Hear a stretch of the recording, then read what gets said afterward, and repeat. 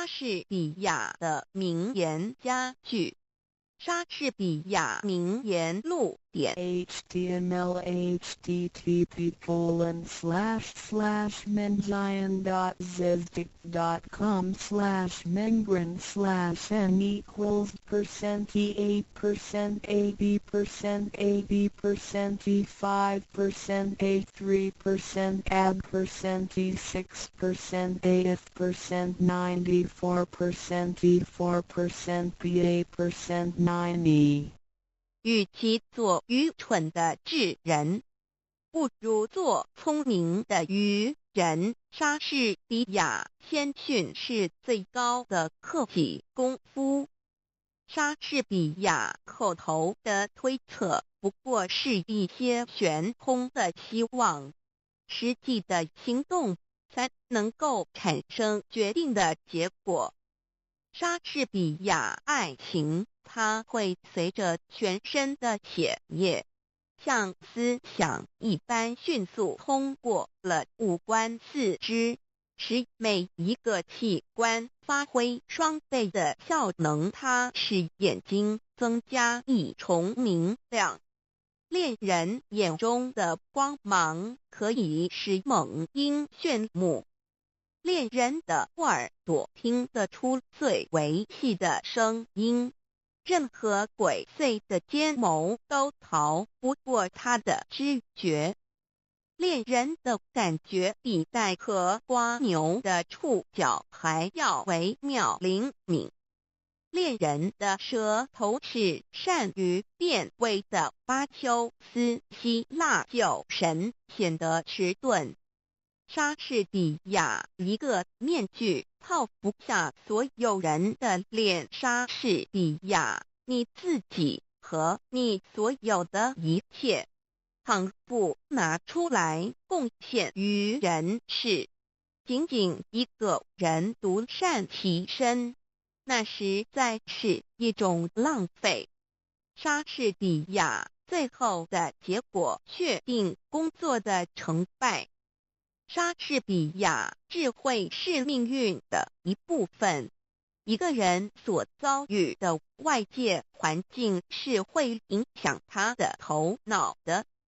莎士比亚，我们做的坏事往往因为正好迎合下等人的口味，就被他们高声夸奖，说成是我们办的好事。莎士比亚志向不过是记忆的努力，生气勃勃地降生，但却很难成长。莎士比亚，我们的身体就像一座园圃，我们的意志是这园圃的园丁。莎士比亚出门看天气，上是问行情。莎士比亚春光不自流，莫怪东风恶。莎士比亚女人，你的名字是弱者。莎士比亚自愿的贫困胜于不定的浮华。穷奢极欲的人要是贪得无厌，比最贫困的而知足的人更是不幸的多了。莎士比亚无言的淳朴所表示的情感才是最丰富的。莎士比亚无言的淳朴所表示的情感才是最丰富的。莎士比亚真正勇敢的人，应当能够智慧地忍受最难堪的荣辱，不以身外的荣辱介怀。用其是宁人的态度，避免无谓的横祸。莎士比亚多听少说，接受每一个人的责难，但是保留你的最后裁决。莎士比亚点燃了的火炬不是为了火炬本身，就像我们的美德应该超过自己照亮别人，否则等于没用。莎士比亚友谊在别的事情上都是可靠的，在恋爱的事情上却不能信托。所以恋人们都是用他自己的唇舌，谁生着，让他自己去传达情愫吧，总不要请别人代劳。因为美貌是一个女巫，在她的魔力之下，忠诚是会在热情里溶解的。莎士比亚世间的任何事物，追求时候的兴致总要比享用时候的兴致浓烈。一艘新下水的船只扬帆出港的当儿，多么像一个骄傲的少年，给那轻狂的风儿爱抚搂抱。可是等到他回来的时候，船身已遭风日的侵蚀，船帆也变成了百结的破捺。他有多么像一个落魄的浪子，给那轻狂的风儿肆意欺凌。莎士比亚真理是永远蒙蔽不了的。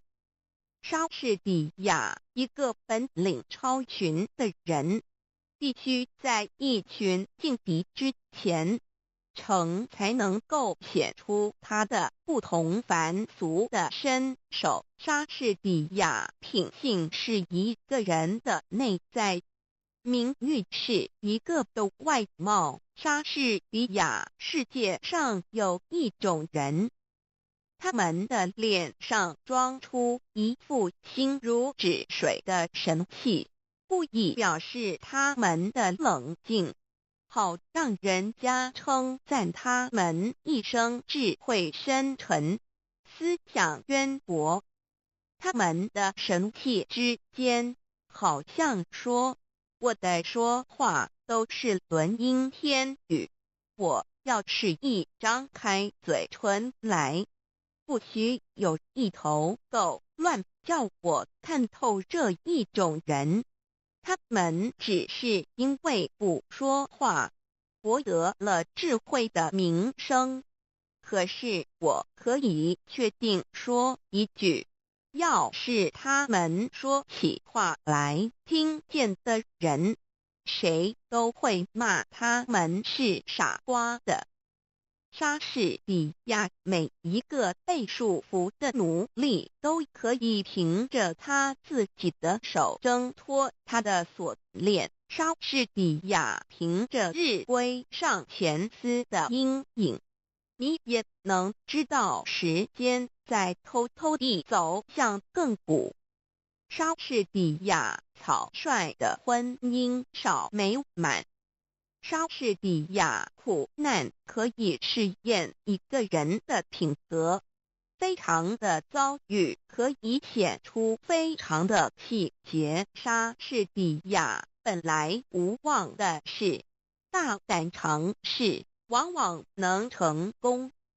莎士比亚思想是生命的奴隶，生命是时间的弄人。莎士比亚庄严的大海产生蛟龙和鲸泥，清浅的小河里只有一些宫廷足美味的鱼。莎士比亚品性是一个人的内在，名誉是一个人的外貌。莎士比亚一个使性子的女人，就像翻腾的浊水，纵使口干舌燥，也不愿啜饮一口。莎士比亚真实爱情的途径并不平坦。莎士比亚无论男人女人，名誉是他们灵魂里面最切身的珍宝。谁偷窃我的钱囊？不过偷窃到有一些废物，一些虚无的幻值，他从我的手里转到他的手里，他也会做过千万人的奴隶。可是谁偷了我的名誉去，那么他虽然并不因此而富足，我却因为失去它而成为赤贫了。莎士比亚，不要污蔑你所不知道的真理，否则你将以生命的危险重重补偿你的过去。莎士比亚仅仅一个人独善其身，那实在是一种浪费。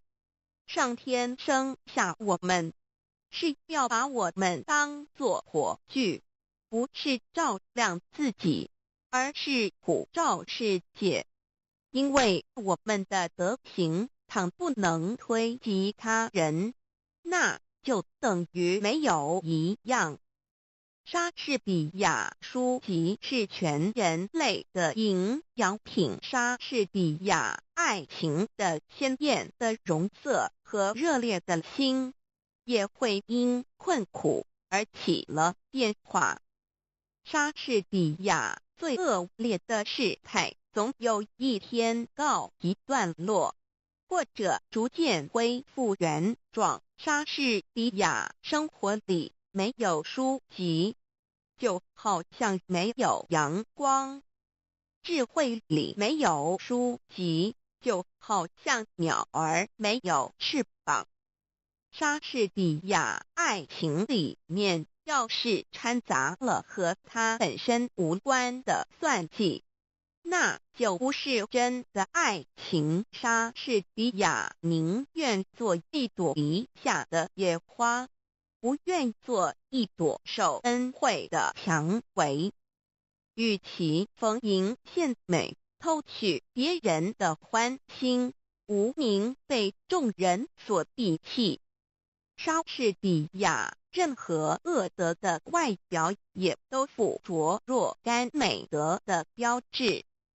莎士比亚爱的力量是和平，从不顾理性成规和荣辱，它能使一切恐惧、震惊和痛苦在深受时化作甜蜜。莎士比亚不如意的婚姻好比是座地狱，一辈子鸡争鹅斗，不得安生。相反的，选到一个称心如意的配偶，就能百年协和，幸福无穷。莎士比亚对人要和气，可是不要过分狭隘。莎士比亚如果一年到头如假日，岂不像连日工作那样疲乏？莎士比亚若是一个人的思想不能比飞鸟上升得更高，那就是一种卑微不足道的思想。莎士比亚无论一个人的天赋如何优异，外表或内心如何美好，也必须在他的德性的光辉照耀到他人身上发生了热力，再有感受他的热力的人把那热力反射到自己身上的时候，才能体会到它本身的价值。莎士比亚富贵固然和友谊的好坏无关，但是贫穷却最能考验朋友憎爱分明的真假。莎士比亚不速之客是在告辞以后才最受欢迎。莎士比亚无言的纯洁的天真，往往比说话更能打动人心。莎士比亚与其做愚蠢的聪明人，不如做聪明的愚人。莎士比亚闪光的东西，并不都是金子，动听的语言并不都是豪话。莎士比亚华夏在富丽堂皇，也只是坟上楼阁。莎士比亚明智的人绝不坐下来为失败而哀嚎，他们一定乐观地寻找办法来加以一管就莎士比亚。道德和才艺是远胜于富贵的资产。堕落的子孙可以把贵钱的门第败坏，把巨富的财产荡毁，可是道德和才艺却可以使一个凡人成为不配的神明。莎士比亚黑夜使眼睛失去它的作用，但却使耳朵的听觉更为灵敏。它虽然妨碍了视觉的活动，却给予了听觉加倍的补偿。莎士比亚自有戏剧以来，他的目的始终是反莎士比亚充实思想，不在于言语的复利。莎士比亚在时间的大钟上只有2个字：现在。莎士比亚简洁是智慧的灵魂，冗长是肤浅的早逝。莎士比亚千万人的失败，都有是失败在做事不彻底，往往做到离成功上差一步就终止不做了。莎士比亚情欲犹如炭火，必须使它冷却，否则那烈火会把心儿烧焦。莎士比亚对自己不信任，还会信任什么真理？莎士比亚心中充满旋律，能渗透到人们的心灵。莎士比亚，我的言语高高飞起，我的思想滞留地下。没有思想的言语永远不会上升天界。莎士比亚美貌和智慧很少结合在一起。莎士比亚让我指点20个人做人的道理，倒还容易。可是要我做这20个人中间的一个，奉行自己的教训，就没那么简单啦。莎士比亚不要想到什么就说什么，凡事必须三思而行。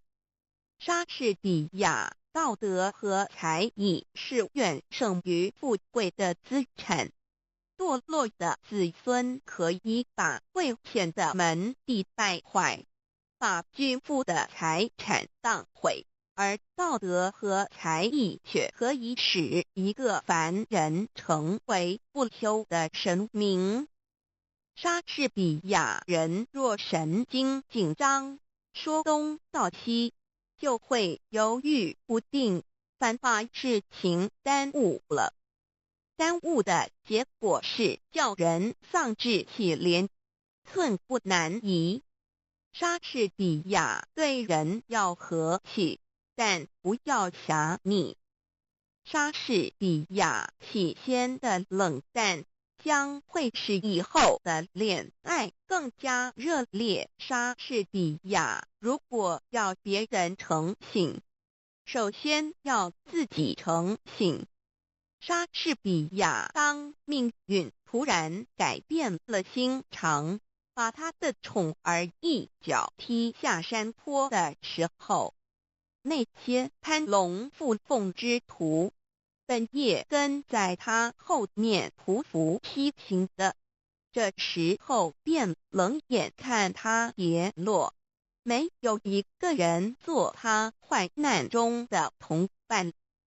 莎士比亚残忍藏着锋利的牙齿，莎士比亚忠诚因为努力的狂妄而变得毫无价值。莎士比亚人生就像是一匹用闪恶的丝线交错成的布，我们的善行必须受我们过去过失的鞭挞，才不会过分趾高气扬。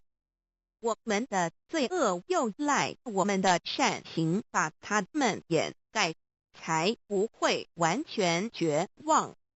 莎士比亚，我可以教训20个人，吩咐他们应该做些什么，做这20个人中间的一个。履行我自己的教训，我就要敬谢不敏了。莎士比亚书籍是全世界的营养品，生活里没有书籍，就好像没有阳光；智慧里没有书籍，就好像鸟儿没有翅膀。莎士比亚装傻的好也是要靠才情的。他必须窥视被他所取笑的人们的心情，了解他们的身份，还得看准了时机，然后像窥视田眼前每一只鸟雀的夜莺一样，每个机会都不放松。这是一种和聪明人的艺术一样艰难的工作。莎士比亚一切朋友都要得到他们忠贞的报酬，一切仇敌都要尝到他们罪恶的苦悲。莎士比亚没有德性的美貌，是转瞬即逝的。可是因为在你的美貌之中，有一颗美好的灵魂，所以你的美貌是永存的。莎士比亚万事总居首权力派，不能但问良心。莎士比亚爱和看相同，烧起来的没法叫它冷却。莎士比亚一套衣服、一顶帽子的式样时髦不时髦，对于一个人本来是没有什么相干的。莎士比亚只需一阵烈风就能把乌云吹散，并不是每块乌云都能引起一场风暴。莎士比亚失去了诚信，就等同于敌人毁灭了自己。莎士比亚，我荒废了时间，时间便把我荒废了。莎士比亚，爱情是叹息吹起的一阵烟，恋人的眼中有他净化了的火星，恋人的眼泪是他激起的波涛。他又是最智慧的疯狂，梗喉的苦味，吃不到嘴的蜜糖。莎士比亚，青春是块原料，迟早要制作成型。莎士比亚，青春的特征乃是动不动就要背叛自己，即使身旁没有诱惑的力量。莎士比亚，若有旱烟，其实岂知莎士比亚，一个骄傲的人，结果总是在骄傲里毁灭了自己。莎士比亚人的一生是短的，但如果卑劣地过这短短的一生，就太长了。莎士比亚，您的花言巧语对于了解您的人来说，是足以泄露您的空虚和弱点。莎士比亚人在不走运的时候，总是带出一副老。莎士比亚，爱情不过是一种风。莎士比亚，报复不是勇敢，忍受才是勇敢。莎士比亚，自古红颜多过命。莎士比亚，人类是一件多么了不起的杰作，多么高贵的灵性，多么伟大的力量，多么优美的仪表，多么文雅的举动，在行为上多么像一个天使，在智慧上多么像一个天神宇宙的精华，万物的灵长。莎士比亚漂亮的阐发给俊俏的脸蛋平添光彩。莎士比亚直到再找不到对手，才收藏起自己的剑锋。莎士比亚人生苦短，若虚度年华，则短暂的人生就太长了。莎士比亚90上得来的朋友，等到酒尽樽空，转眼成为路人。莎士比亚时间老人自己是个秃顶，所以直到世界末日也会有大群秃顶的徒子徒孙。莎士比亚爱情不是花映下的甜言，不是桃花源中的蜜语，不是青年的眼泪，更不是死硬的强迫。爱情是建立在共同语言的基础上的。莎士比亚天色越是晴朗空明，越显得浮云的浑浊。莎士比亚名字有什么关系把玫瑰花叫做别的名称？它还是照样芳香。莎士比亚书籍是人类知识的总结。莎士比亚音乐有一种魅力，可以感化人心向善，也可以诱人走上堕落之路。莎士比亚谁想要马高山夷为平地？当一座山推倒以后，另一座山又已经堆了起来。莎士比亚毒药有时也能治病。莎士比亚从各方面对习俗的质疑，是每一个莎士比亚爱是一种甜蜜的痛苦。真诚的爱情永不是走一条平坦的道路的。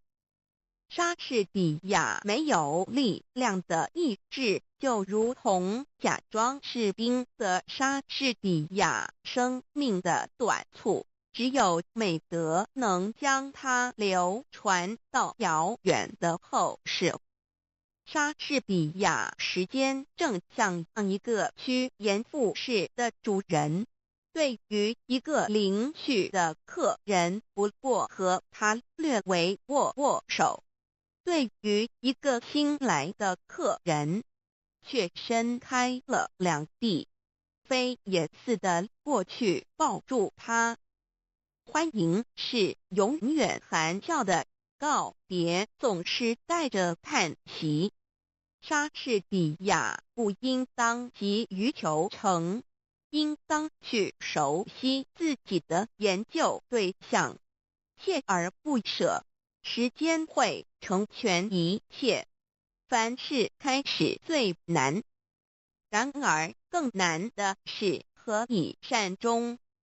莎士比亚大海有崖岸，热烈的爱却没有边界。莎士比亚，我们宁愿重用一个活跃的侏儒，不要一个贪睡的巨人。莎士比亚书籍是人类知识的总统。莎士比亚爱和叹相同，烧起来的没法叫它冷却。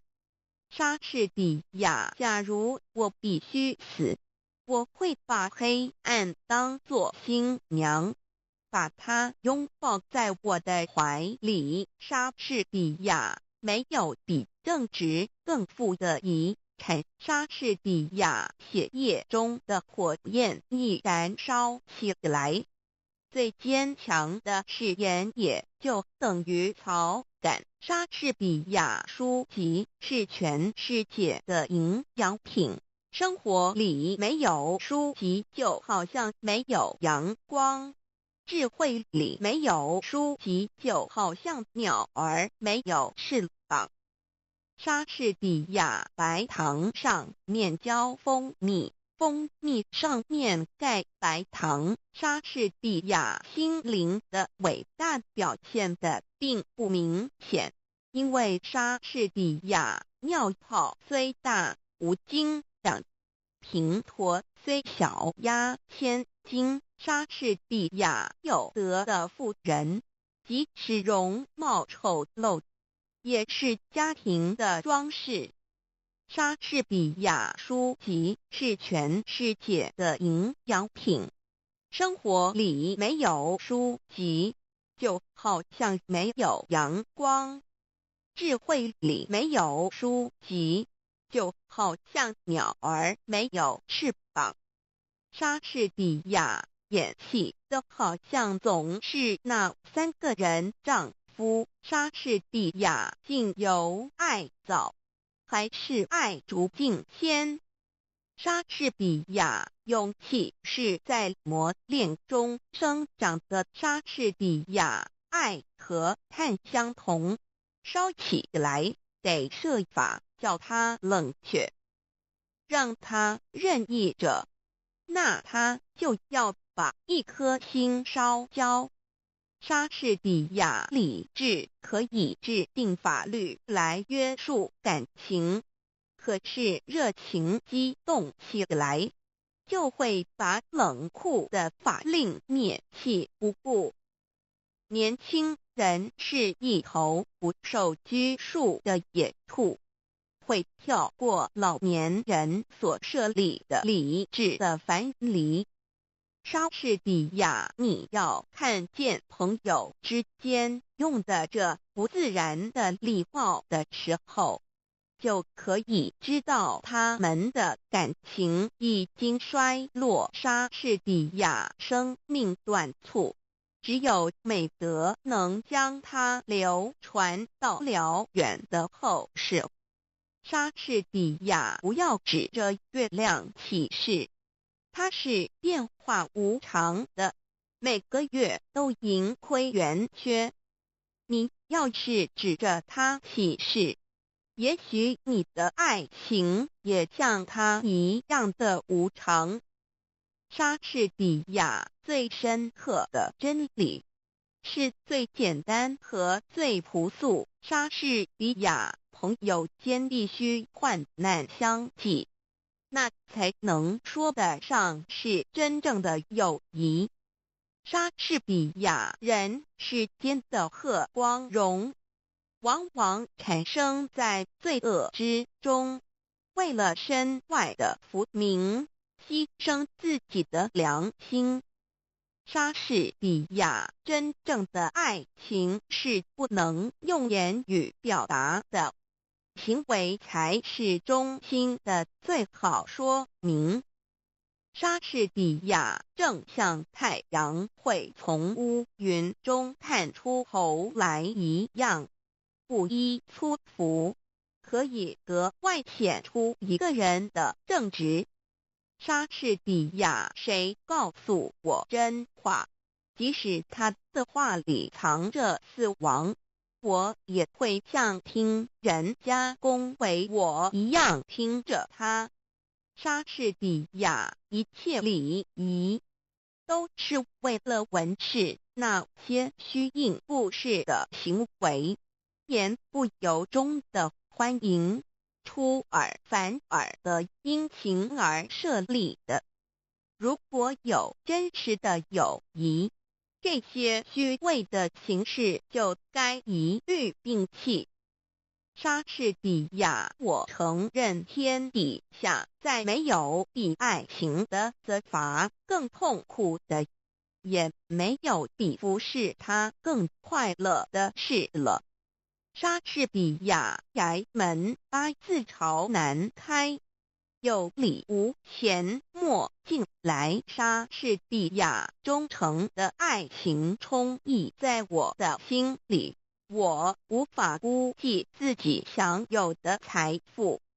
莎士比亚时间会刺破青春的华丽精致，会把平行线刻上美人的额角，会吃掉稀世珍宝，天生丽质，什么都逃不过他横扫的镰刀。莎士比亚英雄诗时把头低，凤凰落架不如鸡。莎士比亚任何一种兴趣都包含着天性中有情。莎士比亚有力的理由造成有力的行动。莎士比亚不太热烈的爱情才会维持久远。莎士比亚抛弃时间的人，时间抛弃他。莎士比亚在紧张的行动中间，言语不过是一口冷气。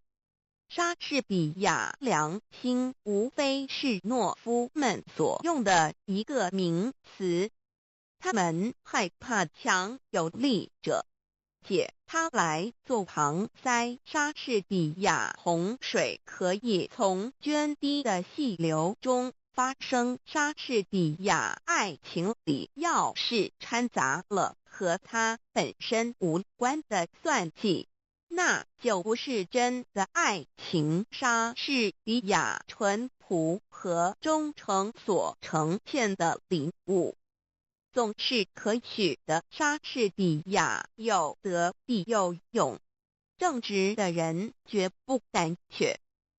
莎士比亚行为无价宝，甚为护身术。莎士比亚有德必有勇，正直的人绝不胆怯。莎士比亚为剑往往是非野心的阶梯，凭借着他一步步爬上了高处。当他一旦登上了最高的一级之后，他便不再回顾那梯子，他的眼光才夺目仰望云霄，瞧不起他从前所视为凭借的低下的阶梯。莎士比亚最理想的境地既不可达，人往往不知退而求其次。莎士比亚和狐狸打交道，你必须比他更有心。莎士比亚生平富足的盛世突然养成一批懦夫，困苦永远是坚强之母。莎士比亚强有力的理由产生强有力的行动。莎士比亚熄灭吧，熄灭吧，瞬间的灯火。人生只不过是行走着的影子。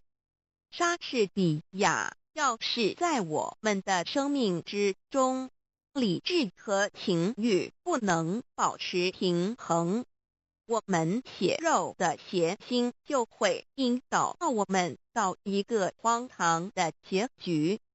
可是我们有的是理智，可以冲淡我们汹涌的热情肉体的刺激和奔放的淫欲。莎士比亚虽然全是一头不直的熊，可是金子可以拉着他的鼻子走。莎士比亚好酒无需招牌。莎士比亚有很多良友，胜于有很多财富。莎士比亚无数人世的变化孕育在时间的胚胎里。莎士比亚老实人从来不吃亏。莎士比亚为的之前是请求，记得之后是命令。莎士比亚爱情的野心使人备受痛苦。莎士比亚酒池上得来的朋友，等到酒尽樽空，转眼成为路人。一片冬天的乌云刚刚出现，这二飞虫们早就躲得不知去向了。莎士比亚不管饕餮的时间怎样吞噬这一切，我们要在这一息尚存的时候，努力博取我们的声誉，使时间的镰刀不能伤害我们。莎士比亚不良的习惯会随时阻碍你走向成名、获利和享乐的路上去。莎士比亚傻瓜的迟钝是才子的磨刀石。莎士比亚我们一个指头痛疼的时候，全身都会觉得难受。莎士比亚善恶的区别在于行为的本身，不在于地位的有无。莎士比亚金钱是个好兵士，有了它就可以使人勇气百倍。莎士比亚愚人的蠢事算不得稀奇，聪明人的蠢事才叫人笑痛肚皮。因为他用全部的本领证明了自己的愚笨。莎士比亚诡计需要伪装，真理喜欢阳光。莎士比亚爱比杀人重罪更难隐藏。爱情的黑夜有中午的阳光。莎士比亚爱你自己要爱在最后，真爱那些恨你的人。诚实比起腐败会给你赢得略多的好处。在你的右手里永远举着温顺的和平之，免得嫉妒之徒说闲话。做人要公正，不要怕。你所要达到的一切目的，应该是你的国家、上帝和真理所要达到的目的。莎士比亚谣言会把人们所恐惧的敌方军力增加1倍，正向回声会把一句话化成2句话一样。莎士比亚轻浮和虚荣是一个不知足的贪食者，他在吞噬一切之后，结果必然牺牲在自己的贪欲之下。莎士比亚老实人就是傻瓜，虽然一片好心。莎士比亚谣言是一只凭着推测、猜疑和臆度吹响的笛子。莎士比亚简洁是智慧的灵魂。冗长是肤浅的早是莎士比亚为失策找理由，反而是该失策更明显。莎士比亚习气那个怪物，虽然是魔鬼，会吞掉一切的羞耻心，也会做天使，把日积月累的美德善行熏陶成自然而令人安之若素的家常便饭。莎士比亚没有比正直更富的遗产。莎士比亚统一的太阳照着他的宫殿，也不曾比了我们的草屋。日光是一视同仁的。莎士比亚诚实比起腐败会给你赢得更多的好处。莎士比亚爱情不过是一种风。莎士比亚一个骄傲的人，结果总是在骄傲中毁灭了自己。莎士比亚爱是一种甜蜜的痛苦。莎士比亚任何大人物的张氏，无论是国王的冠冕摄政的宝剑大将的琼标，或是法官的礼服，都比不上仁慈那样更能衬托出他们的庄严高贵。莎士比亚什么地位、什么面子，多少愚人为了你这虚伪的外表而凛然而生。为莎士比亚，老实说，里就有许多大人物，尽管口头上拼命讨好平民，心里却一点也不喜欢他们。莎士比亚一个人无论有着什么奇才异能，当然不把那种才能传达别人的身上，他就等于一无所有。也只有在把才能发展出去以后所博得的赞美声中，才可以认识它本身的价值。莎士比亚爱的力量是和平，从不顾理性成规和荣辱，它能使一切恐惧、震惊和痛苦在深受时化作甜蜜。莎士比亚没有什么事是好的或坏的，但思想却是其中有所不同。莎士比亚人生就像一段重复叙述的故事一般可见。莎士比亚有些人对你恭维不已口，可全都不是患难朋友。莎士比亚被认为是诚实的人都会感到心里有莎士比亚。你的舌头就像一匹快马，它奔得太快，会把力气都奔完了。莎士比亚放弃时间的人，时间也放弃他。莎士比亚命运如娼妓，听见遭遗弃。莎士比亚爱情里面要是掺杂了和他本身无关的算计，那就不是真的爱情。莎士比亚生命在发展中得到延长，因为思想莎士比亚两个人骑一匹马，总有一个人在后面。莎士比亚要是不能把握时机，就要终身蹭蹬，一事无成。莎士比亚传播思想，无损于思想的传播者。莎士比亚，我们所要做的是，应该一想到就做，因为人的想法是会变化的。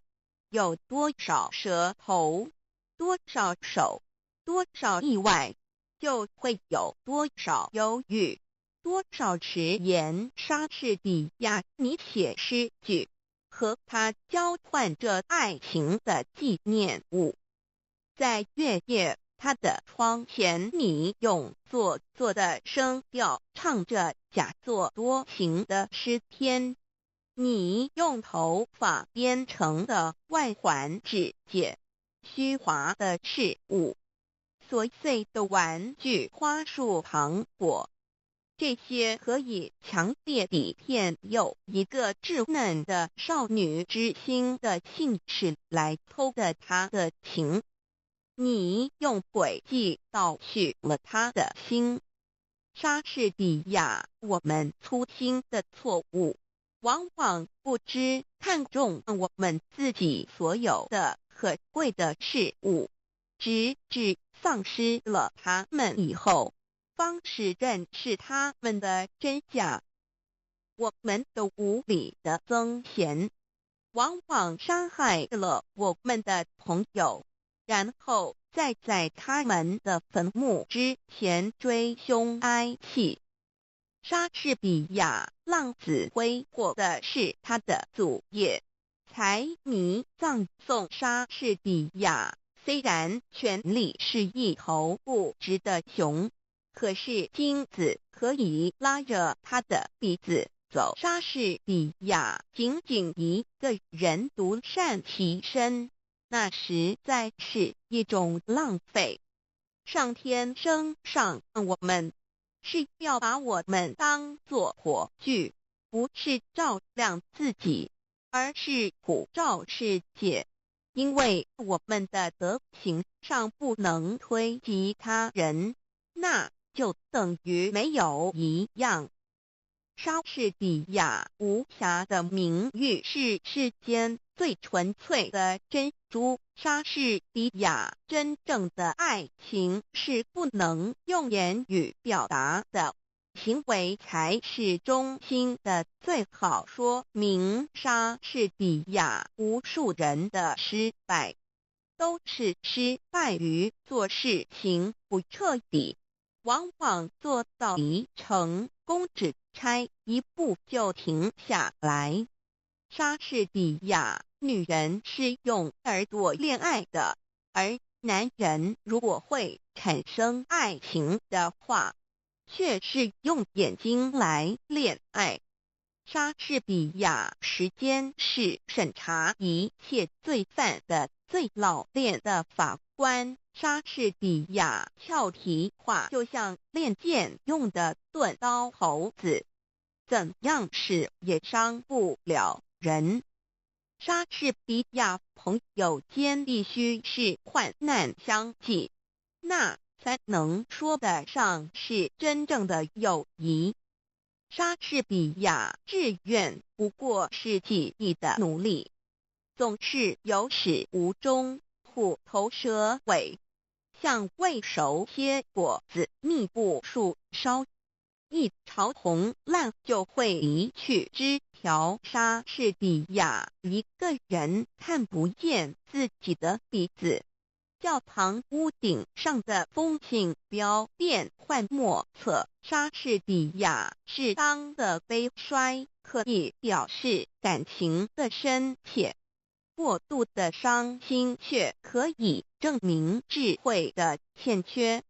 莎士比亚恶人的友谊一下子就会变成恐惧，恐惧会引起彼此憎恨，憎恨的结果，总有一方或双方得到就有应得的死亡或祸根。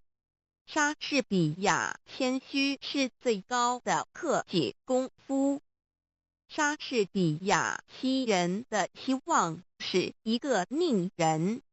一个时刻，当死神将要温柔地替人解除生命的羁绊的时候，虚伪的希望却拉住他的手，使人在困苦之中苟延残喘。莎士比亚游戏是小孩子的工作。莎士比亚社会建筑在实力上头，所以实力变。莎士比亚有些人对你恭维不离口，可全都不是患难朋友。莎士比亚一个人思虑太多，就会失去做人的乐趣。莎士比亚爱比杀人重罪更难隐藏。爱情的黑夜有中午的阳光。莎士比亚必有忍，春乃有季，有容则乃大。莎士比亚一个人无论有着什么奇才异能，倘然不把那种才能传达到别人的身上，他就等于一无所有。莎士比亚皇上就跟我一样，也是一个人罢了。一朵紫罗兰花，而他闻起来，跟我闻起来还不是一样。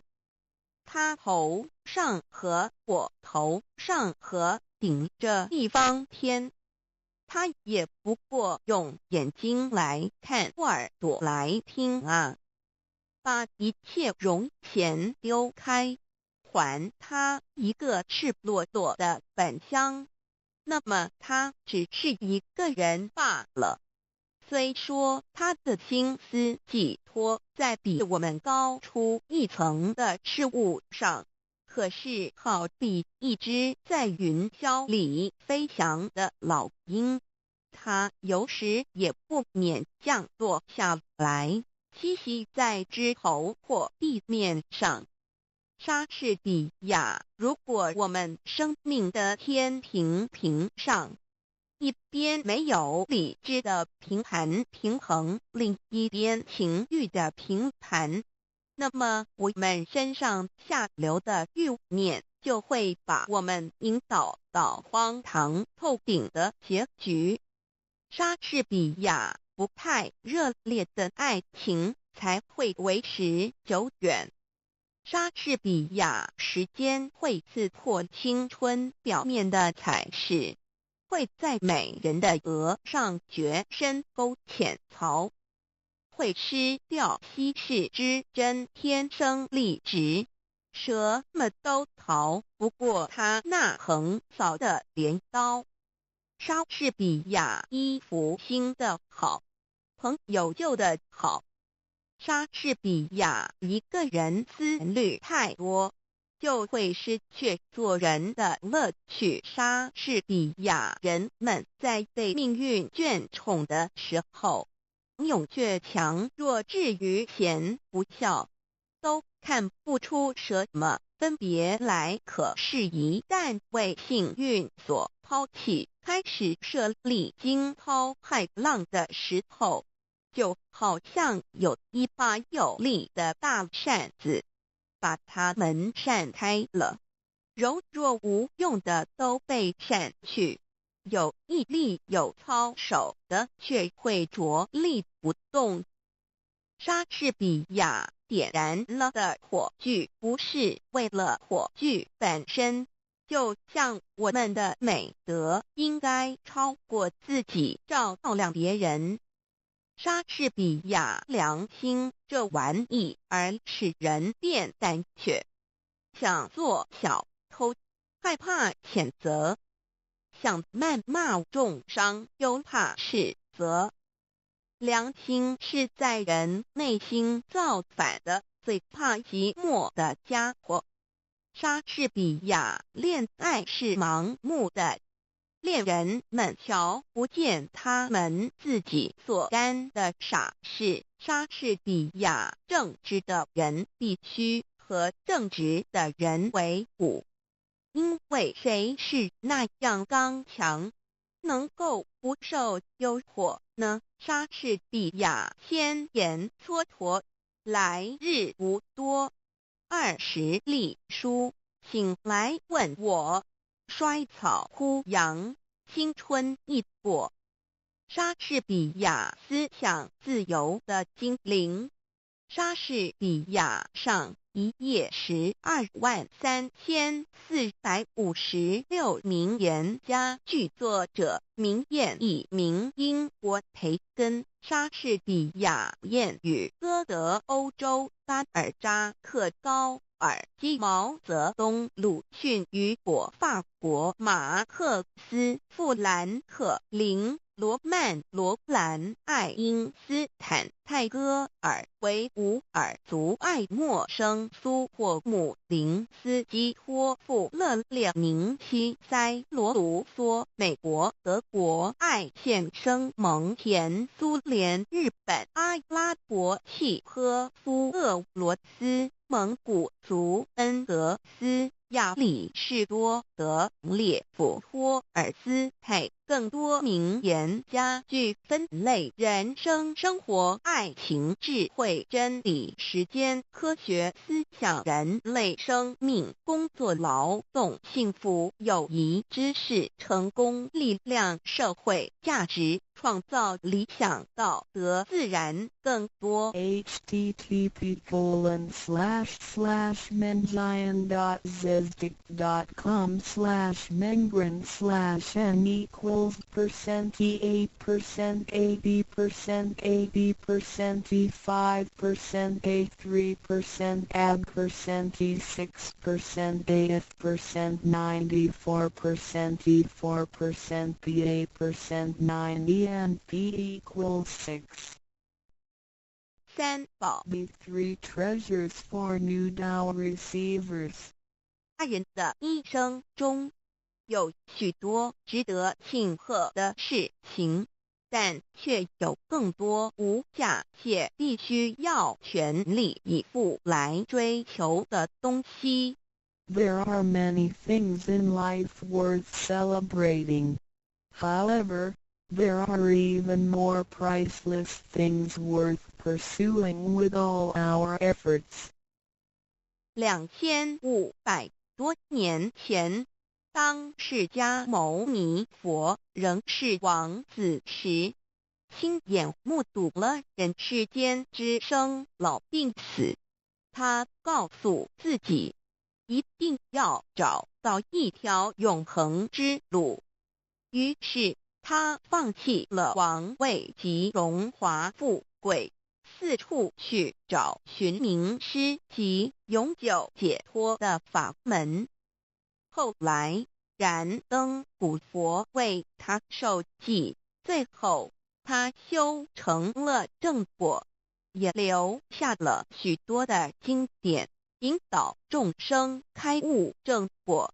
About 2,500 years ago, when Sakyamuni Buddha was still a prince, he witnessed the four sufferings of life: birth, old age, sickness and death. He told himself, "I've got to find the way that leads to eternity."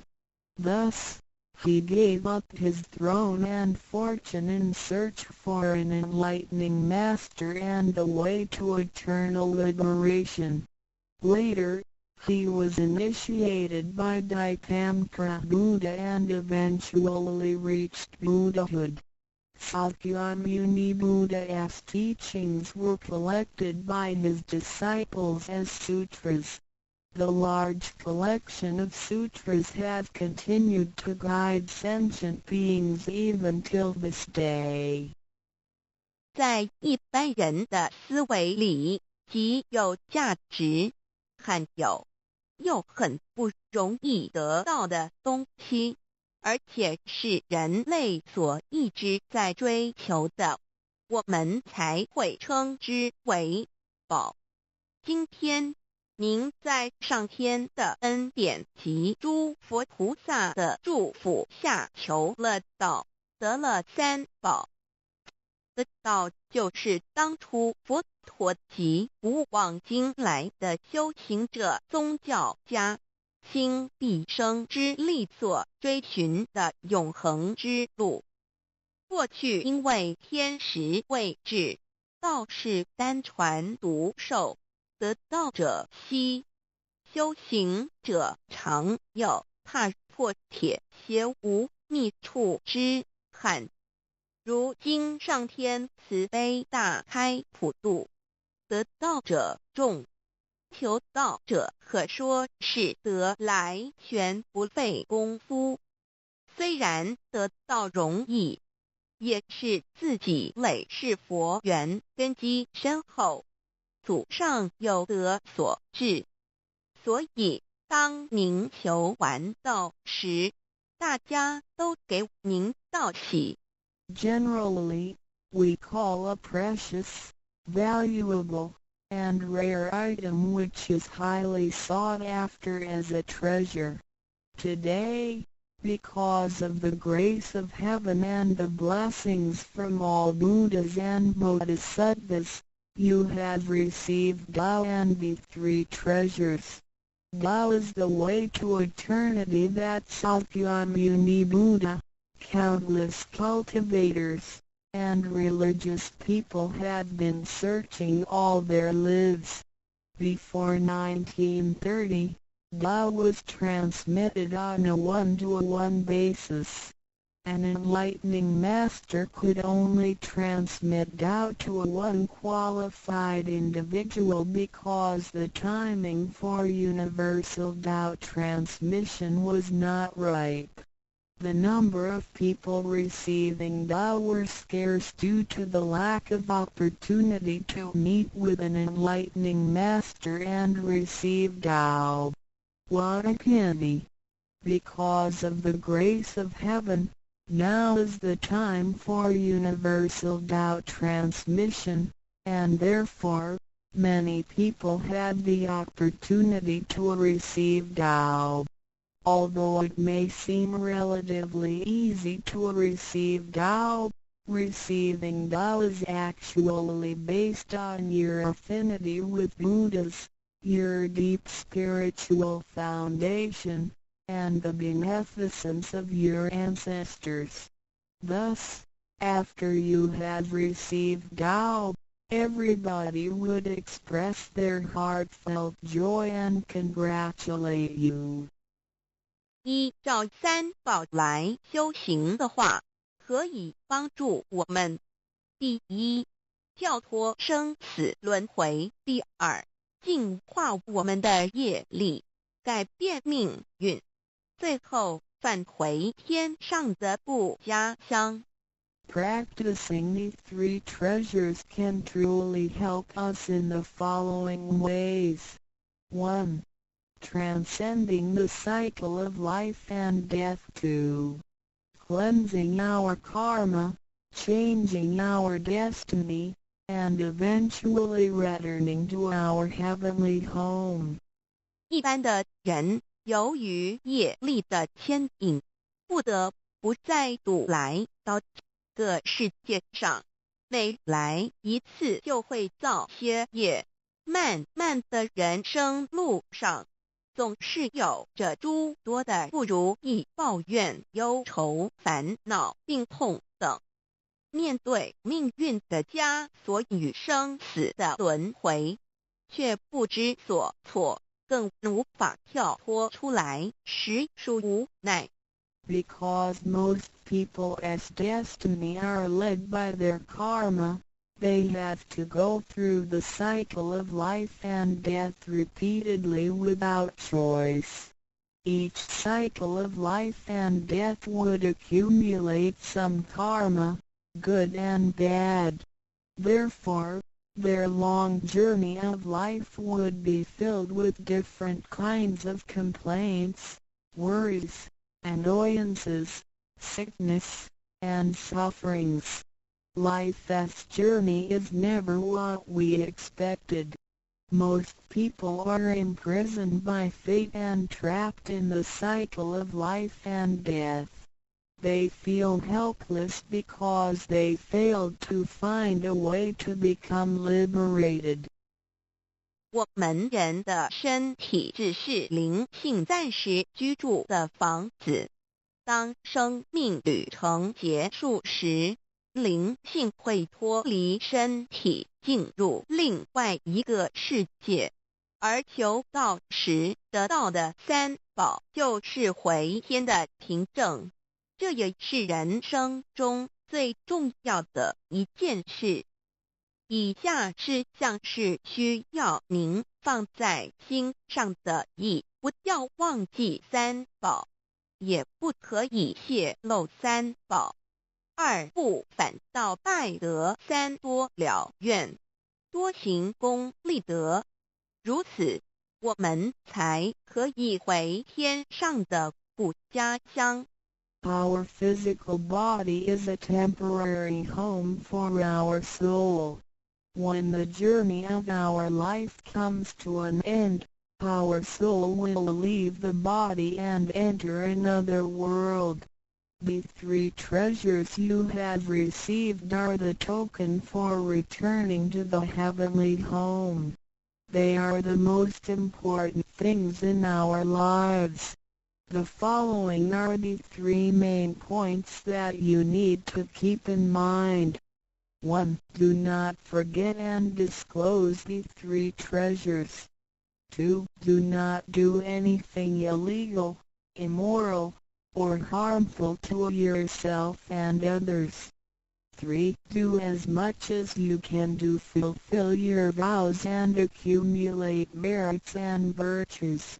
By following these 3 points, you will be able to return to the heavenly home. 现在，让我们来简单地介绍一下三宝。Now, let us briefly introduce the 3 treasures. 第一宝，玄关窍，灵性进出的门户。The first treasure, heavenly portal, the main gate to our true nature/true self. 在庄严神圣的求告仪式中，便传师在我们的玄关窍这么一点，点燃了自信之光明。当下玄关窍立刻现出了如同绿豆大小般之佛光。我们可以看一下各宗教圣人的画像，每位圣人之头部都有一个光圈，此光乃是自信之光。借着后续的修行及行功立德，此佛光会逐渐扩大，最后就像各教圣人的光圈一样地光亮圆满，展现出来的智慧及德行，随着因缘愿力而四处利益众生。During the solemn and holy Tao receiving ceremony, Tao transmitting Master pointed at our heavenly portal to illuminate the light of our true nature. A small halo will radiate from the heavenly portal immediately afterwards.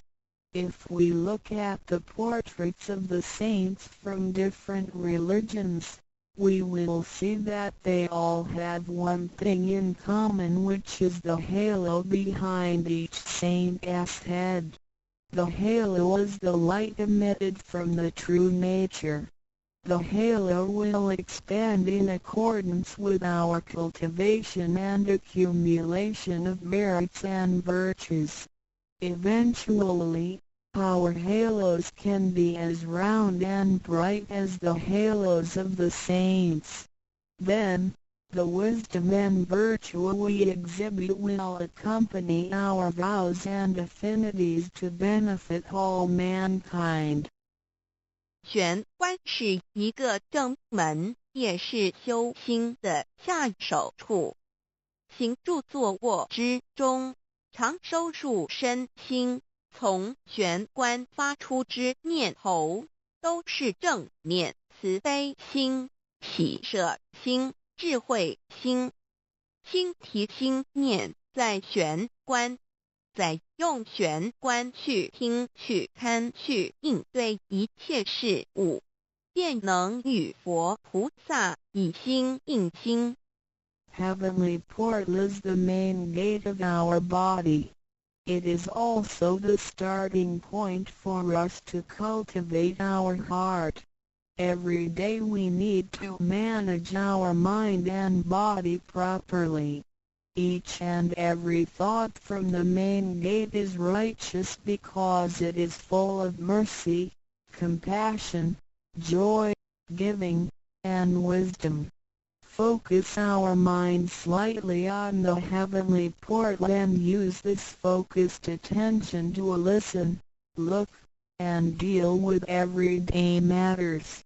Then, we can unify our heart with the heart of Buddha and Bodhisattvas. 我们求道，是了解我们有个真主人，真主人也是住在我们的家里面。每间房子都会有主人的房间，主人有主人该睡的地方，客人有客人该睡的地方，这不能错乱的。Receiving Tao is to help us recognize the true Master. Our body is like a house. Now, we know that this true Master lives in our house. Every house has a master bedroom. The master bedroom is the room where the master sleeps in. Guests have to sleep in the guest rooms because only the master should sleep in the master bedroom. This arrangement should not be altered in any way. 各教经典也有关于玄关窍之论述。子曰：谁能出不由户和莫由私道也？每个人要走出房子，都要经由门户。的肉体犹如火宅，修行者欲跳脱此火宅之束缚，何不走这一条光明大道呢？ The classics, sutras, and scriptures of different religions all contain descriptions of the heavenly portal.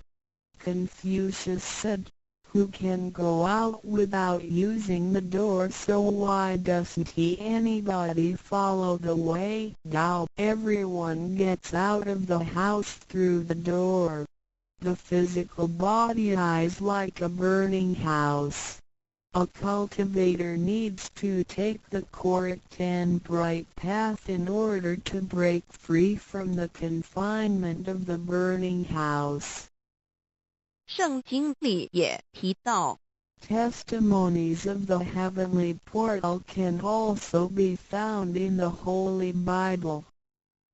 眼睛就是身上的灯， The light of the body is the eye. 你的眼睛若嘹亮，全身就光明；你的眼睛若昏花，全身就黑暗。你里头的光若黑暗了，那黑暗是何等大呢？ The lamp of the body is the eye.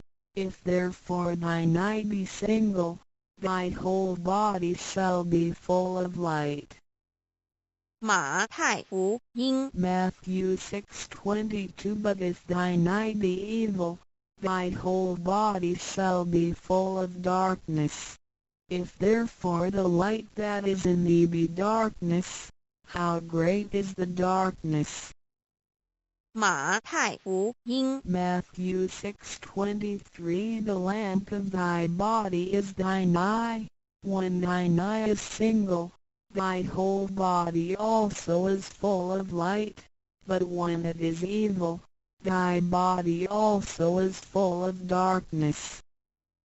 路加福音 Luke 11:34你只有一只眼进入永生，强如有两只眼被丢在地狱的火里点。 It is good for thee, you, to enter into a life with one eye, rather than having two eyes to be cast into the hell of fire.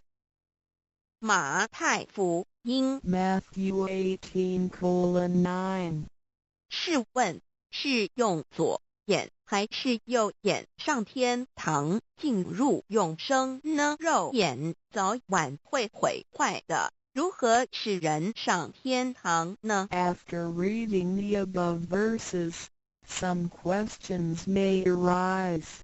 For example, should we enter heaven and attain eternal life through the left eye or right eye, since the eyes of this physical body will deteriorate one day? How can they help us return to heaven? 玄关窍已被点开后，好好地修持，久而久之，身体内外真的会光明，连毛细孔都会发出光来。尤其是真修持练得到清闲，只是我们的肉眼看不到而已。点 Once the heavenly portal is opened, if we cultivate Tao sincerely for some period of time, then both our internal and external body parts including our pores will be luminous. This is true for Tao members who have cultivated sincerely and truthfully. However, the light or halo emitted from the body cannot be seen with the naked eye. 佛经也提及，无有正法掩藏，涅盘妙心，不立文字，教外别传点是问。佛陀所言之正法是藏在左眼或右眼呢，或是第三之真理眼？求过道的人就很清楚答案了。In the Buddhist Sutra, Sakyamuni Buddha also said, "There is the true Dharma in my eye, there is no form, There is no word for it. So where is the true Dharma hidden? Is it hidden inside the left eye or right eye, or is this Dharma hidden inside the third eye, the eye of the truth? The answer is very clear for any Tao receiver. 儒家所说的君子圣其儒也，指的也是我们的自性佛性，是独一无二的，来自上天，要善加戒慎保护，莫让它受到污染。慎独的功夫，简单的说，就是存好心，说好话，做好事，以及诸恶莫作，众善奉行，精进永恒地向导前进。In the Confucian classics, a noble person needs to be cautious with the One. The One is referring to our true nature or true self, which is unique and came from heaven. We need to be cautious by protecting it from pollution. In other words, we need to keep a good heart, say good words, and do good things. We need to do all good deeds continuously with all our efforts. 一个人若平日能够时常守玄，祥和之气自然会引发善因缘的发生。佛像尚未开光，佛没有被请入，拜他是没用的，那一尊佛不会接受。你本身就是一尊佛，要开光，要求道，求道就是开光，告知你真主人在哪里。If a person can keep his mind focused on the heavenly portal constantly, then the peaceful energy emitted from him may attract or accumulate good affinities. A Buddha statue needs to be initiated so the spirit of the Buddha will be invited into the statue. Otherwise, it doesn't matter how often you worship the Buddha, he will not accept your worship. You, yourself, is a Buddha. Therefore, you need to be initiated by opening up the heavenly portal. How can the heavenly portal be opened? It can only be opened through the Tao receiving ceremony. Receiving Tao helps us to rediscover the location of our true master. 我们平常时候，精神是外放，眼要看，耳要听，吃进去的营养也一直在消耗。守玄有助于减少营养与能量的消耗，同时让更多营养转为能量，运行于身体，让脉络畅通，减少病痛，促进身体健康。Every day a lot of our energies and spirits are wasted on the things we see with eyes, we hear with our ears, we think with our mind, etc. Thus, the nutrition for our bodies is constantly being used. When we calm down and focus on the heavenly portal, it helps to lower the energy and nutrition consumption of our bodies. At the same time, it helps to turn more nutrition into energy, transport the energy throughout the entire body, and make the energy channels freer so that the energy can flow with less obstruction. If energy can flow freely, then we would not get sick so easily. As a result, our health would improve. 第二宝，口诀五字真言。 The second treasure, heavenly mantra, the 5 words. 念五字真言，不是外求净土，而是内生净土。口诀又名五字真言，口之修养也。口轻而诱人，骂人则口不轻，实着者口不轻，言实以正，有道也。Reciting the heavenly mantra silently will lead us to the inner Pure Land within ourselves instead of the Pure Land on the outside. The heavenly mantra is also called the 5 words. It is used for the cultivation of the mouth. Benevolence is expressed through a pure mouth. If one curses and consumes impure food, then his mouth is considered to be foul. Therefore, if you say good words and consume pure food, then you can become one with Tao.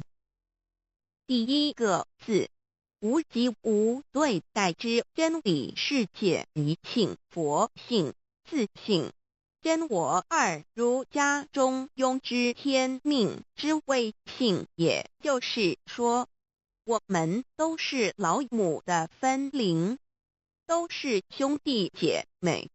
The first word means Wuji. It is the world of absolute truth with no opposites. It can be explained as 1. Our true nature, Buddha nature, true self.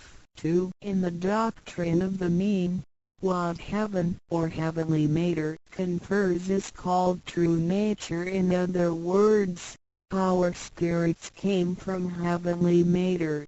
In this sense, we all are brothers and sisters because our spirits all came from the same origin. 第二个字，太极有阴阳相对待，诸如日也，善恶、高矮等，也可以理解成一人心二儒家之率性之谓道人们的心思是错综复杂且迷惑的，因此需要依循着上天所赋予之纯善的天性走在正道上。The second word means Taiji. It is the world of duality. Duality consists of having 2 opposites such as the sun and moon, day and night, good and bad, tall and short, etc. It can be explained as 1. Our mind. 3. In the doctrine of the mean, in accordance with true nature is called the way Tao. The human mind is complex and often filled with confusions. Therefore, we need to follow the true nature from heaven and take the righteous path. 第三个字，黄极物质的现象世界，它不是永恒不变的，也可以理解成一人身二儒家中庸之修道之谓教。 The third word means Wanji. It is the world of physicality, which is the one we live in. Nothing in this world is permanent. It can be explained as 1. Our physical body. 2. In the doctrine of the mean, cultivating the way Tao is called education.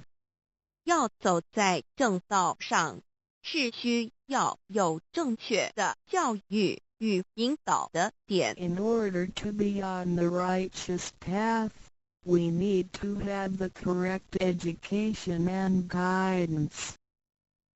性心身是一贯的，性在心思万系，生命万能；性去心思尽失，生命不动。一句此诗而已。 Our true nature, mind, and body are one. Without the true nature, our mind and body are useless. 第四个字是放出去，无所不在。The fourth word means permeating. The greatness of our true nature can permeate the universe. 第5个字是收回来，回到玄关窍里。The fifth word means contracting.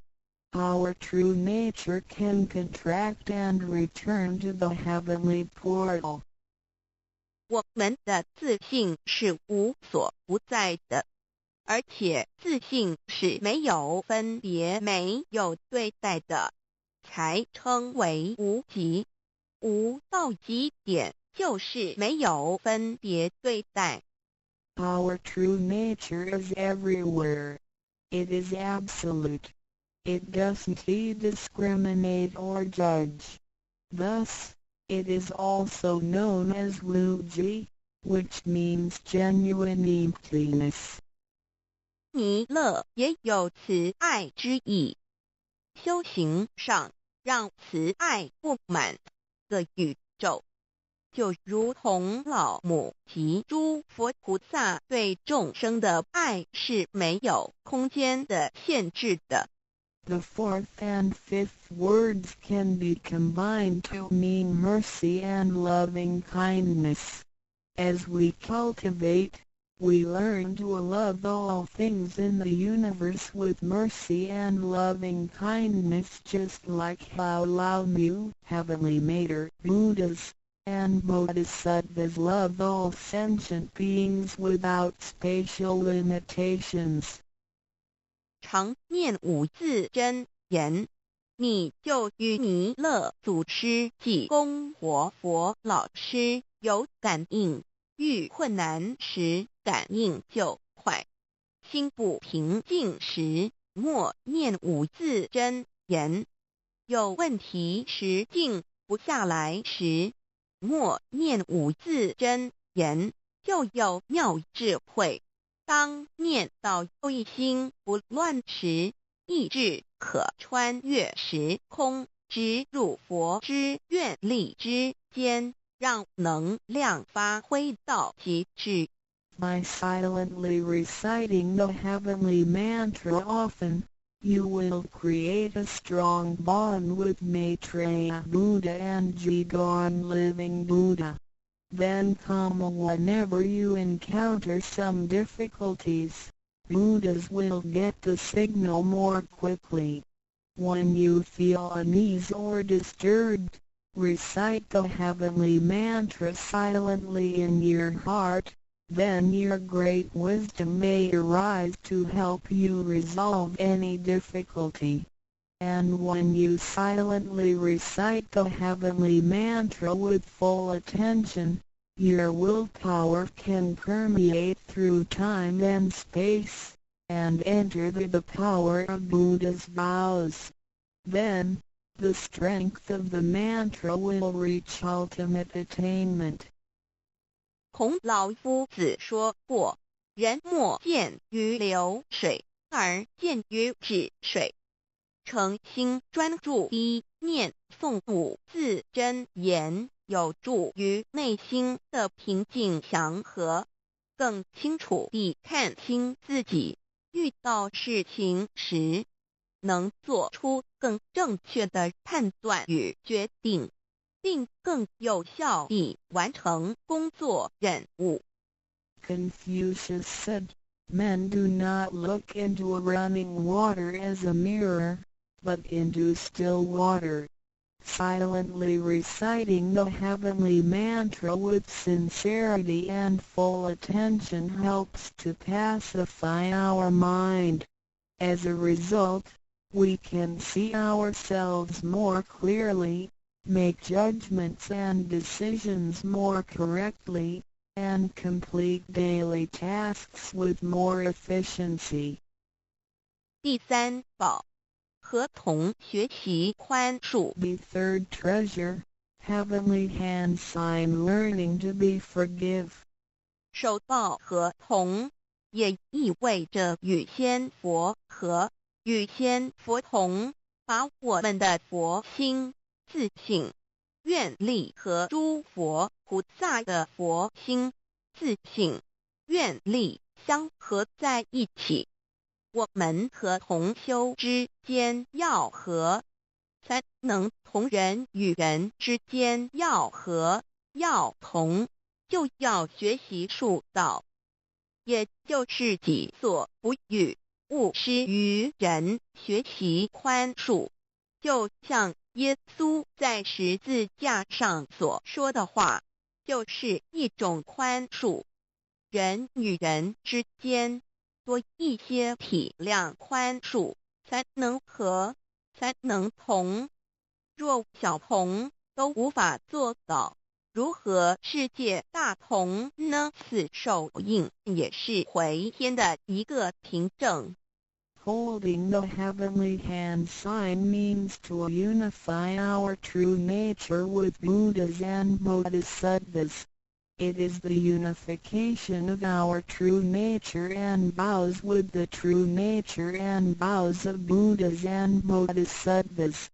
Similarly, we need to unify with all people including other Tao members by getting along with them. We need to learn to be more cooperating, understanding, tolerating, and forgiving, so we can form a perfect union. Confucius said, "Do not do unto others as you would not have others do unto you." The last words of Jesus Christ were also words of forgiveness. In order to form a perfect union with others, we have to be more understanding and forgiving. If we cannot form unity with the people in our society, how can we form unity with the rest of the world and achieve great harmony? The heavenly hand sign is also a token for returning to the heavenly home. 现在来探讨一下三宝的修持。Now, let us examine further the practice of the three treasures.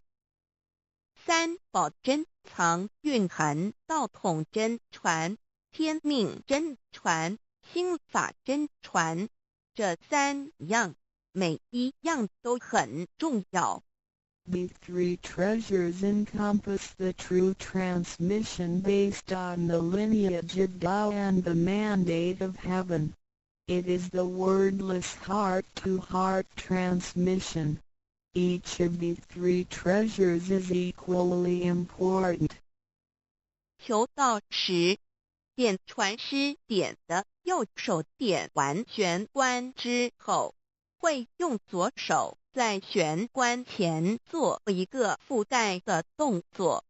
此动作之意义为何呢？简单的说，左手的手掌心就像一面镜子，要我们用此自信之光向内照视自己，也就是一般所称之回光返照，自我省察、自我检视，也是修行的开始。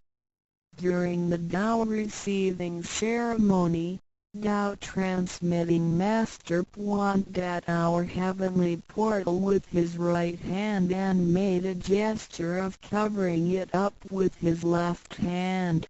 What does this gesture mean? Simply speaking, the left palm is a metaphor for a mirror. The gesture signifies the constant use of this mirror to examine our inner selves. Self-introspection and self-examination are the beginning steps of Tao cultivation. 每个人自身有个自性真如人在当家，不是由眼、耳、鼻、舌、身、意六根产生之六种情境当家，也就是说，不被眼见之事物、耳听到之声音、鼻子所闻到之气味、舌头尝到之味道、身体所触摸到的东西及自身之习性来掌控我们。Every single person has a true nature or true master who is in charge of the mind and body. We should not let the 6 perceptions produced by the 6 roots of sensation, eyes, ears, nose, tongue, body, and mind, be the master. In other words, we should not let what we see with our eyes, what we hear with our ears, what we smell with our nose, what we taste with our tongue, what we feel with our body, and what we think with our mind, be in control. 现代人生活过于忙碌，需要留点时间收心。济公活佛老师慈悲说过，平时常手旋，祥和之气自然会引发善因缘的发生。为什么我们修道到最后，心性无法再提升？因为我们很少去反省自己，甚至从来不问自己内心深处什么是我们的真正需求，什么是我们的根本。若不从根本上去下功夫，以为来佛堂听道理就是修道，心性当然无法提升。Nowadays, everyone lives a very busy life, so we need to spare some time to relax and bring peace back into our mind. Our holy teacher, Jigon Living Buddha, mercifully said, in your daily life, you need to find a suitable time and place to focus on the heavenly portal and empty your thoughts. Then, the peace and harmony around you will attract good affinities. How come our mind hasn't been elevated even though we have cultivated for some time? It is because we seldom examine ourselves. We never introspect ourselves, try to figure out what our needs are, and what the root is. If we think doubt cultivation is merely coming to the temple and listening to the Tao lectures, then our mind could never be elevated. The reason is that we do not cultivate from the root. 光可以说是动植物的一个生命之原点和铜代表一阴一阳融合在一起，正负阴阳磁场能相通。手抱和铜平日诚心敬意叩首礼拜，加上佛光的照耀及平日的行功立德，对身心健康有莫大之助益。Light can be recognized as the source of life for animals and plants. The heavenly hand sign symbolizes the combination of yin and yang and the connection between the positive and negative magnetic fields. When we hold the heavenly hand sign and pay respect to heaven and Buddhas wholeheartedly, the heavenly light will shine on us. This heavenly blessing and the daily accumulation of merits and virtues will benefit us greatly in every aspect. 修持三宝时，首先要做的就是自我的反省，然后向第一宝自信佛忏悔感恩。生生世世以来，我们不断的在轮回，身口意不断造业，污染了自信佛，让其承担了罪业，故需忏悔。同时也因为自信的作用，的肉身得以行功立德，利己利人，故需感恩于他。When practicing the 3 treasures, The first thing we need to do is to truly introspect ourselves. Then, we need to sincerely repent and thank our true nature. We have been through many cycles of life and death. In every cycle, we created karma, good and bad. The bad karma we created had polluted our true nature. At the end of every cycle, we burdened our true nature with the sins we committed. Therefore, we need to repent for the mistakes and bad karma we created with our bodies. However, it is because of the possession of this physical body that we have the opportunity to accumulate merits and virtues and create good karma to benefit ourselves and others. Thus, we need to thank our true nature for guiding our physical body in doing these good deeds. 第二宝，常默念五字真言，让心中的爱自然流露出来，爱自己，爱众生。第三宝，多包容宽恕别人。260中，无论身在何处，更要时时提醒自己的心，愿力要和仙佛菩萨的心，愿力相合。 If you silently recite the second treasure, the heavenly mantra, often, then you will naturally love yourself and all sentient beings. If you use the third treasure often, then you will be reminded to be more tolerant and forgiving. Always remind yourself that you need to unify your heart and vows with the heart and vows of Buddhas and Bodhisattvas. 道场处处都是行功了愿的机会，要多行财施法施无畏施，度化更多众生返回故家乡。如此，必得上天加批拨转，不好的业力会逐渐消减，从此改变了命运。当然，当我们在布施或为上天办事时，目的并不在于希望能交换到上天的祝福，让自己得到什么好处。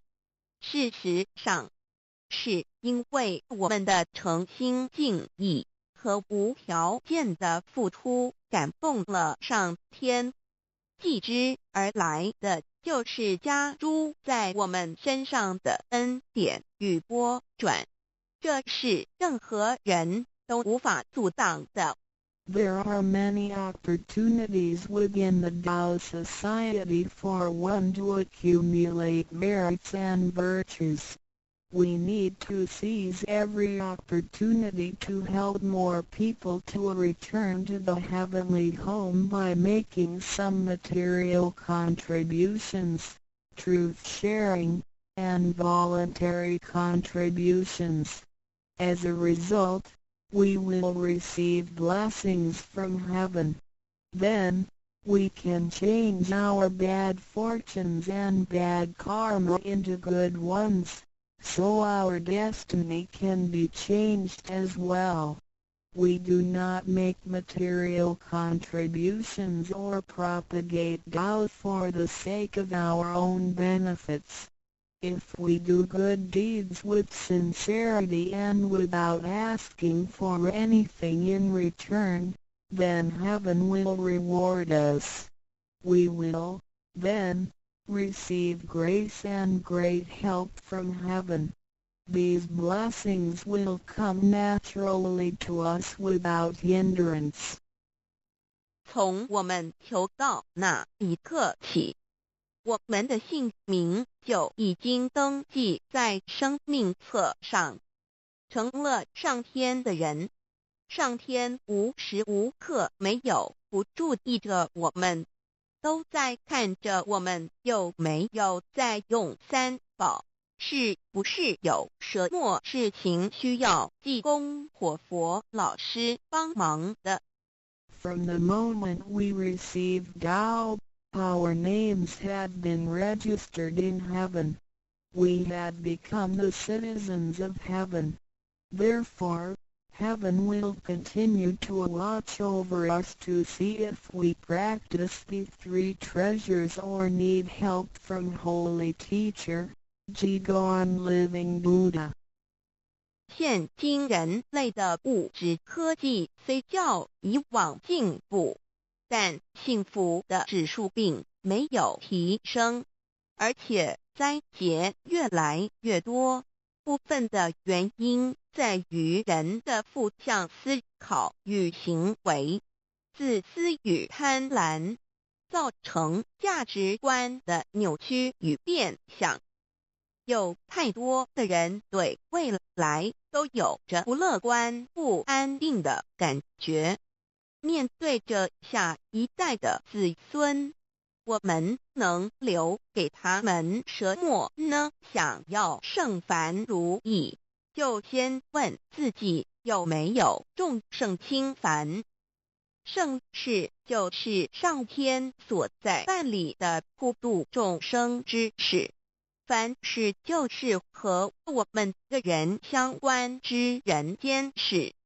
有句俗话说，你看重上天的事，上天也必定重视你的事点。 Technology and living conditions have improved tremendously in the 21st century, but the index of happiness hasn't risen at all. In addition, there is an increase of natural and man-made disasters. This is partly caused by humans' negative thinking and behaviors, greed, and selfishness. These thinking and behaviors twisted the values of our society. Therefore, there are a lot of people who are pessimistic and uncertain about the future. So what can we give to the next generation if we want our worldly and holy affairs, the work of heaven, to be smooth and successful? Then we need ask ourselves if we have prioritized our holy affairs over worldly affairs. Holy affairs are defined as activities of truth-sharing and doubt propagation, and worldly affairs are defined as our day-to-day activities and matters. There is a saying, if you prioritize the work of heaven, heaven will prioritize your affairs as well. 愿大家能在三宝修持上多下功夫，守住自己的愿力，并实际付诸行动，本着真心佛性，借着个肉身来做佛事，共为三曹普度而尽心尽力，众生将会因你而得救，你也因众生而成就。如此，世界大同不再是个虚幻的名词，真正的和平必会来到的。I hope everyone will make every effort to practice the three treasures, guard your vows, and put them into action.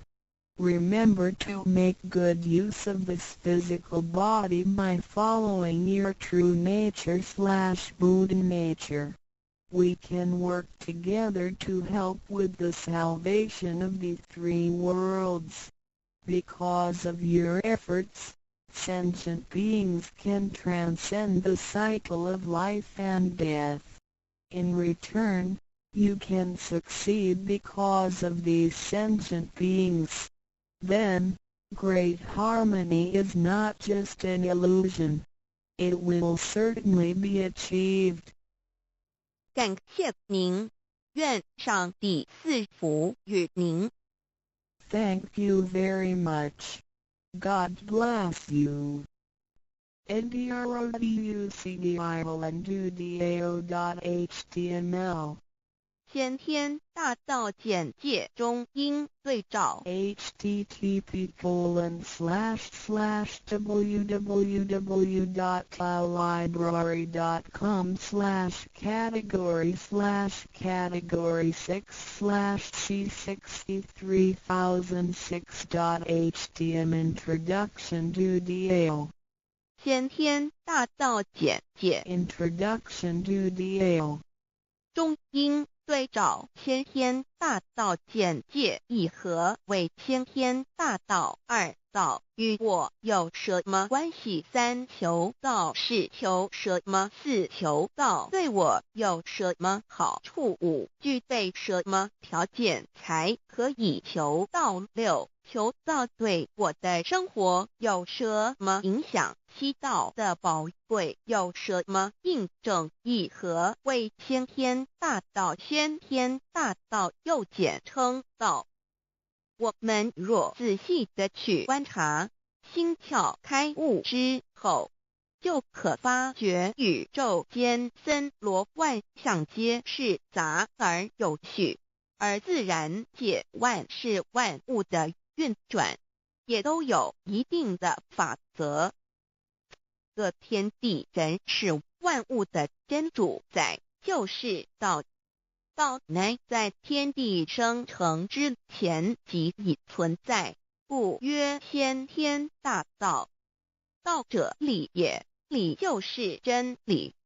在天地人万物未生以前，道即已存在，而道能生天、生地、生人、生万物万类。在天地人万物毁灭之后，道不会毁灭。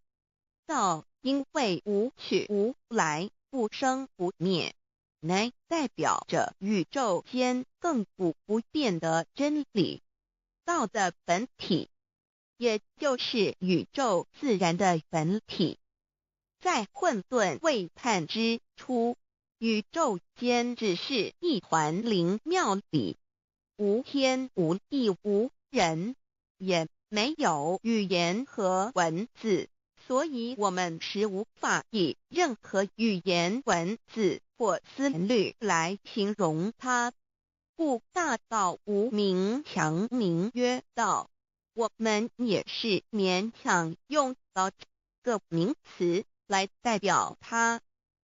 在天地万物生成之后，道又能贯穿于宇宙万事万物之中，使一切的自然现象均能呈现和谐有条不紊的运转。这就是道的妙用。道大理为，我们虽然无时无刻离不开道的本体和妙用，却又很不容易去认识它。因此在2、3千年前，各教圣人应运出世，各化一方，针对当时天时地利及众生的根器，留下千经万典，传下诸多去恶从善的修持法门，同时也让芸芸众生认识了冥冥中宇宙万事万物均有一个真正的主宰，或称为上帝，或称为造化，或称为天主。我们称其为道或无生老，均是一名而同义。我们对道有了深一层的认识和体悟之后，就会了解天地间实无一物不是道之本体与妙用的合一。因此道虽然涵盖各大教门的经义，为千门万教的总源头，确实不局限于宗教的领域里。而上帝或老也不只代表着一切宗教的最高信仰中心，更是天地万事万物万类的根本源头与最高主宰，及宇宙间永恒不变的真理之道。所以我们今天有机会了解什么是先天大道，不只找到了各大教门的最高信仰中心，也找到了宇宙的根本源头与最高主宰，更能对宇宙至高无上的真理有一个初步的认识。道之真义，在先天之先不为先，在后天之后不为后。即大上有可量，即为上有可止。为道即大不可量，即为不可止。不所以大无不包，为无不入，无所不贯，无所不通，无所不彻。贯彻了天地人万物万类，贯彻了33天外，贯彻了千经万典，贯彻了千法万法，贯彻了千教万教，贯彻了千佛万祖，贯彻了我之一身。此乃显天大道宝贵的真义，人人必须知真觉，亦即是人人与我与人人良心之行也。此乃万众一心，万国一家，世界大同，此先天大道之宝贵也。二、道与我有什么关系？道的宝贵在于它大而无所不包，细而无所不入。天地生成之后，道贯穿于天地万物万类，使得日月星辰之运转各有其时，四时之交替，万物之消长各有其序。而最宝贵的是，各天地万物的主宰，同时也是我们人一生之主宰，曰性理，使得我们不学而能看，能听，能吃，能动。因此我们不只要探求天地间的治理，更要回头认识我们身上固有的真理。不，先天大道即是性理真传。道的宝贵并不在于它有什么神秘稀有或特殊之处，而是在于它平时，但我们却时时刻刻离不开它的本体与妙用。我们反观一下自身，就会发觉我们身体的结构是非常精密和奥妙的。我们轻轻地握一下手，就算是这么简单的一个动作，其中所牵涉到的所有关节物理作用、能量、化学反应、神经系统资料讯息之传输及脑部分析、判断和命令之下达，以目前全世界的科技知识和文明水准，也无法一一表达出来。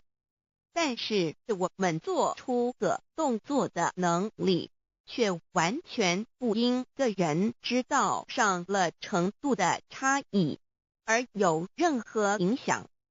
无论是学识多丰富的学者，或是目不识丁贩夫走卒，无论是成人，或是刚出生不久的婴儿，都可以轻而易举地做出的动作。人人与生俱来，不学而知，不学而能，无增无减的良知良能，就是主宰我们一生的道。我们有学习而得到的知识和才能，有忘记的时候，有疏远的时候，而道的本体和妙用，不用学习，不用思考，大而能主宰宇宙的运作消长，小而能主宰我们一生之视听言动。我们有而不知其有，用而不知其用，却又无时无刻不能缺少它的不增不减，本自具足一切。我们身上固有的道，因为就在我们身上，又称作自性老。我们了解了个主宰天地万物的道，在我们身上就有，它的作用不应受到我们赞美或否认而有任何增减。无论种族、肤色、国籍、宗教、信仰或贫贱富贵，均无分无别。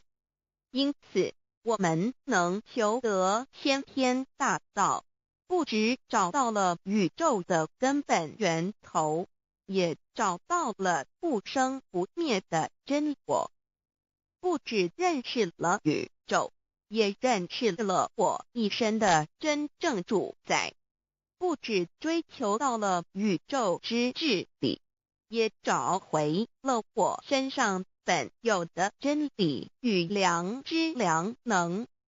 先天大道的根源是在我身上，原来固有的是我由先天带来的良知良能，即是我的良心。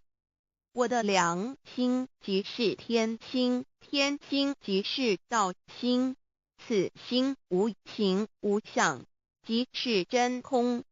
真空之妙，空而不空，空中妙有。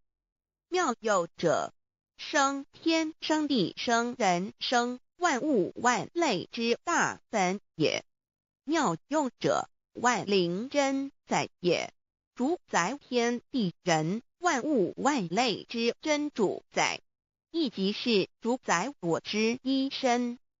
故曰道在无身，一切万能；道离无身，此身在无一能。先天大道如此宝贵，乃人人必须追求之道也。三求道是求什么？静心观察我们所存在的这个宇宙，我们往往会赞造物主的神奇。自然界每一刻皆有无数的事物在同时运转，而其整体却又是那么协调。我们身上的这个真理不也是一样吗？每一分一秒，我们身上皆有无数的生化反应、物理作用等同时发生。道的妙用分布在我们身上，不用学习，不用思考，其作用虽成千上万，合起来却只有一个自我。一切有条不紊，自然而成。道在无身，运用自如，在眼能视，在耳能听，在口能言，在鼻能闻香臭，在身能运用行动做事，此即道在我身之妙用。所以我们了解了道不只主宰着天地万物，更主宰我们一生。宇宙根本源头最高主宰与我一生主宰，并非二也。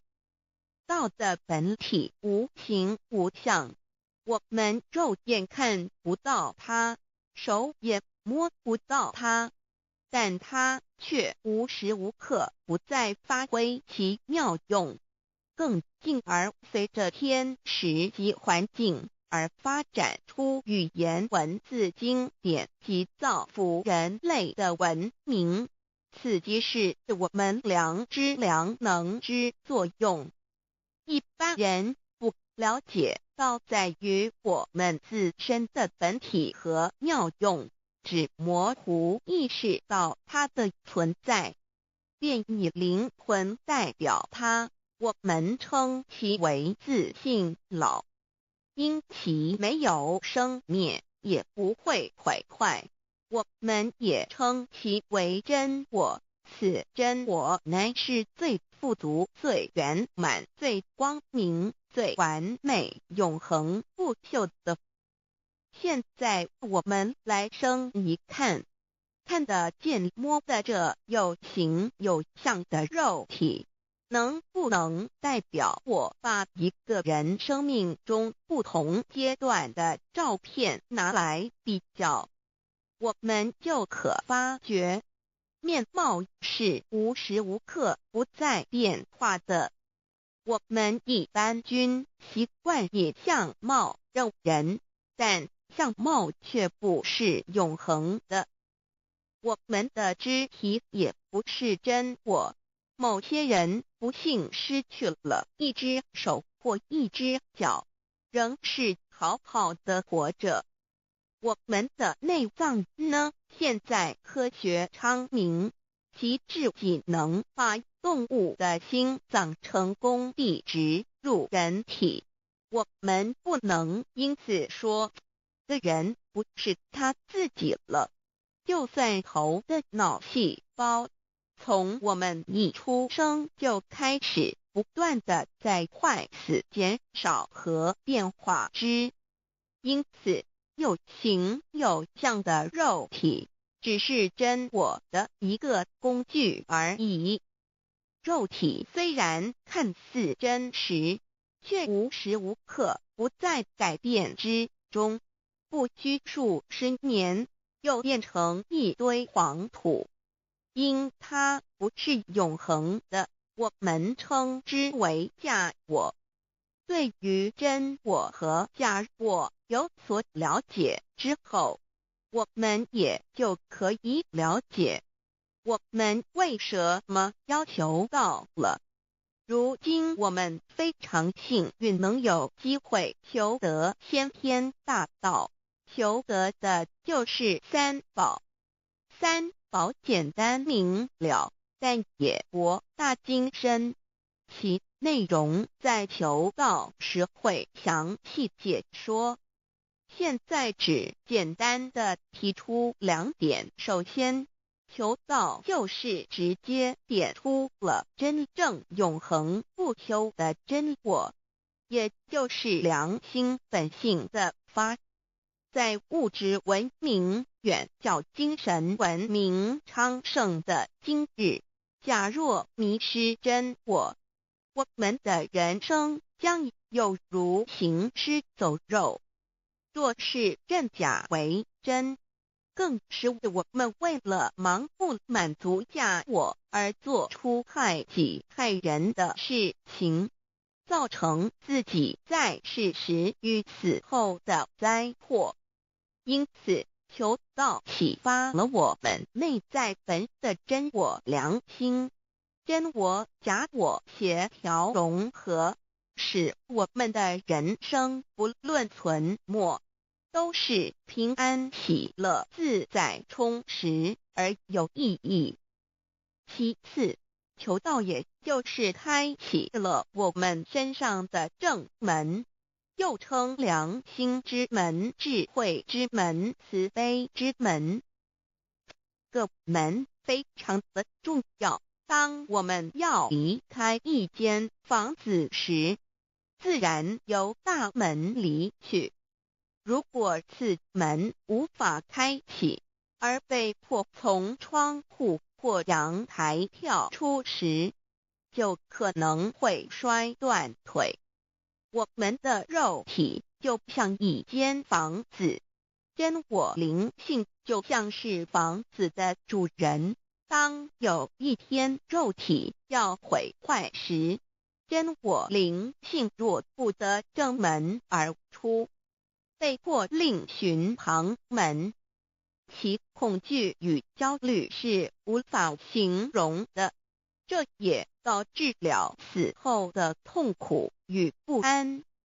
因此，我们可以发现到，绝大多数的人临终时，其肉体皆显现山僵硬、恐惧、无助与挣扎之相。求道就是开启我们个生来死去之正门，也就是通天大路。因此，我们今天很幸运能求道，求得三宝，打开灵性通天之正门，可以让我们找回真我，认识我自己身上的道，自然以良心作为待人物之准则，使人生更有意义，更进而解决生死大事，得到超生了死的保障。100年之后，回到我们的来故家乡。所以先天大道又是回天之道。先天大道之宝贵，即是千经万典不如一点。此典打开玄关正门佛门，天堂大路一步直超级的永生之道。此典宝贵，超佛越祖，超经越典，超越天地。得到这一点宝贵，它是诸经之师，诸法之王，诸佛之天地之故曰超生了死级的永生，不毁不灭之先天大道也。此乃即是人人原来固有的，必须返回天之道也。四求道对我有什么好处？我们今天很高兴能有这个机缘求道，能够开启良心之门、智慧之门、通天之正门，这是第一步。这宝贵的道还能带给我们终生受用不尽的福之益，离苦的乐。人生在世，遭受种种之苦恼，就其根源皆起因于迷失了真我。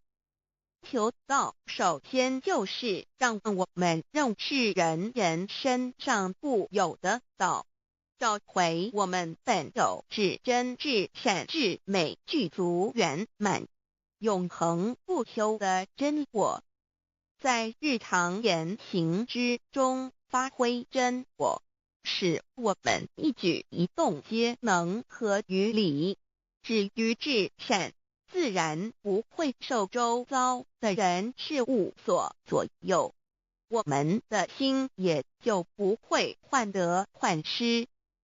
心为一身之主，我们既然在心境上有所提升，自然不会与邪恶之事相感应，则不相随心转，还可以改变命运，趋吉避凶，朝向光明，使我们得到真正的喜悦、逍遥自在。2堕地难，自有人类文明以来，道的真意便代代单传独授，其没落贯穿了早期的主要文明，如中国、印度等。奈何近100年来，人类受物欲所逼，在空前繁荣的物质文明中逐渐迷昧了良心，甚至竟将制造威力极大的杀人武器。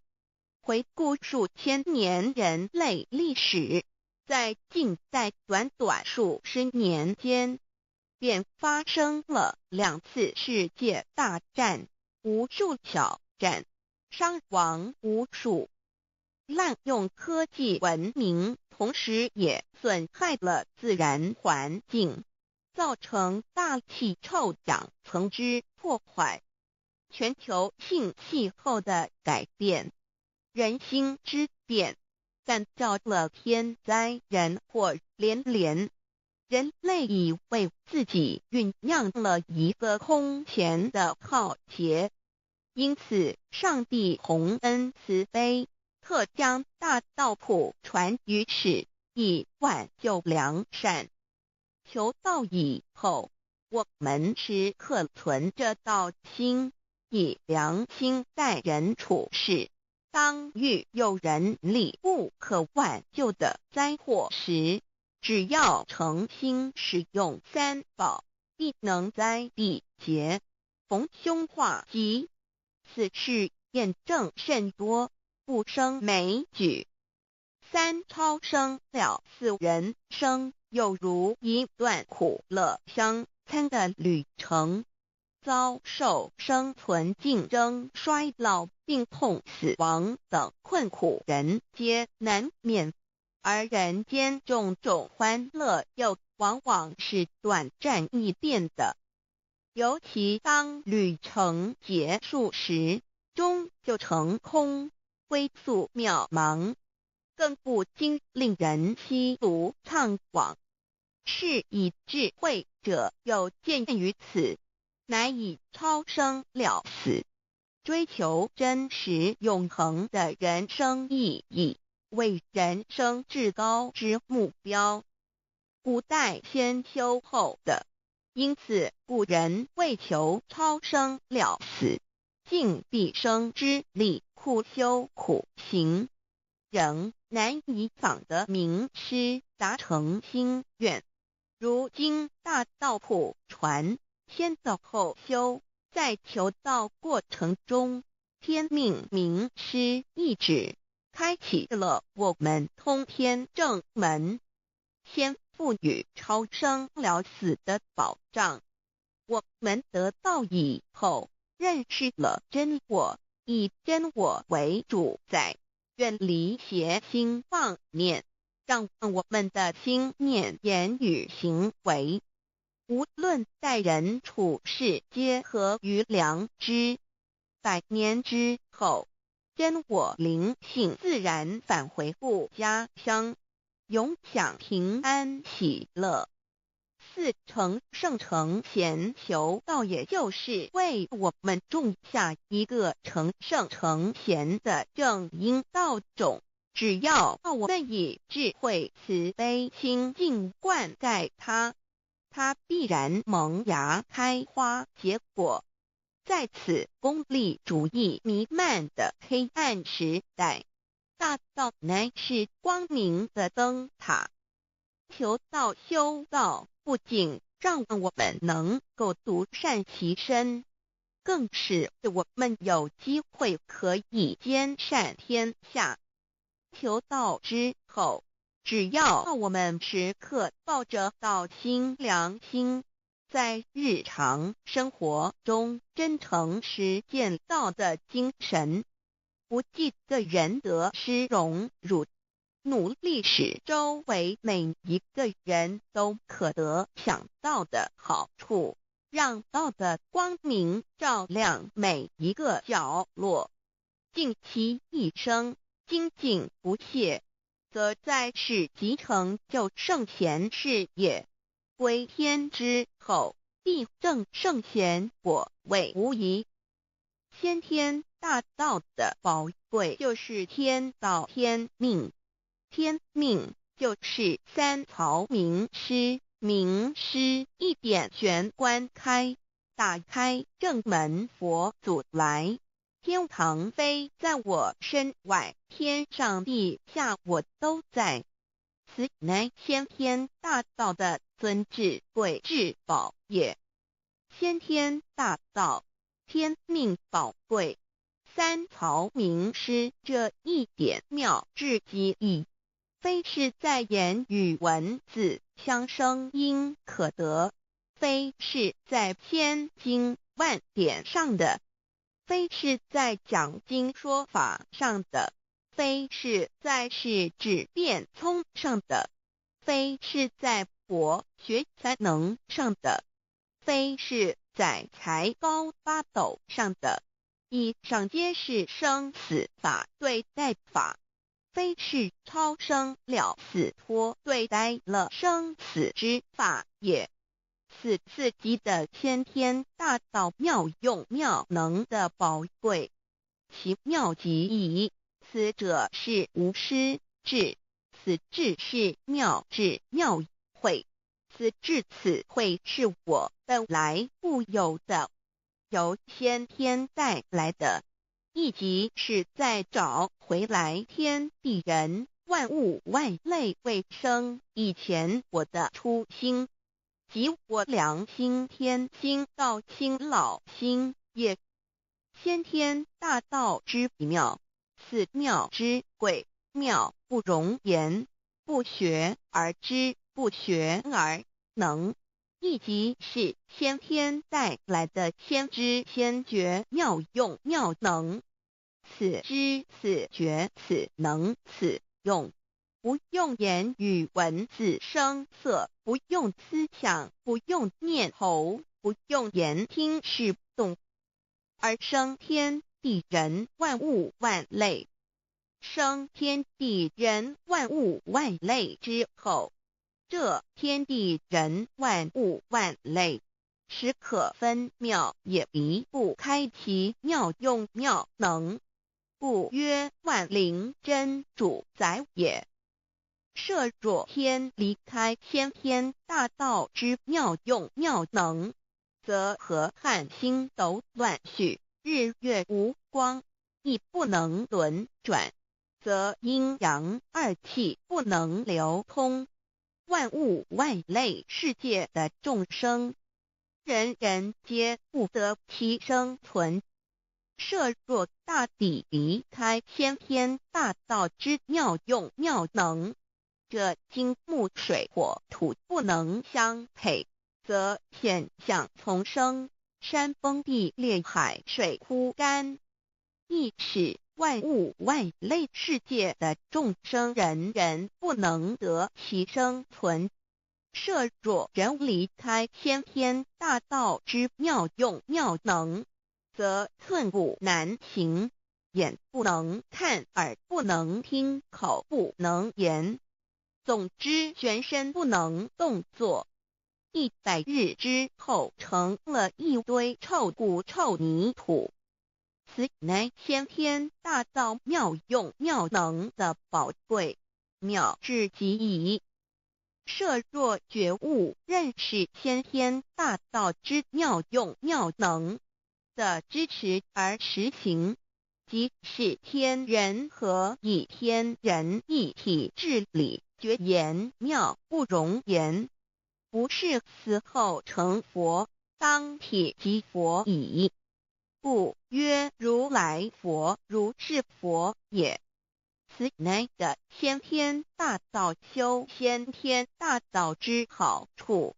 勿具备什么条件才可以求道？求道既然能够带给我们终生受用不尽的好处，我们今日能有机会求道，会不会显得太容易了？事实上，我们能得闻先天大道，首先要感谢上帝的恩慈，将自古不倾泻的大道普传于世，使我们有机会得此天之道。另一方面，我们本身也必须具备足够的条件，祖上有德，根基深厚，佛缘成熟，才能够顺利求道。此外，我们必须向宇宙至高无上的造物主上帝发一个良心愿，此愿可归纳为3个要点：一得道以后，愿以明记并实践道的精神，也就是日常生活所思所言所行，皆愿以良心作为依归。2得道以后，愿以能力所及，助周围需要我们帮助的人，愿意多了解道的意义，并让更多的人蒙受天道的福祉。三得道以后，绝不将求得的三宝告知任何人。三宝必须在庄严的求道过程中，天命名师传授给我们才有真实意义。若由我们泄露给其他人，则不但毫无意义、毫无效果，我们自己也违反了天律。的良心愿合乎人人本具天赋的良知良能，所以我们人人都能够做到。真诚实践良心愿，也必须滋润我们求道时种下的智慧、慈悲、清净之正因道种，使它顺利萌芽、开花结果，才不至虚度这千载难逢的求道修道良辰。值得一提的是，我们能顺利求道，原因之一即是沾了祖德的光。是故上天开恩，只要我们修道有恒，则我们的祖先也有机会可以求道超生得救。我们的子孙亦的印地，对父母祖先尽大孝，这是最好的机会。只要具备以上条件，则无论任何国界、种族、宗教信仰的人，都可以求道。欲求得先天大道，脱出轮回之苦、地狱之灾，世间的穷通受忧、鳏寡孤独、生老病死苦，而返天堂永享天伦之乐者，必须我有得遇6万年良辰佳期的幸运。我本人心地善良，我有先天根基深厚，也就是我本人前世做的功德善事很多，此即天缘。我本人祖先有功德，做善事，此即祖上有德。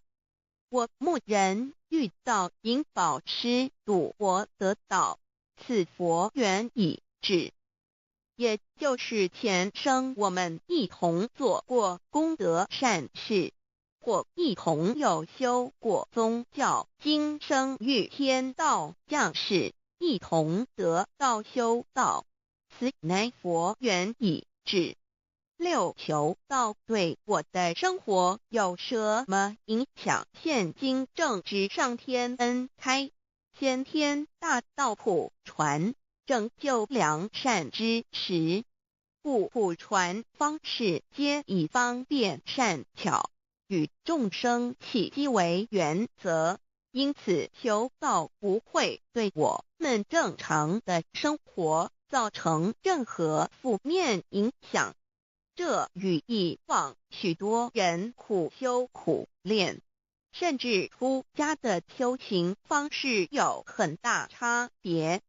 也正因为如此，先天大道能在日新月异的现代，适应社会的各个阶层，传布到世界的各个角落，使人人皆有共沾天恩的闻大道的机会。关于求道对生活有什么影响，我们就以下几点来看。亦与任何宗教没有冲突，道代表着天地万物及我们一生之最高主宰与真理。不止在各大门创始之前，甚至在天地未生以前，道就已经存在了。因此，任何教门只要其教义是追求真理及实践良心，就不会与道有任何冲突。事实上，不止宗教，只要我们以探求真理的角度去观察，则自然界万事万物皆能与道吻合与印证。若我们原有某种宗教信仰，求道将不会造成任何抵触，也不会使我们背弃原有的信仰，反而让我们对真理的探求有更深一层的体认。二，以良心经为最高规戒每一个人生活环境中的文化习俗、时代背景、法律条文及价值观念都不完全相同。因此，没有任何一个具体的规戒或条文能够适用于所有的人。所以，求道后的规戒着重在我们每个人真我良心之实践，由真我良心主宰自己，而不是在经典之背诵上及律法之钻研上下功夫。三，不照良心愿行。有和后果很重要的一点，求道并非从外在加给我们良心与真理，而是借着开启我们智慧慈悲之门，找回我们身上固有的真理，让天理良心自然流露。因此，求道后，所有真修实行之人皆是自动自发的。是不，求道后，若我们不照良心愿而行，并非将出现任何外力来强制我们遵行此愿，而是将受到自己良心的谴责，由真我良心督促自己，而自然改过向善。四，圣凡间修真我之实践，并不局限于教堂或寺庙之中。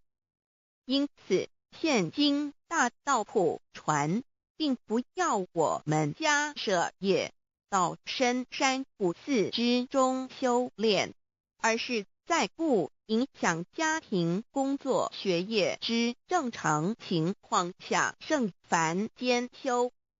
在日常生活中，时时刻刻一言一行，皆能以天理良心为依归，就是真我之实践。务由提升自己而兼善天下，求道后会使我们生活更充实，心灵更和谐。而更重要的是，我们每一个人尽一己之力，借自身之提升，影响周遭之人事物，继而汇成一股力量，在这举世天理良心日趋沦丧之潮流中，匡正人心，力挽狂澜。如此必能早日实现先天大道普传之宗旨，及弥勒佛的原慈大愿，化污浊的人间为人间净土，化纷乱的世界为世间天国。七道的宝贵有什么印证道是宇宙的至高真理？它的作用贯穿了天地万物万类，更是我们一生之最高主宰。真正了解了这一点，我们就会体认到，道是随时随处可以被印证的。许多贤贤得道之后，发出了大诚心、大信心、大智慧，真修真行，皆能参悟到，不止在各教经典之中可以印证到，其实在任何时间空间万事万物我们之一身，甚至一草一木，皆离不开道的本体和妙用。体认至此，自然能发出永不退转之道心。而尚未求道或刚求道者，则需借助于一些具有形象看得到、感受得到的印证，以奠定初步的信心。任何人只要有求道，经过身但天命之名师点开玄关正门，传授三宝者，无论其功德高深为末，死后皆是身软如棉，面色如生，灵性由正门归天，东不品湿，下不腐臭，甚有多至数日不变，亦相满至者。目前的科技文明和医学知识还未进步到足以解释这种现象，但却无法否认个事实的存在。这种现象虽曾出现在某些宗教中，但极其罕见而珍贵，而求道之人除信道不笃于反道拜德者，不敢定论外，其余则比比皆是。肉身既显似瑞香，足可证其灵性已登善境，当无疑问。二人虽不为万物之灵，其实是很脆弱的。自从生在这个世界上，就难免天灾人祸的威胁，甚多以求道者，在遇到人力不可挽救之危急情况下，诚心使用三宝，皆能大事化小，小事化无。这种例证多得不可胜数，无法在此一一例举。以上两点虽然极为宝贵，但却是任何人只要一求道，借着上帝的天命宝贵，立刻就可以得到的保障。此后就随个人的诚心、智慧及对真理之实践，而有或深或浅不同的体认了。如人饮水，冷暖自知。希望各位具有善根，有机会能得闻大道的先生女士，皆能入宝山而满载而归，皆能求道而同真善境。Introduction to DAY. What is DAYI? DAO and MEII. What it is in DAOID. What do I get in RECIB and in DAOB? What do we need to receive DAOBI? What impact does receiving DAO have on MEDII? What can attest the validity of DAOI? What is DAO? Observing the cosmos and all the living beings consciously, among all the earthly activities and phenomena, we will find the existence of the laws of nature. There is a supernatural origin which guides all the operations happening across the galaxy, the earth, and the human beings. We call this source DAO. Tao existed before primordial time, and even before the universe was merged. It is the origin of the world, and it thereafter nurtures all the creatures and beings. Since it is unchangeable and does not evolve with time, it is the ultimate truth.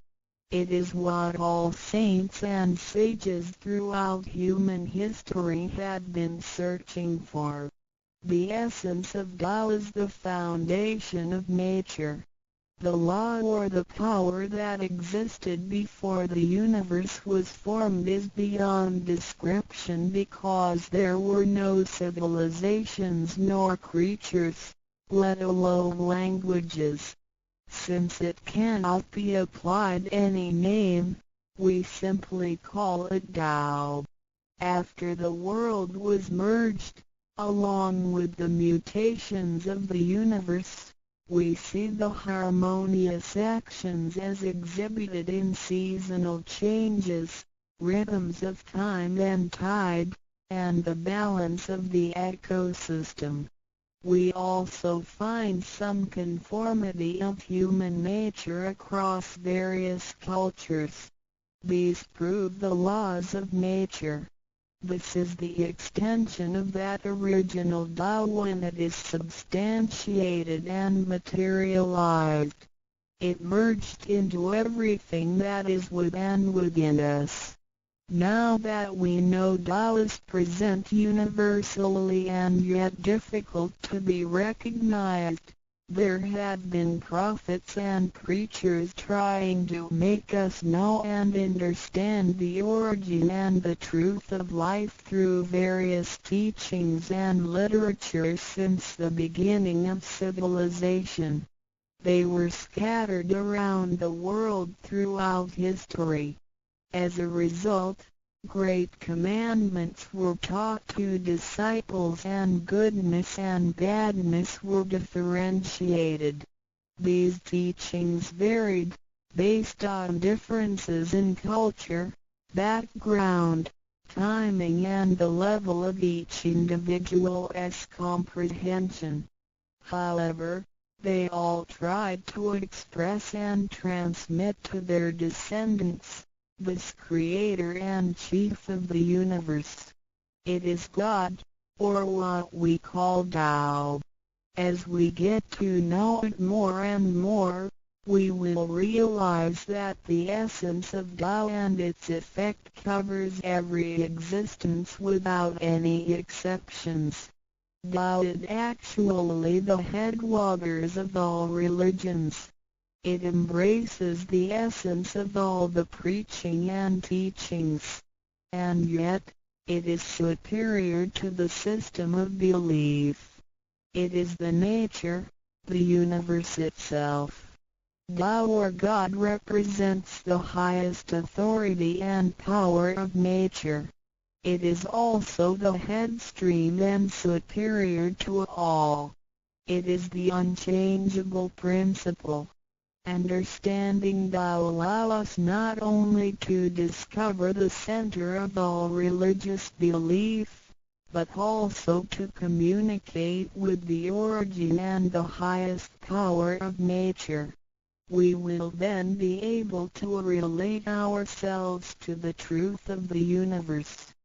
To probe further, Tao existed before the formation of all, yet it was not anterior, which means that the creation was embedded in it. Tao emerges into the creation, yet is not posterior, which means that it is not thereafter limited. Among those created, however large, they can be measured, however small, they can be detected.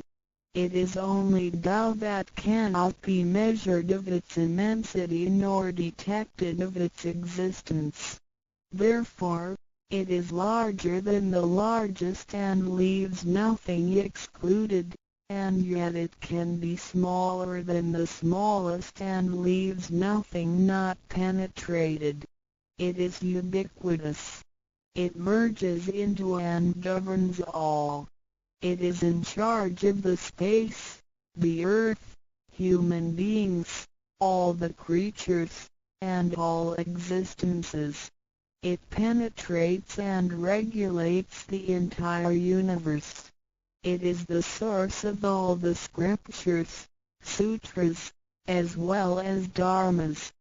It encompasses all the religions, and it is what makes one a Buddha or a saint. It is the single chief of all. And, above all, it is in charge of each individual too. It is the Divine Self. This is the true meaning of Tao. We should get to know it this way and rediscover our own invaluable treasure.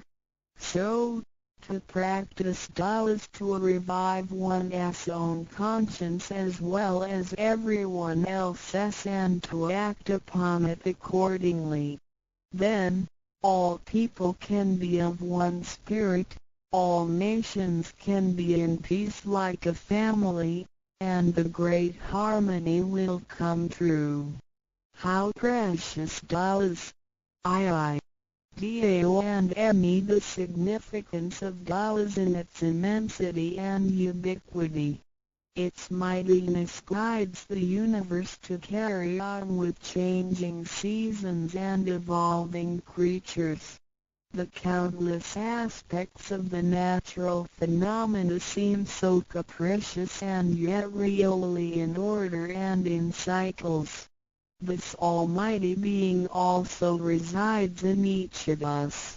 It is the Divine Self, the natural quality of a person. It enables us to see, to feel, to taste, to hear, and to move without learning. While we research the ultimate truth in the universe, we should turn in upon and see into ourselves to discover that Divine Self. We will find the rules that govern the universe also comply with the way we are. Tao is not something too far to reach, nor too mysterious to comprehend. It is nothing particular, but has to do with our daily lives. We cannot do without it. Every movement we make, in order to see, to touch, to feel and to think, is associated with Tao.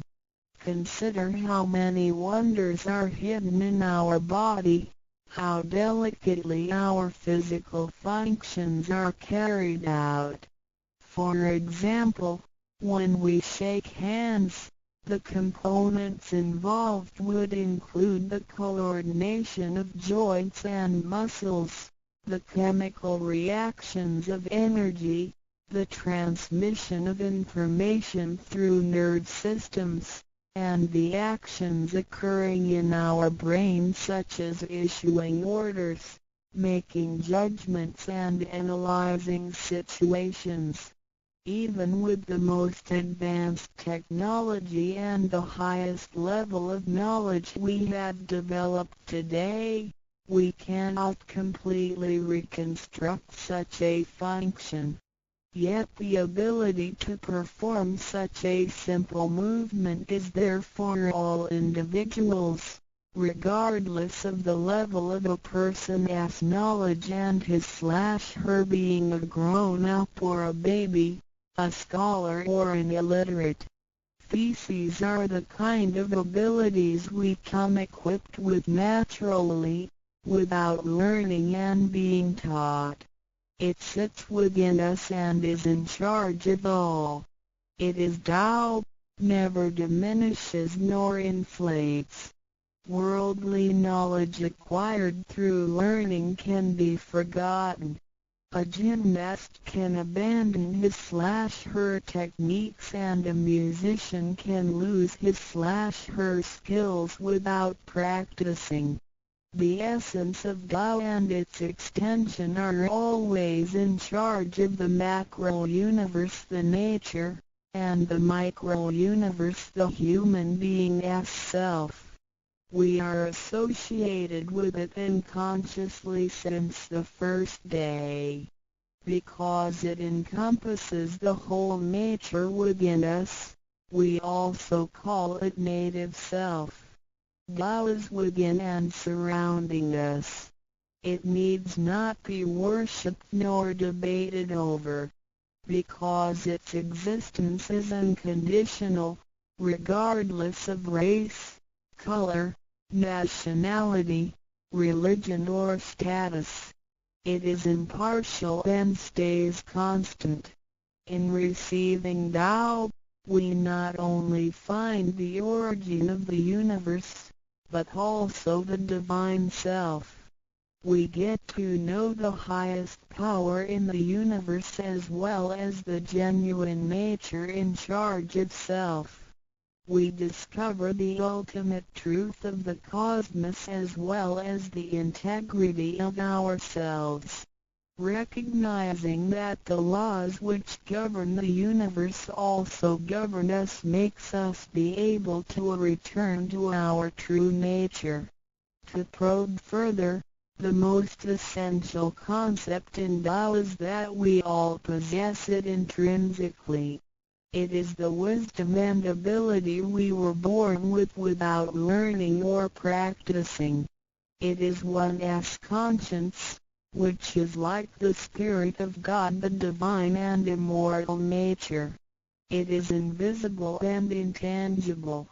For this reason, we call it genuine emptiness, which means that to be really empty, it goes beyond emptiness and can therefore have marvelous existence in it. Marvelous existence is the foundation for the sky, the earth, human beings, all the creatures, and all existences. With omnipotence, Tao is called Great Lord of all beings. This almighty being is not only in charge of the entire universe, but also in charge of oneself. So the proverb is, Tao is within self, which is the drive of all one's abilities. A physical body without Tao is useless. This is the treasure that we should all realize and fully explore. What it is indeed when we look around the world, we admire the miracles and wonders of nature. Countless things change and move simultaneously every second, and yet in order and in harmony. So do our bodies. Countless biochemical reactions and physical functions occur concurrently within our bodies. Without learning and thinking that comes subjectively, the thousands of activities that happen within us are the extension and action of Tao. And altogether, it is one single self. It functions naturally and automatically without the need for our intents to be involved. This is the effect of Tao within us. Tao is not only in control of the universe and nature, but also in charge of every human being in his/her own actions. In other words, it is the same source that governs us as well as everything else. Tao is invisible and intangible, but it has been working out its magic before day one.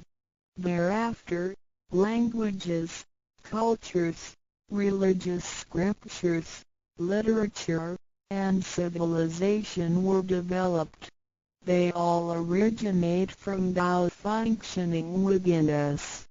People don't realize it is Tao that has been residing and working within us and had used soul to represent the confusing and yet irrefutable being. Because it is eternal and intangible, we also call it true self. This true self is the most abundant, brilliant, and imperishable being. Let us take a look at our tangible body and see if it can be the true self. We know the pictures taken throughout one's life show different faces and expressions. We recognize people by face, but our looks change and are not permanent. The handicapped, with impaired arms or legs, can also lead a complete life. One with a transplanted animal heart is still a human being. Even our brain cells keep decreasing and changing every second from the moment we were born. Therefore, the physical body is only the interim residence of the true self. Though it seems so real, solid and alive, it turns into dirt eventually. We call it false self because of its tentative and transient nature. By recognizing the difference between the true self and the false self, we understand the reason and importance for us to receive Tao. Luckily, we are given the opportunity of receiving Tao and learning the three treasures. The three treasures are straightforward yet profound. The meaning and details of them will be illustrated through the rite of receiving Tao. Here, we only discuss two issues. First, by receiving Tao, the true self gets plucked out. It leads to our conscience.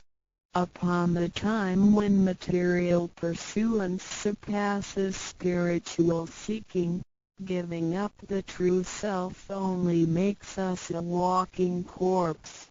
In order to fulfill and satisfy the sensational desires of the false self, we may commit wrongdoings and harm others, eventually creating troubles for ourselves. Our inner conscience is identified and enlightened by receiving Tao. Thus, the body gets to work with the spirit in a mutually beneficial and harmonious way, making our lives joyful and meaningful. Second, by receiving Tao, the front door or main gate of our bodies gets opened.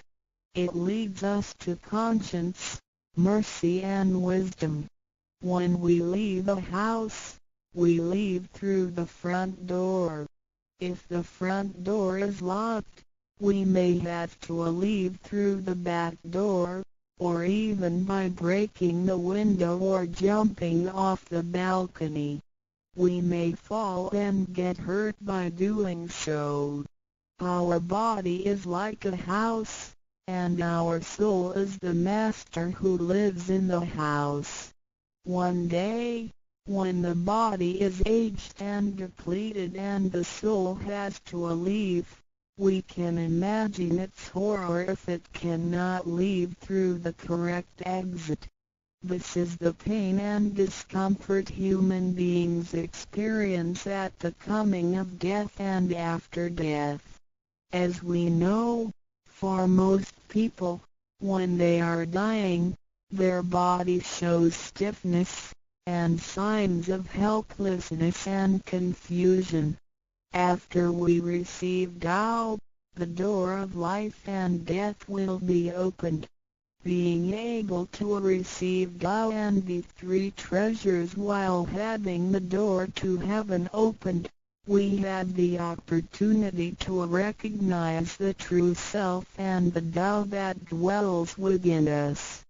We are going to treat people and the world with conscience and make our lives more meaningful. We can transcend life and death. Within 100 years, we will be able to return to where we came from.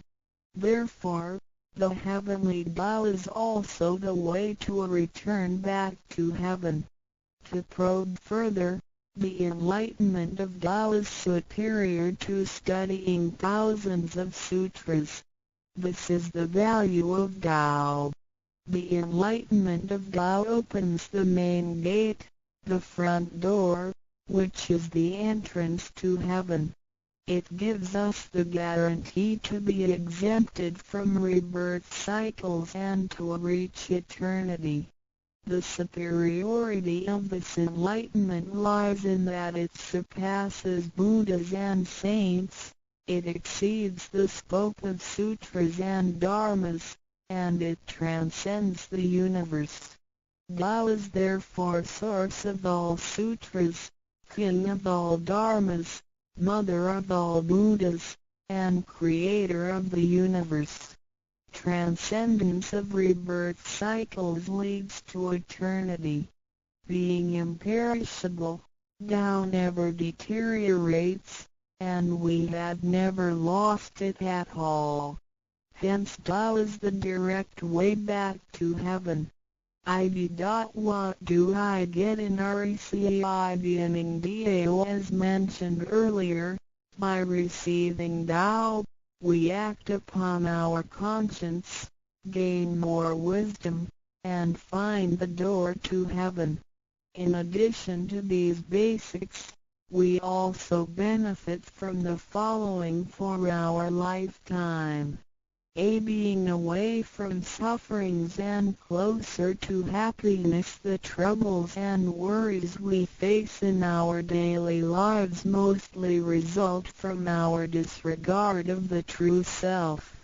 Receiving Tao helps us to recognize the Tao that has been dwelling in us and to restore the beauty of the true self, so that our behavior and mind is free from being controlled by the earthly pleasures and being swayed by the losses and gains of the material world. Since our minds are cultivated spiritually, devils would not approach and get close to us. Thus, our fortune can be altered from bad to bright, and we can obtain real joy. Being away from disaster and calamities. Tao has been passed on through generations to one single master since the beginning of human history. The thread of its passage weaves through ancient civilizations, including China and India. However, in recent centuries, human beings have been trapped by materialism and a weaker sense of right and wrong. Wars prompted the development of powerful lethal weapons. In reviewing the thousands of years of human history, we realize, in just less than 100 years, there had been 2 major world wars, which caused numerous killings and tragedies. The abuse of science and technology has also destroyed the ecology, causing damage to the ozonosphere and the unbalance of the climate. The corruption of human beings' minds has called the natural disasters to come. The human have created calamity. God, with His mercy, makes Tao available to everybody in order to save good people. After we receive Tao, with the true meaning of Tao in mind, we will be conscientious. We can use the 3 treasures whenever something dangerous and uncontrollable happens to us.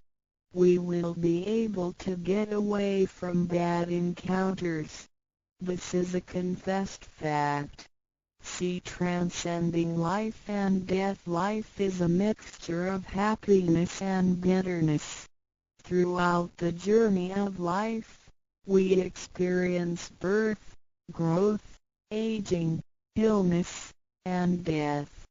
Joys are momentary and wealth is here today and gone tomorrow.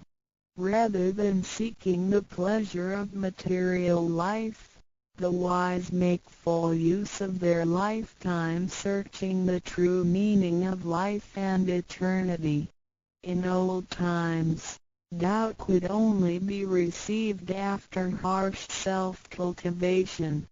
Among the hermits looking for the Master in order to receive Tao, only very few could obtain it. Whereas in this century, Tao is allowed to be spread and transmitted through the authorized masters to the truth seekers. The Master points out the main gate of life and death, assuring the completeness of our true self. With the true self as our guide, which keeps us away from evil and greed, it helps us think, speak, and act in accordance with our conscience and intuition. Death then becomes the return of our soul to the eternal and peaceful home where we came from. Thus, we will have lasting joy. The achieving sacred beings the enlightenment of Tao, which reveals the true self, is like the planting of the seed of righteousness and integrity.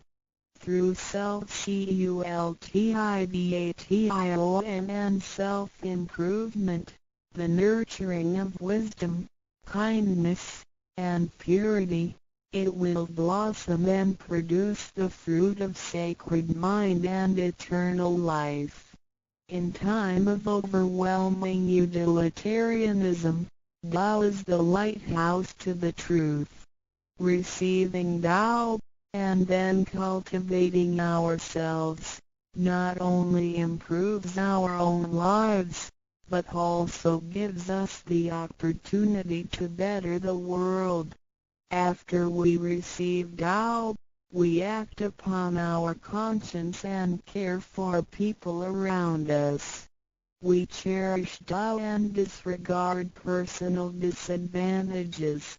Then we make an effort to spread the message of Tao to the world, in order for everyone to benefit from it.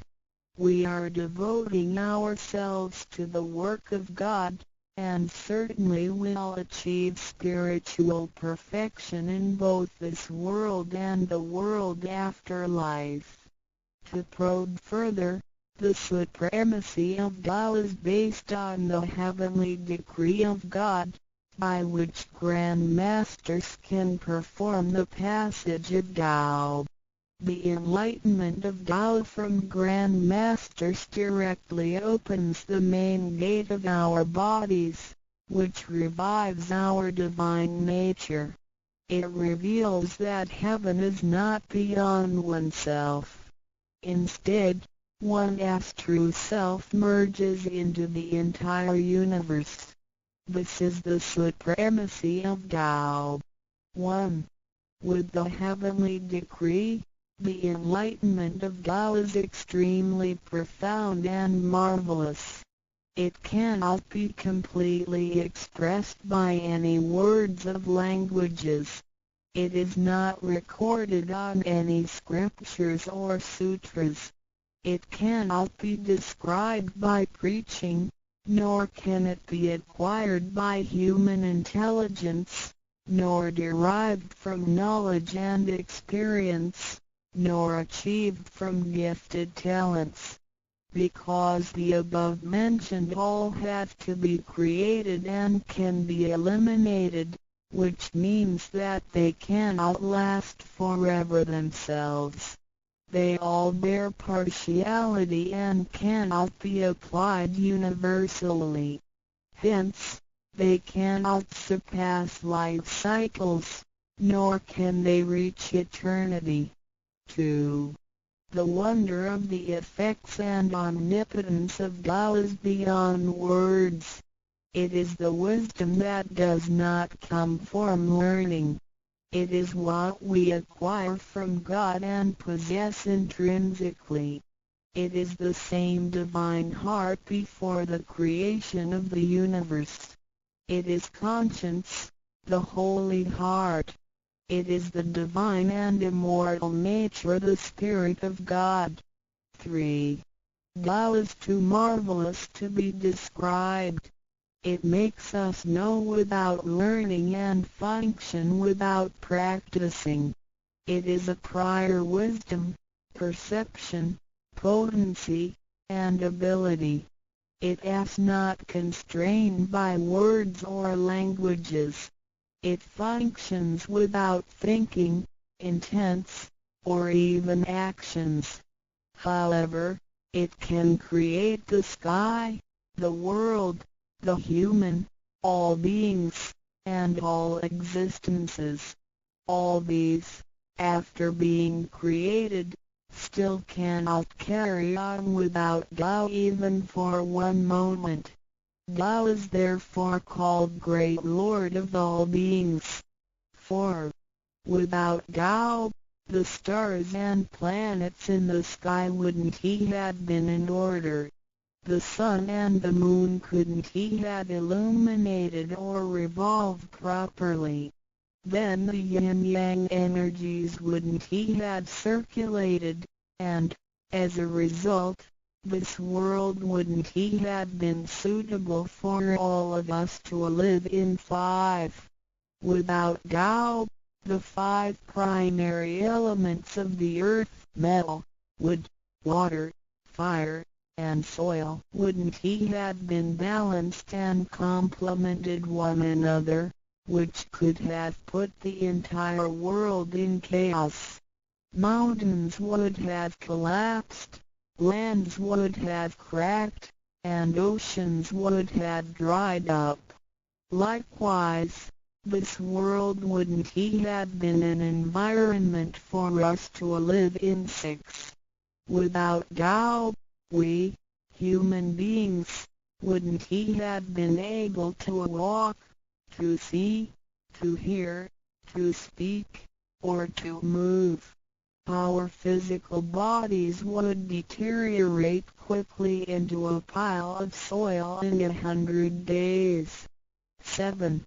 If one really comprehends the effects and omnipotence of Tao, and can practice accordingly and persistently, one can communicate with and be united with God.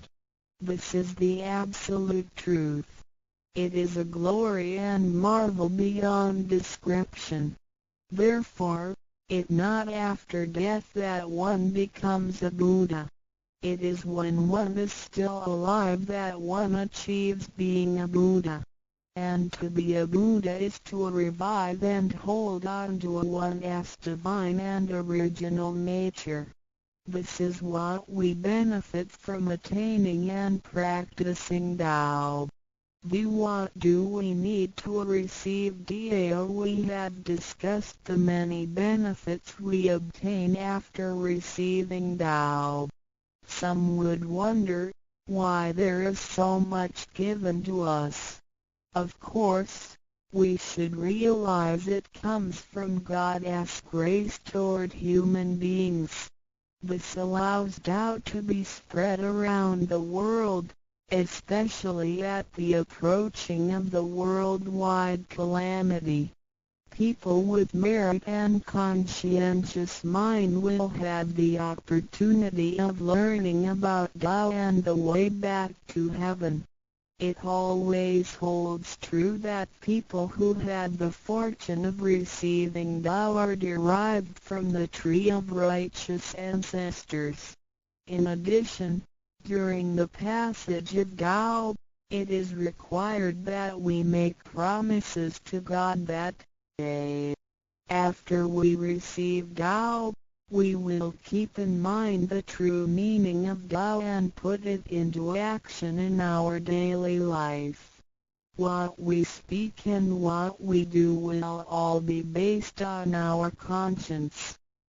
After we receive Tao, we offer help to those in need of it, and do our best to indicate Tao to more people so that they can all benefit from the grace of God. After we attain these 3 treasures, we promise not to tell them to any other person. These 3 treasures can only be transmitted through authorized masters in front of God.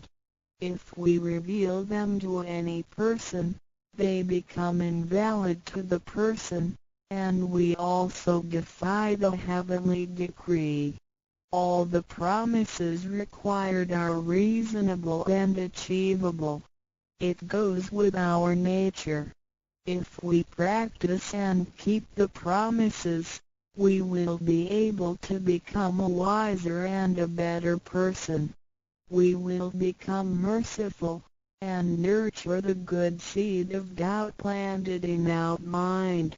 One last thing to mention is that one of the reasons we are able to receive Tao is due to the good deeds of our ancestors.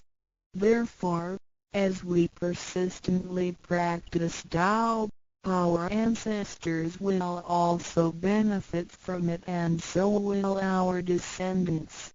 As long as you are prepared for the above mentioned, you are qualified to receive Tao, no matter what nationality, race, or religion you belong to.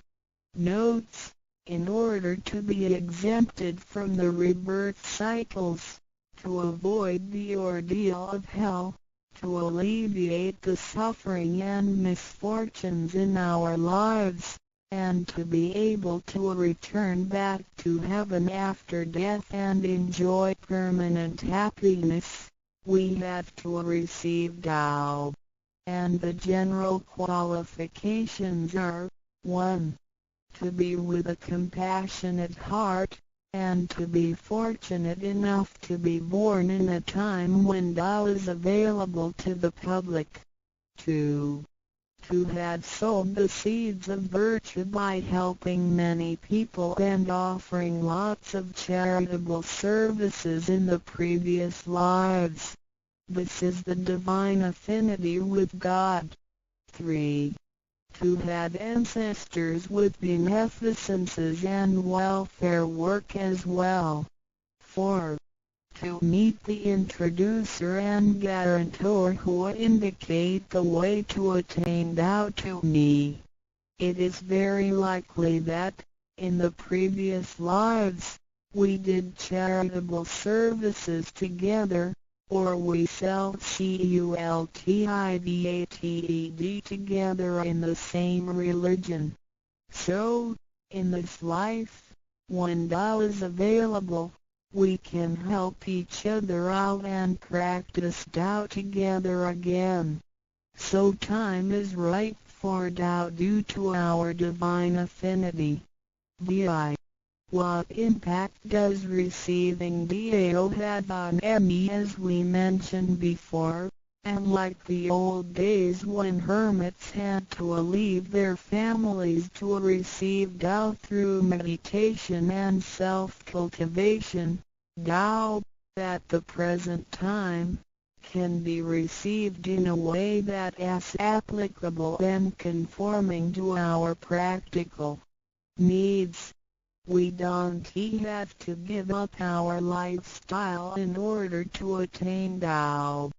By the grace of God, Tao is intended to be delivered to the public at all levels of occupations and around the world, rather than being limited to a privileged group of people. The impacts that receiving Tao can have on our daily life are summarized as the following. A. Receiving Tao creates no conflicts with any religions. Tao governs the universe, including all human beings. It existed before the formation of any religions. It is concordant with all religions, in the sense that religions preach the awareness of conscience and the pursuit of the truth. We don't need to give up our religion in order to receive Tao. On the contrary, by receiving Tao, we will have further understanding of the truth. The conscience becomes our ultimate guidance due to the variations of cultures, customs, backgrounds, legislation, and value systems, it is difficult to find a universal guideline for all of us to follow in our daily life. In receiving Tao, the main commandment is to act by our conscience, the true self, rather than by literature. We should be sensitive to the conscience, rather than be familiar with the laws. C. We will voluntarily keep the promise made while receiving Tao. Through receiving Tao, we are not offered conscience or true self, but merely the opening of the door to a wisdom and mercy. Therefore, we restore the heavenly principles inherent in us, and strengthen the power originating from our conscience. There is no external force that makes us keep the promises and commitments that we made when we received Tao. The only force comes from the guilty feelings that result from our misbehaviors, which reduces the mistakes we make. Practicing Tao can accommodate our worldly affairs. The fulfillment of practicing Tao and conscientious awareness does not have to be accomplished in a temple or church. It is not required to abandon worldly belongings or relationships in order to attain the ultimate truth. Each individual can still have his/her family, career, and schooling at the same time. As long as we keep in mind the basic guideline, we should have our practicing Tao and getting closer to our divine self. We will make a better world by improving ourselves first after we receive Tao. By realizing the true self and what we are, the feeling of joy comes to us. The improvements on the quality of our spiritual life will affect people surrounding us. By interacting and working together in Tao, we will make the world better with lower crime rate and less pollution. The wish of Maitreya will finally come true to turn the world into God's kingdom and make people all live in harmony. VII. What can attest the validity of Tao Tao, due to its completeness and generality, regulates the totality of all beings. Many people, after receiving Tao, with their wisdom, faith, and devotion, realize that Tao is the fundamental principle that governs all things. They comprehend the truth of the universe not only through literature, but also through daily living and nature. Their faith in Tao becomes strengthened and they move forward in their spiritual life. However, for people who haven't or just received Tao, Tao can be confirmed through revelations. Anyone who has received Tao with the front door open shall die peacefully. One proof of this is that for those who have received Tao and died, their bodies remain soft and their faces vivid. Since the soul leaves the body through the correct exit, the corpse can actually remain uncorroded for a few days.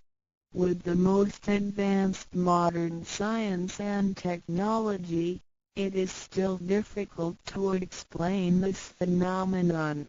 However, it is a fact that cannot be denied. This has happened before in some religions, but very rarely. For people who have received Tao, this kind of testimony is ubiquitous, unless they have committed serious sins and corrupted their own mind. This can prove the soul has reached an ultimate harmony. Being the superintendent of the things on earth, human beings are nonetheless weak. Since birth, we are subject to unpredictable accidents and natural disasters. There have been many people who encountered danger, used the three treasures with faith, and got away from the danger or reduced the damage to the minimum. Testimonies of this kind are numerous. The above two mentioned are rarely heard of and difficult to believe, but they are the immediate security given by God once a person has received Tao. Thereafter, with each individual's faith, wisdom, and the accumulation of good deeds, one will come to know the truth more and more. It is up to you to experience the value of this treasure. I hope you will have the opportunity to receive Tao, experience it in your life, achieve ultimate perfection, and realize eternity.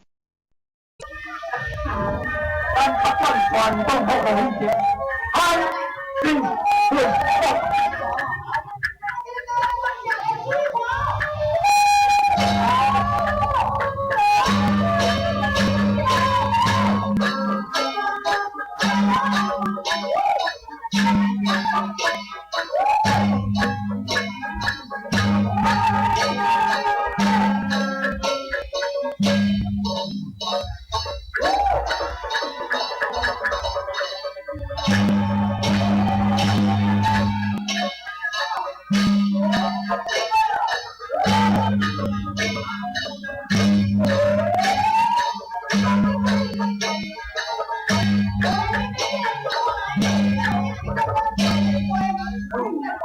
小岛逼魂，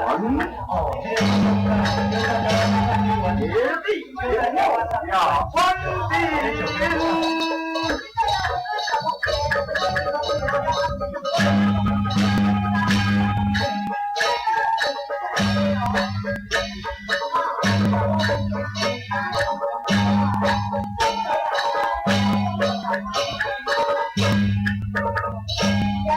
已经上中甲，台尊天地，不明贤不明，茶话有顺。领导，林梦山一步前进，一按顺教来，看他重新反出，正当他到来，被迫他的机关。红路，刘林前来拦阻，一来恐报。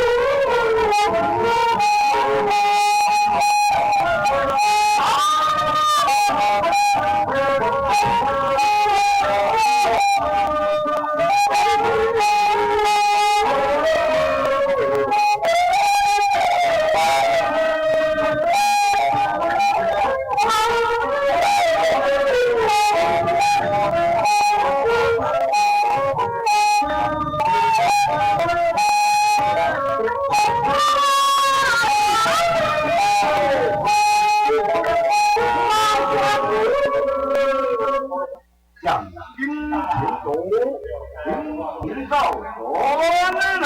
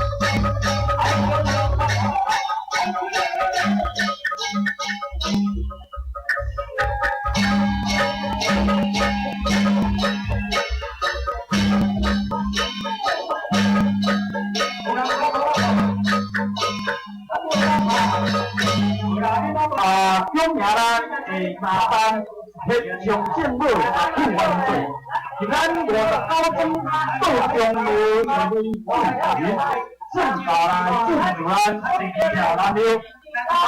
今仔拜宴北管大场，是咱台南市原球员，是咱人地队成员，来好成员，分交通关系，总裁员，可胜相亲，应该是亲地就是一日，是咱下当天上圣母，祝万岁，是咱59分到中路一路进行，下当心中广大，保佑万民，保佑路地主大平安顺遂，咱拜宴大场当暗到遮圆满，咱全体官员出去，向咱下南庙，是咱下当天上圣母，祝万岁，是咱59分到中路一路进行。现场，这个。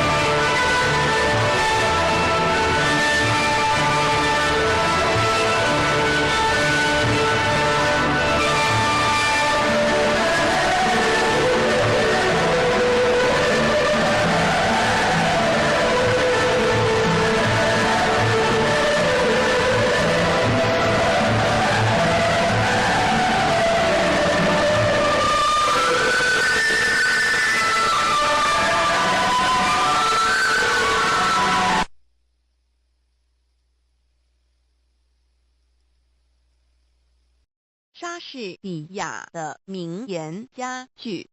莎士比亚名言录点 HTML//menzion.zizdik.com/menguin/e%e%a%%b%e%90%. 与其做愚蠢的智人，不如做聪明的愚人。莎士比亚谦逊是最高的客气功夫。莎士比亚口头的推测不过是一些悬空的希望，实际的行动才能够产生决定的结果。莎士比亚爱情，它会随着全身的血液，像思想一般迅速通过了五官四肢，使每一个器官发挥双倍的效能。它使眼睛增加一重明亮。恋人眼中的光芒可以使猛鹰炫目。恋人的耳朵听得出最微细的声音，任何鬼祟的奸谋都逃不过他的知觉。恋人的感觉比带壳瓜牛的触角还要微妙灵敏。恋人的舌头是善于辨味的。巴丘斯希腊酒神显得迟钝。莎士比亚一个面具套不下所有人的脸。莎士比亚，你自己和你所有的一切，倘不拿出来贡献于人世，仅仅一个人独善其身，那实在是一种浪费。莎士比亚最后的结果确定工作的成败。莎士比亚智慧是命运的一部分。一个人所遭遇的外界环境是会影响他的头脑的。莎士比亚，我们做的坏事往往因为正好迎合下等人的口味，就被他们高声夸奖，说成是我们办的好事。莎士比亚志向不过是记忆的努力，生气勃勃地降生，但却很难成长。莎士比亚，我们的身体就像一座园圃，我们的意志是这园圃的园丁。莎士比亚出门看天气，上是问行情。莎士比亚春光不自流，莫怪东风恶。莎士比亚女人，你的名字是弱者。莎士比亚自愿的贫困胜于不定的浮华。穷奢极欲的人要是贪得无厌，比最贫困的而知足的人更是不幸的多了。莎士比亚无言的淳朴所表示的情感才是最丰富的。莎士比亚无言的淳朴所表示的情感才是最丰富的。莎士比亚真正勇敢的人，应当能够智慧地忍受最难堪的荣辱，不以身外的荣辱介怀。用息事宁人的态度，避免无谓的横祸。莎士比亚多听少说，接受每一个人的责难，但是保留你的最后裁决。莎士比亚点燃了的火炬不是为了火炬本身，就像我们的美德应该超过自己照亮别人，否则等于没用。莎士比亚友谊在别的事情上都是可靠的，在恋爱的事情上却不能信托。所以恋人们都是用他自己的唇舌，谁生着，让他自己去传达情愫吧，总不要请别人代劳。因为美貌是一个女巫，在她的魔力之下，忠诚是会在热情里溶解的。莎士比亚世间的任何事物，追求时候的兴致总要比享用时候的兴致浓烈。一艘新下水的船只扬帆出港的当儿，多么像一个娇养的少年，给那轻狂的风儿爱抚搂抱。可是等到他回来的时候，船身已遭风日的侵蚀，船帆也变成了百结的破捺。他有多么像一个落魄的浪子，给那轻狂的风儿肆意欺凌。莎士比亚真理是永远蒙蔽不了的。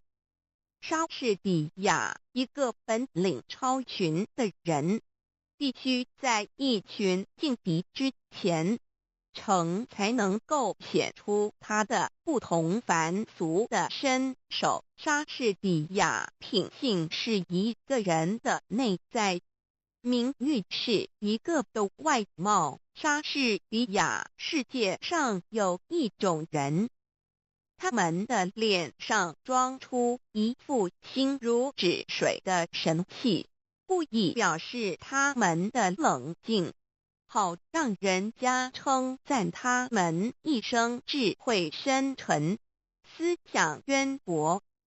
他们的神气之间，好像说，我的说话都是轮音天语，我要是一张开嘴唇来，不许有一头狗乱叫我看透这一种人。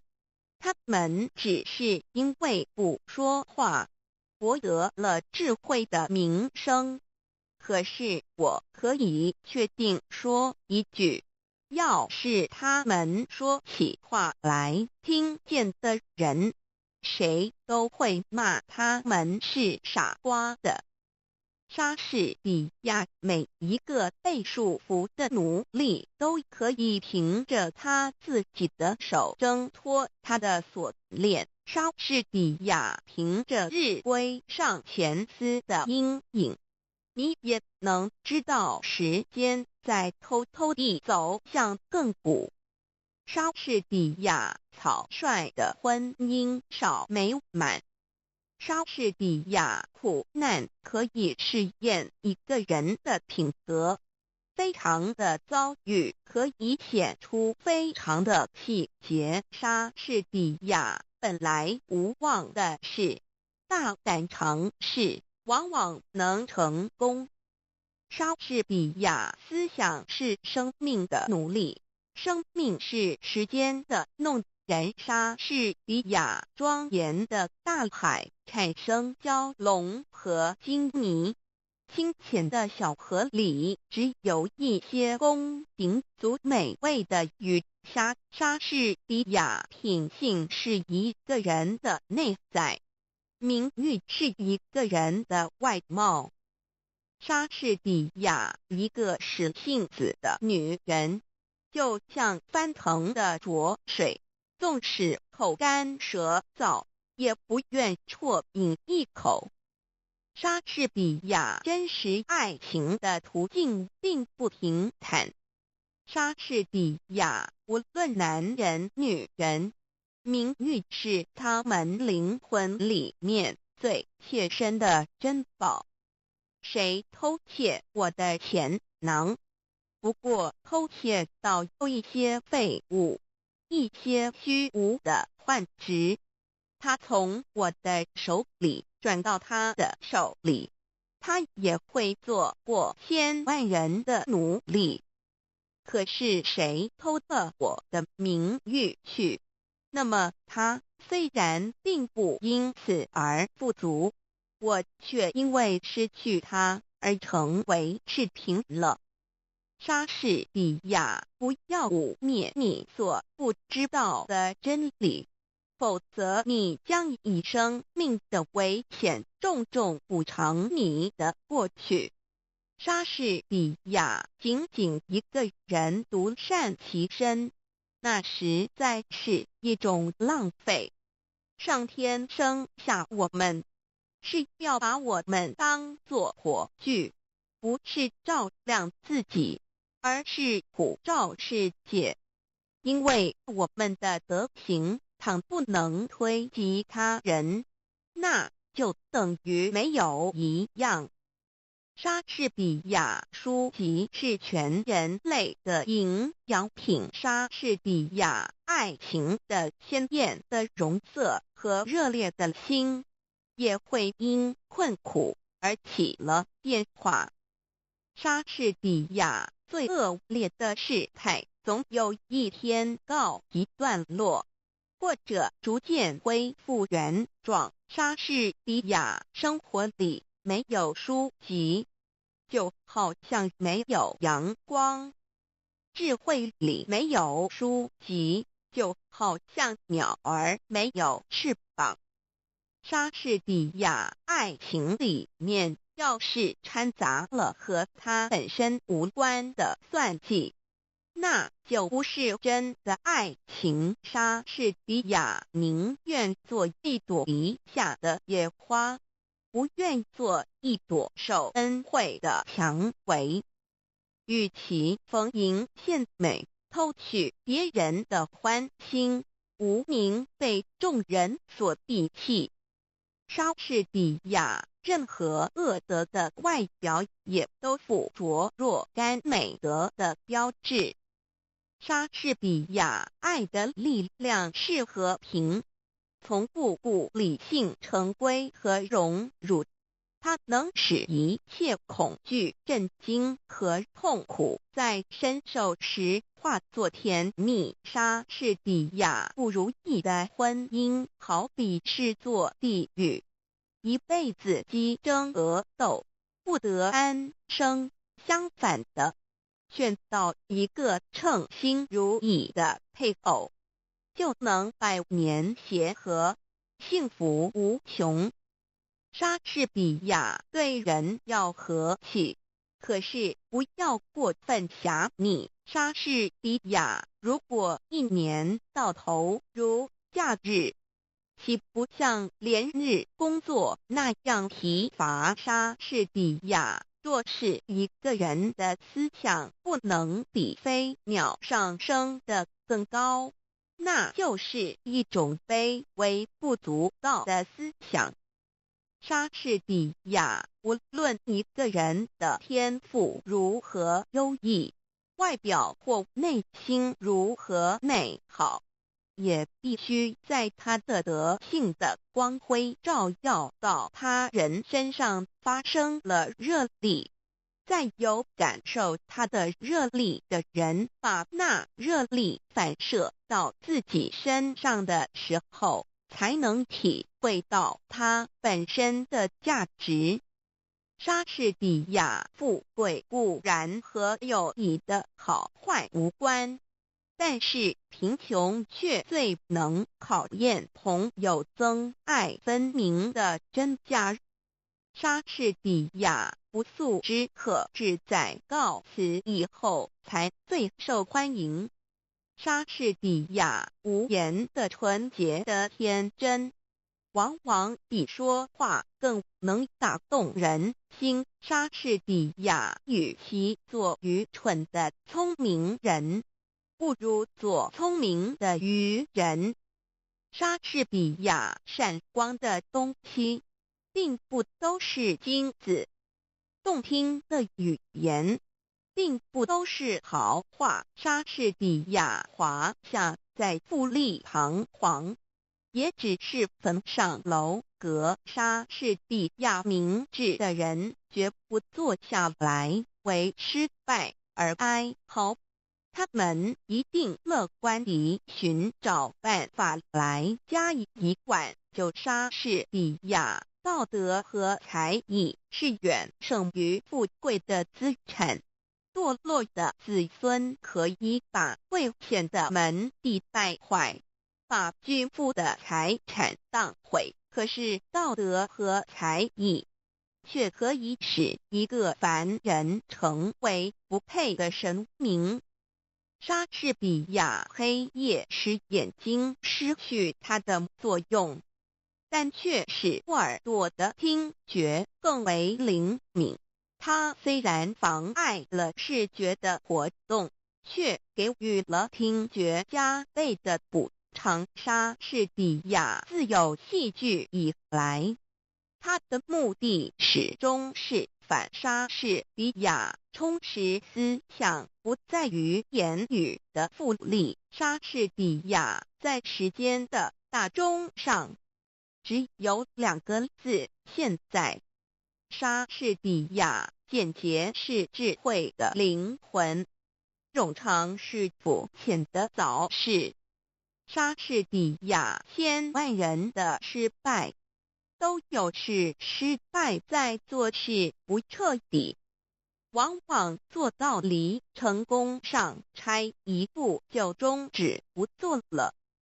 莎士比亚情欲犹如炭火，必须使它冷却，否则那烈火会把心儿烧焦。莎士比亚对自己不信任，还会信任什么真理？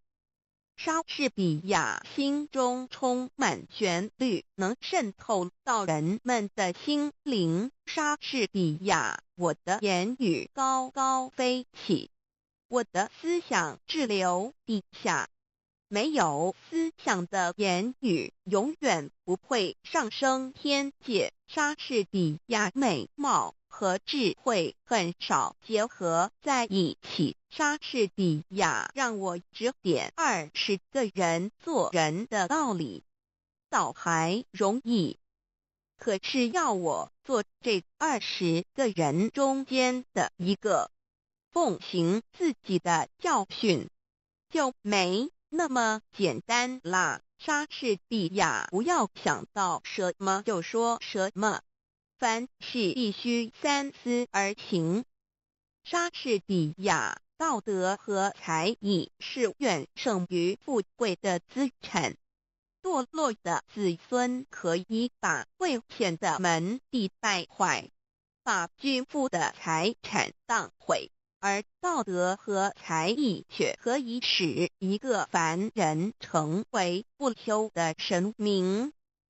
莎士比亚人若神经紧张，说东道西，就会犹豫不定，反把事情耽误了。耽误的结果是叫人丧志气连，寸步难移。莎士比亚对人要和气，但不要狭隘。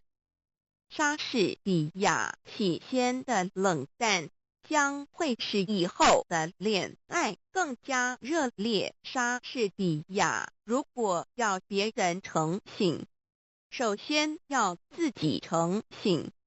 莎士比亚当命运突然改变了心肠，把他的宠儿一脚踢下山坡的时候，那些攀龙附凤之徒本也跟在他后面匍匐批评的，这时候便冷眼看他跌落，没有一个人做他患难中的同伴。莎士比亚残忍藏着锋利的牙齿，莎士比亚忠诚因为努力的狂妄而变得毫无价值。莎士比亚人生就像是一匹用闪恶的丝线交错成的布，我们的善行必须受我们过去过失的鞭挞，才不会过分趾高气扬。我们的罪恶又赖我们的善行把它们掩盖，才不会完全绝望。莎士比亚，我可以教训20个人，吩咐他们应该做些什么，做这20个人中间的一个。履行我自己的教训，我就要敬谢不敏了。莎士比亚书籍是全世界的营养品，生活里没有书籍，就好像没有阳光；智慧里没有书籍，就好像鸟儿没有翅膀。莎士比亚装傻的好也是要靠才情的，他必须窥视被他所取笑的人们的心情，了解他们的身份，还得看准了时机，然后像窥视田眼前每一只鸟雀的夜莺一样，每个机会都不放松。这是一种和聪明人的艺术一样艰难的工作。莎士比亚一切朋友都要得到他们忠贞的报酬，一切仇敌都要尝到他们罪恶的苦悲。莎士比亚没有德性的美貌，是转瞬即逝的。可是因为在你的美貌之中有一颗美好的灵魂，所以你的美貌是永存的。莎士比亚万事总居首权力派，不能但问良心。莎士比亚爱和看相同，烧起来的没法叫他冷却。莎士比亚一套衣服、一顶帽子的式样时髦不时髦，对于一个人本来是没有什么相干的。莎士比亚只需一阵烈风就能把乌云吹散，并不是每块乌云都能引起一场风暴。莎士比亚失去了诚信，就等同于敌人毁灭了自己。莎士比亚，我荒废了时间，时间便把我荒废了。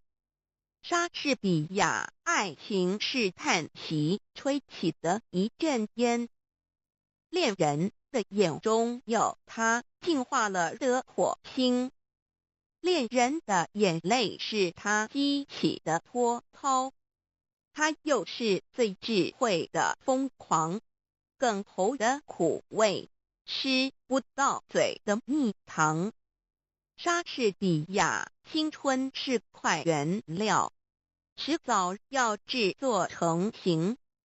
莎士比亚，青春的特征乃是动不动就要背叛自己，即使身旁没有诱惑的力量。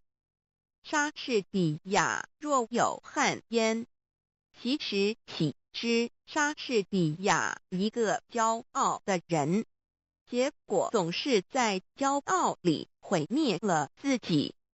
莎士比亚人的一生是短的，但如果卑劣地过这短短的一生，就太长了。莎士比亚，您的花言巧语对于了解您的人来说，是足以泄露您的空虚和弱点。莎士比亚人在不走运的时候，总是带出一副老。莎士比亚，爱情不过是一种风。莎士比亚，报复不是勇敢，忍受才是勇敢。莎士比亚，自古红颜多过命。莎士比亚，人类是一件多么了不起的杰作，多么高贵的灵性，多么伟大的力量，多么优美的仪表，多么文雅的举动，在行为上多么像一个天使，在智慧上多么像一个天神宇宙的精华，万物的灵长。莎士比亚漂亮的阐发给俊俏的脸蛋平添光彩。莎士比亚直到再找不到对手，才收藏起自己的剑锋。莎士比亚人生苦短，若虚度年华，则短暂的人生就太长了。莎士比亚90上得来的朋友，等到酒尽樽空，转眼成为路人。莎士比亚时间老人自己是个秃顶，所以直到世界末日也会有大群秃顶的徒子徒孙。莎士比亚爱情不是花映下的甜言，不是桃花源中的蜜语，不是青年的眼泪，更不是死硬的强迫。爱情是建立在共同语言的基础上的。莎士比亚天色越是晴朗空明，越显得浮云的浑浊。莎士比亚名字有什么关系把玫瑰花叫做别的名称？它还是照样芳香。莎士比亚书籍是人类知识的总结。莎士比亚音乐有一种魅力，可以感化人心向善，也可以诱人走上堕落之路。莎士比亚谁想要马高山夷为平地？当一座山推倒以后，另一座山又已经堆了起来。莎士比亚毒药有时也能治病。莎士比亚从各方面对习俗的质疑，是每一个莎士比亚爱是一种甜蜜的痛苦。真诚的爱情永不是走一条平坦的道路的。莎士比亚没有力量的意志，就如同假装士兵的莎士比亚生命的短促，只有美德能将它流传到遥远的后世。莎士比亚时间正像一个趋炎附势的主人，对于一个邻去的客人不过和他略微握握手，对于一个新来的客人却伸开了两臂，飞也似的过去抱住他。欢迎是永远含笑的，告别总是带着叹息。莎士比亚不应当急于求成，应当去熟悉自己的研究对象，锲而不舍，时间会成全一切。凡事开始最难，然而更难的是何以善终。莎士比亚大海有崖岸，热烈的爱却没有边界。莎士比亚，我们宁愿重用一个活跃的侏儒，不要一个贪睡的巨人。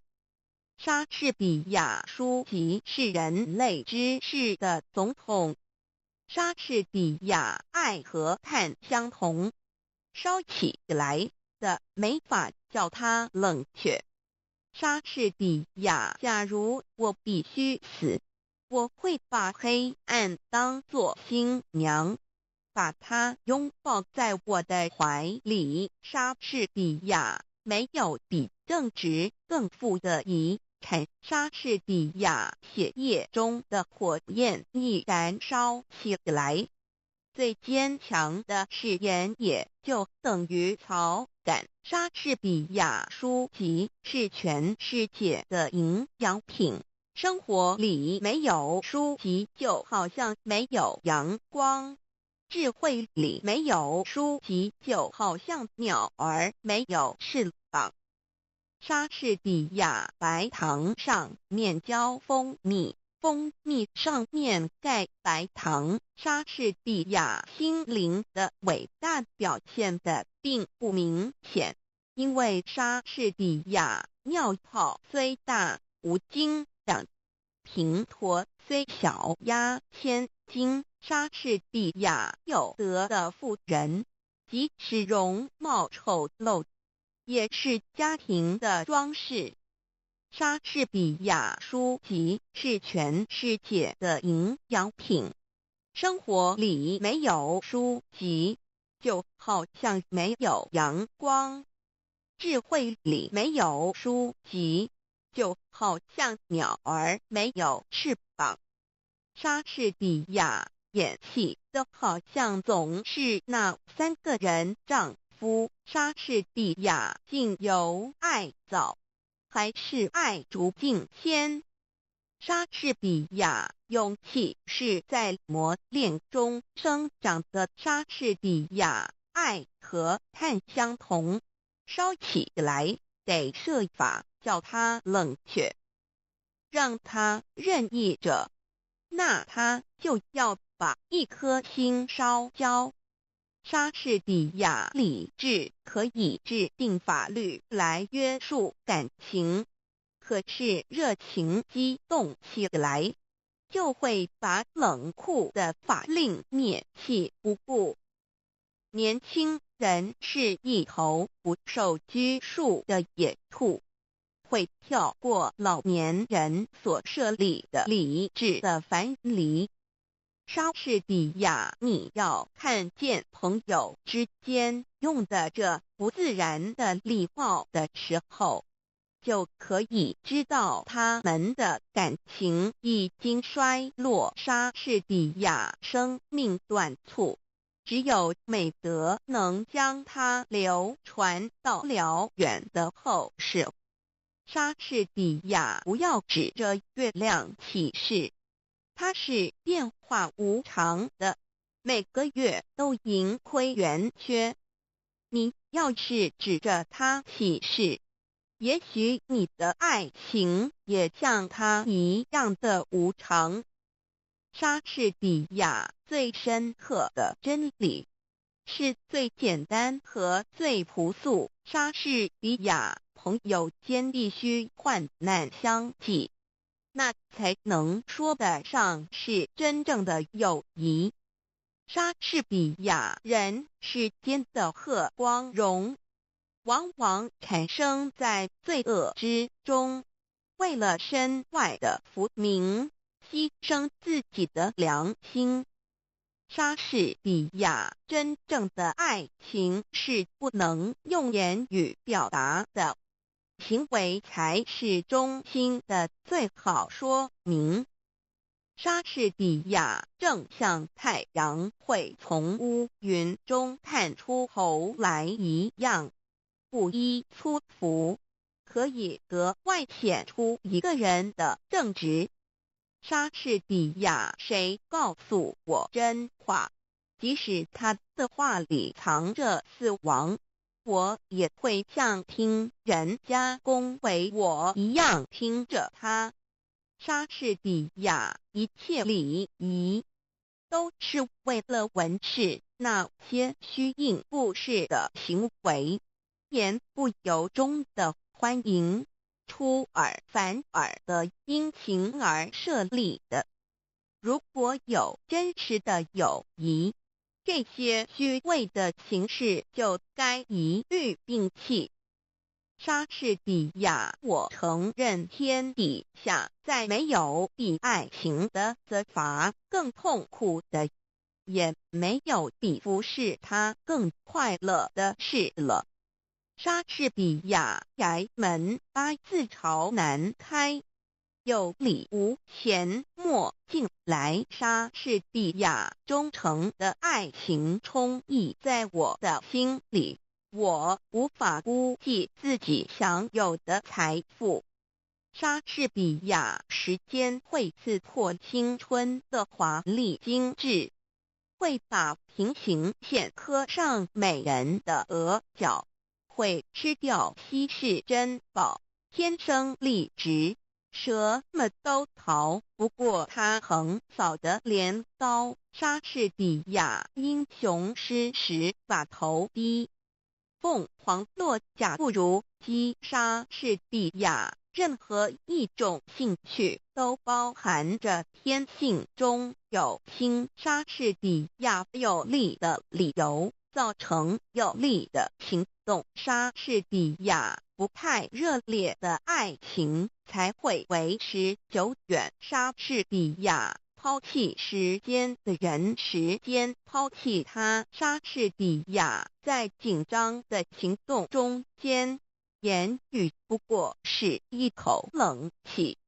莎士比亚良心无非是懦夫们所用的一个名词，他们害怕强有力者借它来做搪塞。莎士比亚洪水可以从涓滴的细流中发生。莎士比亚爱情里要是掺杂了和他本身无关的算计，那就不是真的爱情。莎士比亚淳朴和忠诚所呈现的领悟总是可取的。莎士比亚有德必有勇，正直的人绝不胆怯。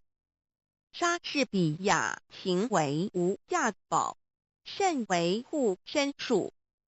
莎士比亚有德必有勇，正直的人绝不胆怯。莎士比亚为剑往往是非野心的阶梯，凭借着他一步步爬上了高处。当他一旦登上了最高的一级之后，他便不再回顾那梯子，他的眼光才夺目仰望云霄，瞧不起他从前所视为凭借的低下的阶梯。莎士比亚最理想的境地既不可达，人往往不知退而求其次。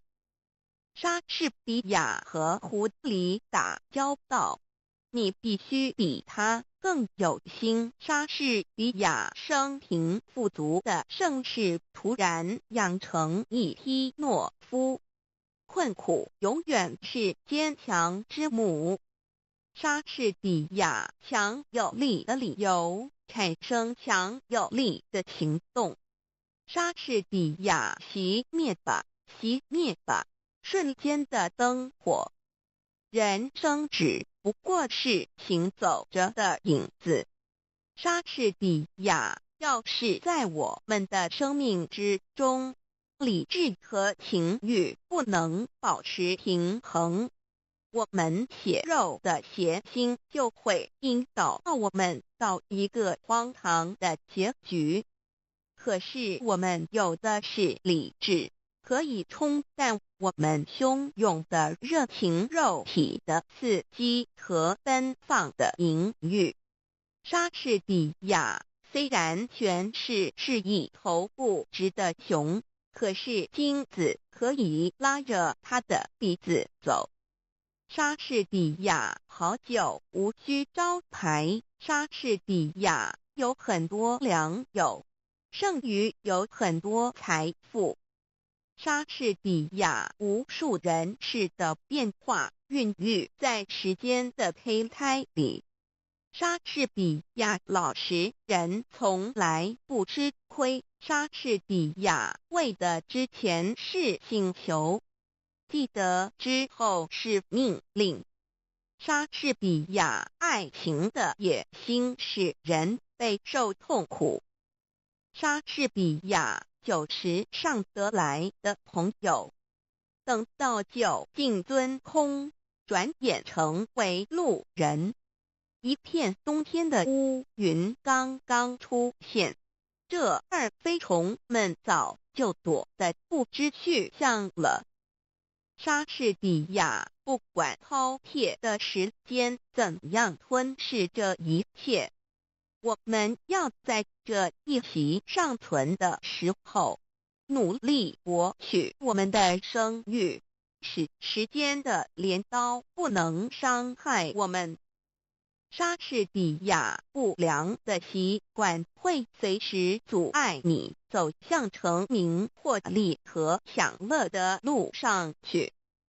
莎士比亚傻瓜的迟钝是才子的磨刀石。莎士比亚我们一个指头痛疼的时候，全身都会觉得难受。莎士比亚善恶的区别在于行为的本身，不在于地位的有无。莎士比亚金钱是个好兵士，有了它就可以使人勇气百倍。莎士比亚愚人的蠢事算不得稀奇，聪明人的蠢事才叫人笑痛肚皮，因为他用全部的本领证明了自己的愚笨。莎士比亚诡计需要伪装，真理喜欢阳光。莎士比亚爱比杀人重罪更难隐藏。爱情的黑夜有中午的阳光。莎士比亚爱你自己要爱在最后，真爱那些恨你的人。诚实比起腐败会给你赢得略多的好处。在你的右手里永远举着温顺的和平之，免得嫉妒之徒说闲话。做人要公正，不要怕。你所要达到的一切目的，应该是你的国家、上帝和真理所要达到的目的。莎士比亚谣言会把人们所恐惧的敌方军力增加1倍，正向回声会把一句话化成2句话一样。莎士比亚轻浮和虚荣是一个不知足的贪食者，他在吞噬一切之后，结果必然牺牲在自己的贪欲之下。莎士比亚老实人就是傻瓜，虽然一片好心。莎士比亚谣言是一只凭着推测、猜疑和臆度吹响的笛子。莎士比亚简洁是智慧的灵魂，冗长是肤浅的早是莎士比亚为失策找理由，反而是该失策更明显。莎士比亚提起那个怪物，虽然是魔鬼，会昏掉一切的羞耻心，也会做天使，把日积月累的美德善行熏陶成自然而令人安之若素的家常便饭。莎士比亚没有比正直更富的遗产。莎士比亚统一的太阳照着他的宫殿，也不曾比了我们的草屋。日光是一视同仁的。莎士比亚诚实比起腐败会给你赢得更多的好处。莎士比亚爱情不过是一种风。莎士比亚一个骄傲的人，结果总是在骄傲中毁灭了自己。莎士比亚爱是一种甜蜜的痛苦。莎士比亚任何大人物的张氏，无论是国王的冠冕摄政的宝剑大将的琼标，或是法官的礼服，都比不上仁慈那样更能衬托出他们的庄严高贵。莎士比亚什么地位、什么面子，多少愚人为了你这虚伪的外表而凛然而生。为莎士比亚老实说，一句有许多大人物尽管口头上拼命讨好平民，心里却一点也不喜欢他们。莎士比亚一个人无论有着什么奇才异能，当然不把那种才能传达别人的身上，他就等于一无所有。也只有在把才能发展出去以后所博得的赞美声中，才可以认识它本身的价值。莎士比亚爱的力量是和平，从不顾理性成规和荣辱，它能使一切恐惧、震惊和痛苦在深受时化作甜蜜。莎士比亚没有什么事是好的或坏的，但思想却是其中有所不同。莎士比亚人生就像一段重复叙述的故事一般可见。莎士比亚有些人对你恭维不已口，可全都不是患难朋友。莎士比亚被认为是诚实的人都会感到心里有莎士比亚。你的舌头就像一匹快马，它奔得太快，会把力气都奔完了。莎士比亚放弃时间的人，时间也放弃他。莎士比亚命运如娼妓，听见遭遗弃。莎士比亚爱情里面要是掺杂了和他本身无关的算计，那就不是真的爱情。莎士比亚生命在发展中得到延长，因为思想莎士比亚两个人骑一匹马，总有一个人在后面。莎士比亚要是不能把握时机，就要终身蹭蹬，一事无成。莎士比亚传播思想，无损于思想的传播者。莎士比亚，我们所要做的是，应该一想到就做，因为人的想法是会变化的。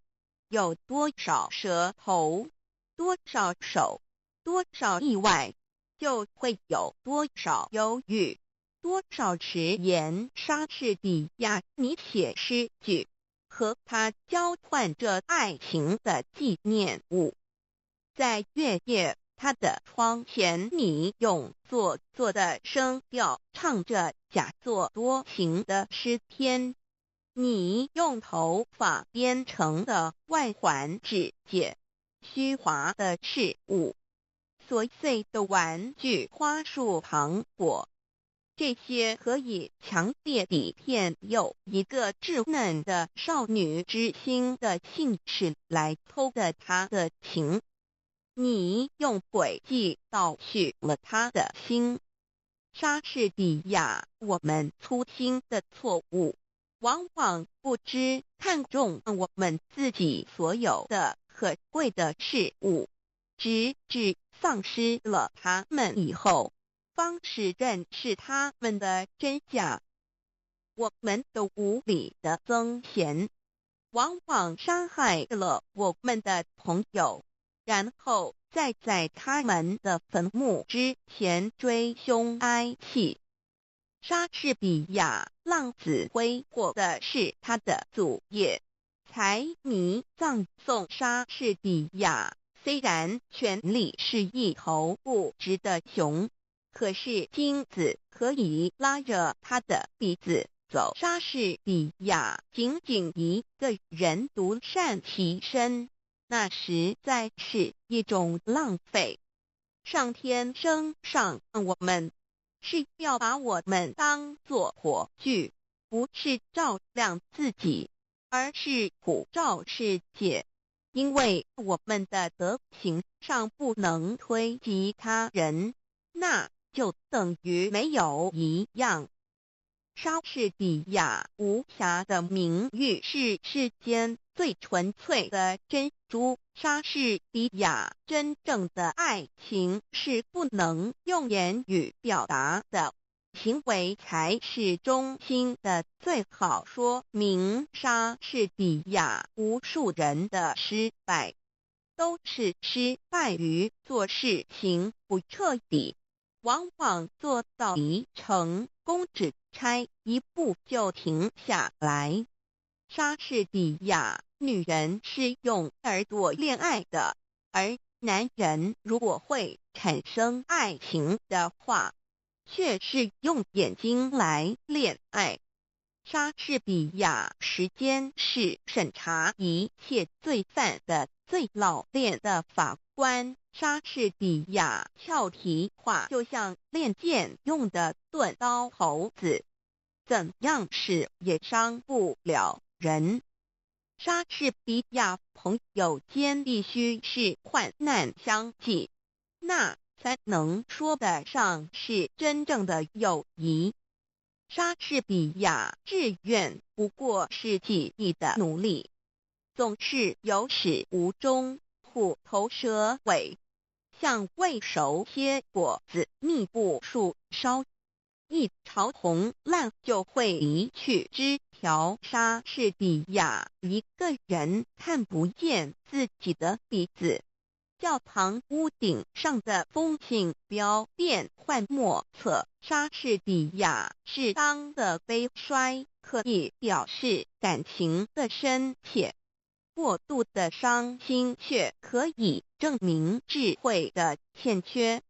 莎士比亚恶人的友谊一下子就会变成恐惧，恐惧会引起彼此憎恨，憎恨的结果总有一方或双方得到就有应得的死亡或祸根。莎士比亚谦虚是最高的克己功夫。莎士比亚欺人的期望是一个佞人。一个时刻，当死神将要温柔地替人解除生命的羁绊的时候，虚伪的希望却拉住他的手，使人在困苦之中苟延残喘。莎士比亚游戏是小孩子的工作。莎士比亚社会建筑在实力上头，所以实力变。莎士比亚有些人对你恭维不离口，可全都不是患难朋友。莎士比亚一个人思虑太多，就会失去做人的乐趣。莎士比亚爱比杀人重罪更难隐藏。爱情的黑夜有中午的阳光。莎士比亚必有忍，春乃有季，有容则乃大。莎士比亚一个人无论有着什么奇才异能，当然不把那种才能传达到别人的身上，他就等于一无所有。莎士比亚皇上就跟我一样，也是一个人罢了。一朵紫罗兰花，而他闻起来跟我闻起来还不是一样。他头上和我头上和顶着一方天，他也不过用眼睛来看，耳朵来听啊。把一切容钱丢开，还他一个赤裸裸的本乡，那么他只是一个人罢了。虽说他的心思寄托在比我们高出一层的事物上，可是好比一只在云霄里飞翔的老鹰，他有时也不免降落下来，栖息在枝头或地面上。莎士比亚，如果我们生命的天平上，一边没有理智的平衡，另一边情欲的平盘，那么我们身上下流的欲念就会把我们引导到荒唐透顶的结局。莎士比亚不太热烈的爱情才会维持久远。莎士比亚时间会刺破青春表面的彩饰，会在美人的额上绝深沟浅槽，会失掉稀世之珍，天生丽质，什么都逃不过他那横扫的镰刀。莎士比亚衣服新的好，朋友旧的好。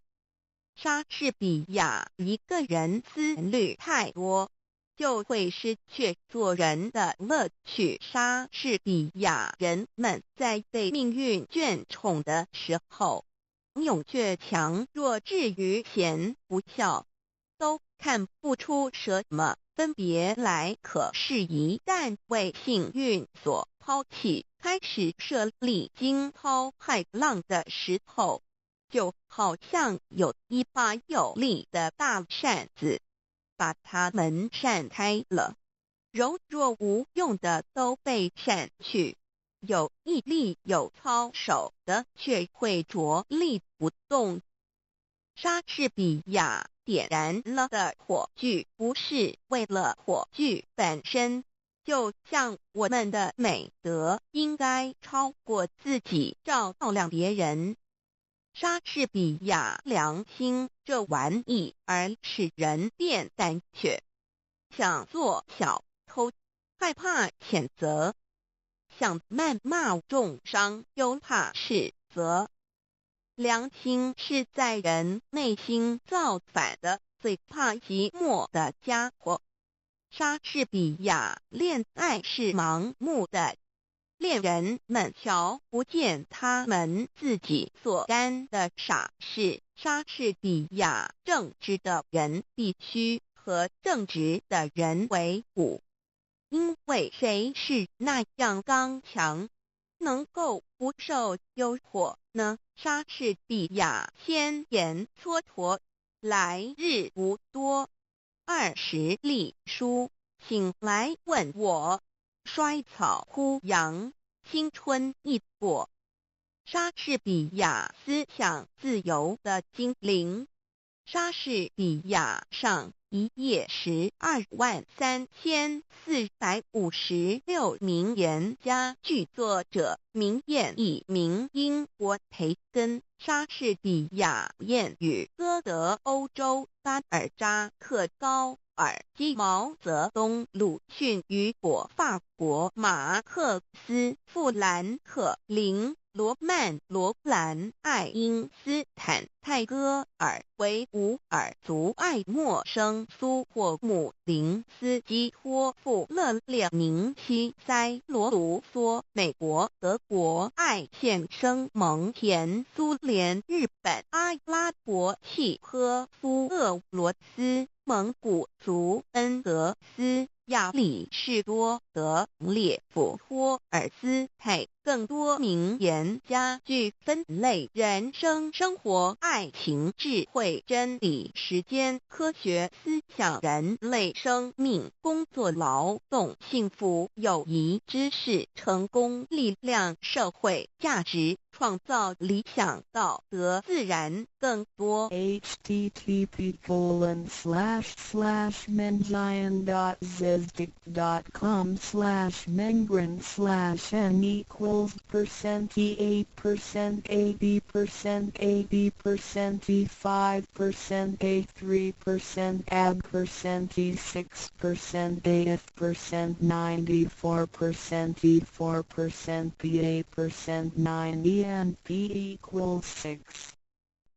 三宝 The 3 treasures for new doll receivers.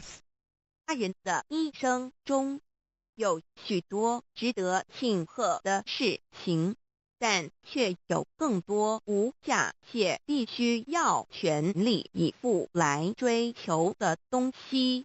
There are many things in life worth celebrating. However, there are even more priceless things worth pursuing with all our efforts. 2500多年前，当释迦牟尼佛仍是王子时，亲眼目睹了人世间之生老病死。他告诉自己，一定要找到一条永恒之路。于是他放弃了王位及荣华富贵，四处去找寻名师及永久解脱的法门。后来燃灯古佛为他受记，最后他修成了正果，也留下了许多的经典，引导众生开悟正果。About 2,500 years ago, when Sakyamuni Buddha was still a prince, he witnessed the four sufferings of life: birth, old age, sickness and death. He told himself, "I've got to find the way that leads to eternity." Thus, he gave up his throne and fortune in search for an enlightening master and a way to eternal liberation. Later, he was initiated by Dipamkara Buddha and eventually reached Buddhahood. Sakyamuni Buddha's teachings were collected by his disciples as sutras. The large collection of sutras has continued to guide sentient beings even till this day. 在一般人的思维里，极有价值、罕有又很不容易得到的东西，而且是人类所一直在追求的，我们才会称之为宝。今天您在上天的恩典及诸佛菩萨的祝福下求了道，得了三宝。的道就是当初佛陀及古往今来的修行者、宗教家倾毕生之力所追寻的永恒之路。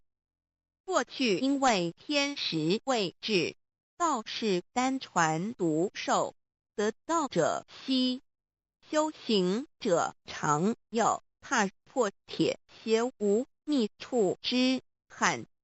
如今上天慈悲大开普度，得道者众，求道者可说是得来全不费功夫。虽然得道容易，也是自己累世佛缘根基深厚，祖上有德所致。所以当您求完道时，大家都给您道喜。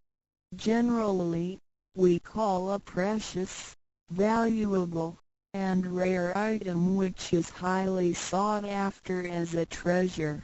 Today, because of the grace of heaven and the blessings from all Buddhas and Bodhisattvas, you have received Tao and the three treasures.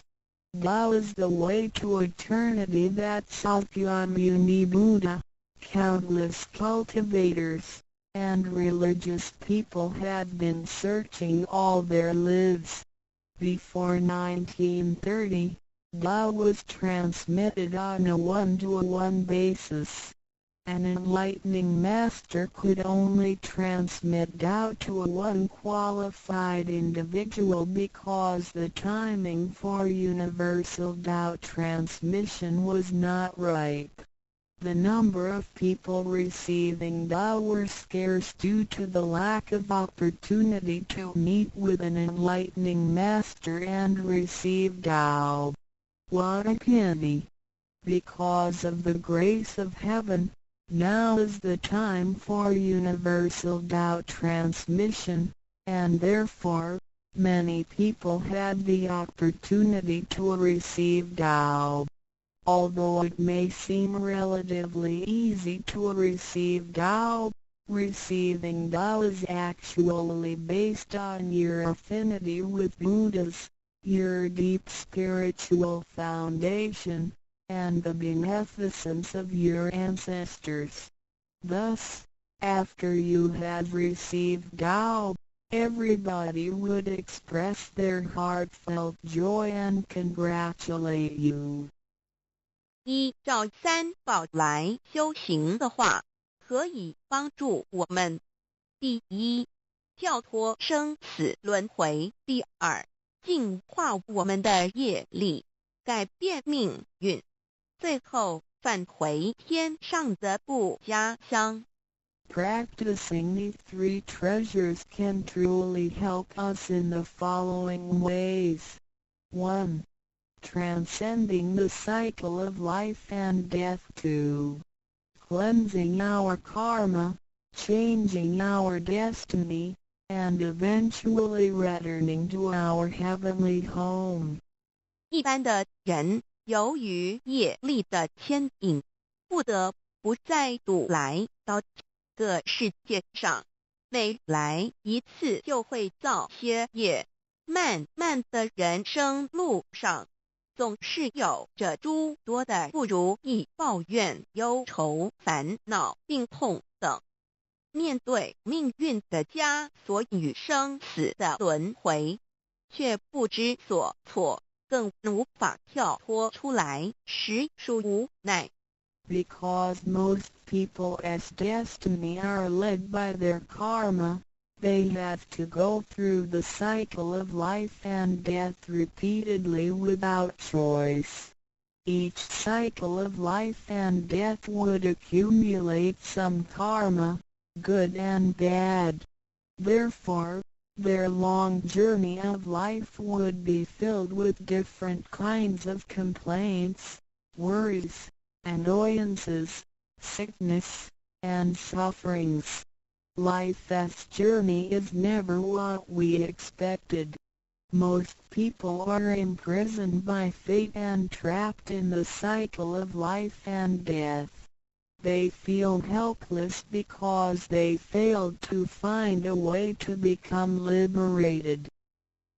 我们人的身体只是灵性暂时居住的房子，当生命旅程结束时，灵性会脱离身体，进入另外一个世界，而求道时得到的三宝就是回天的凭证。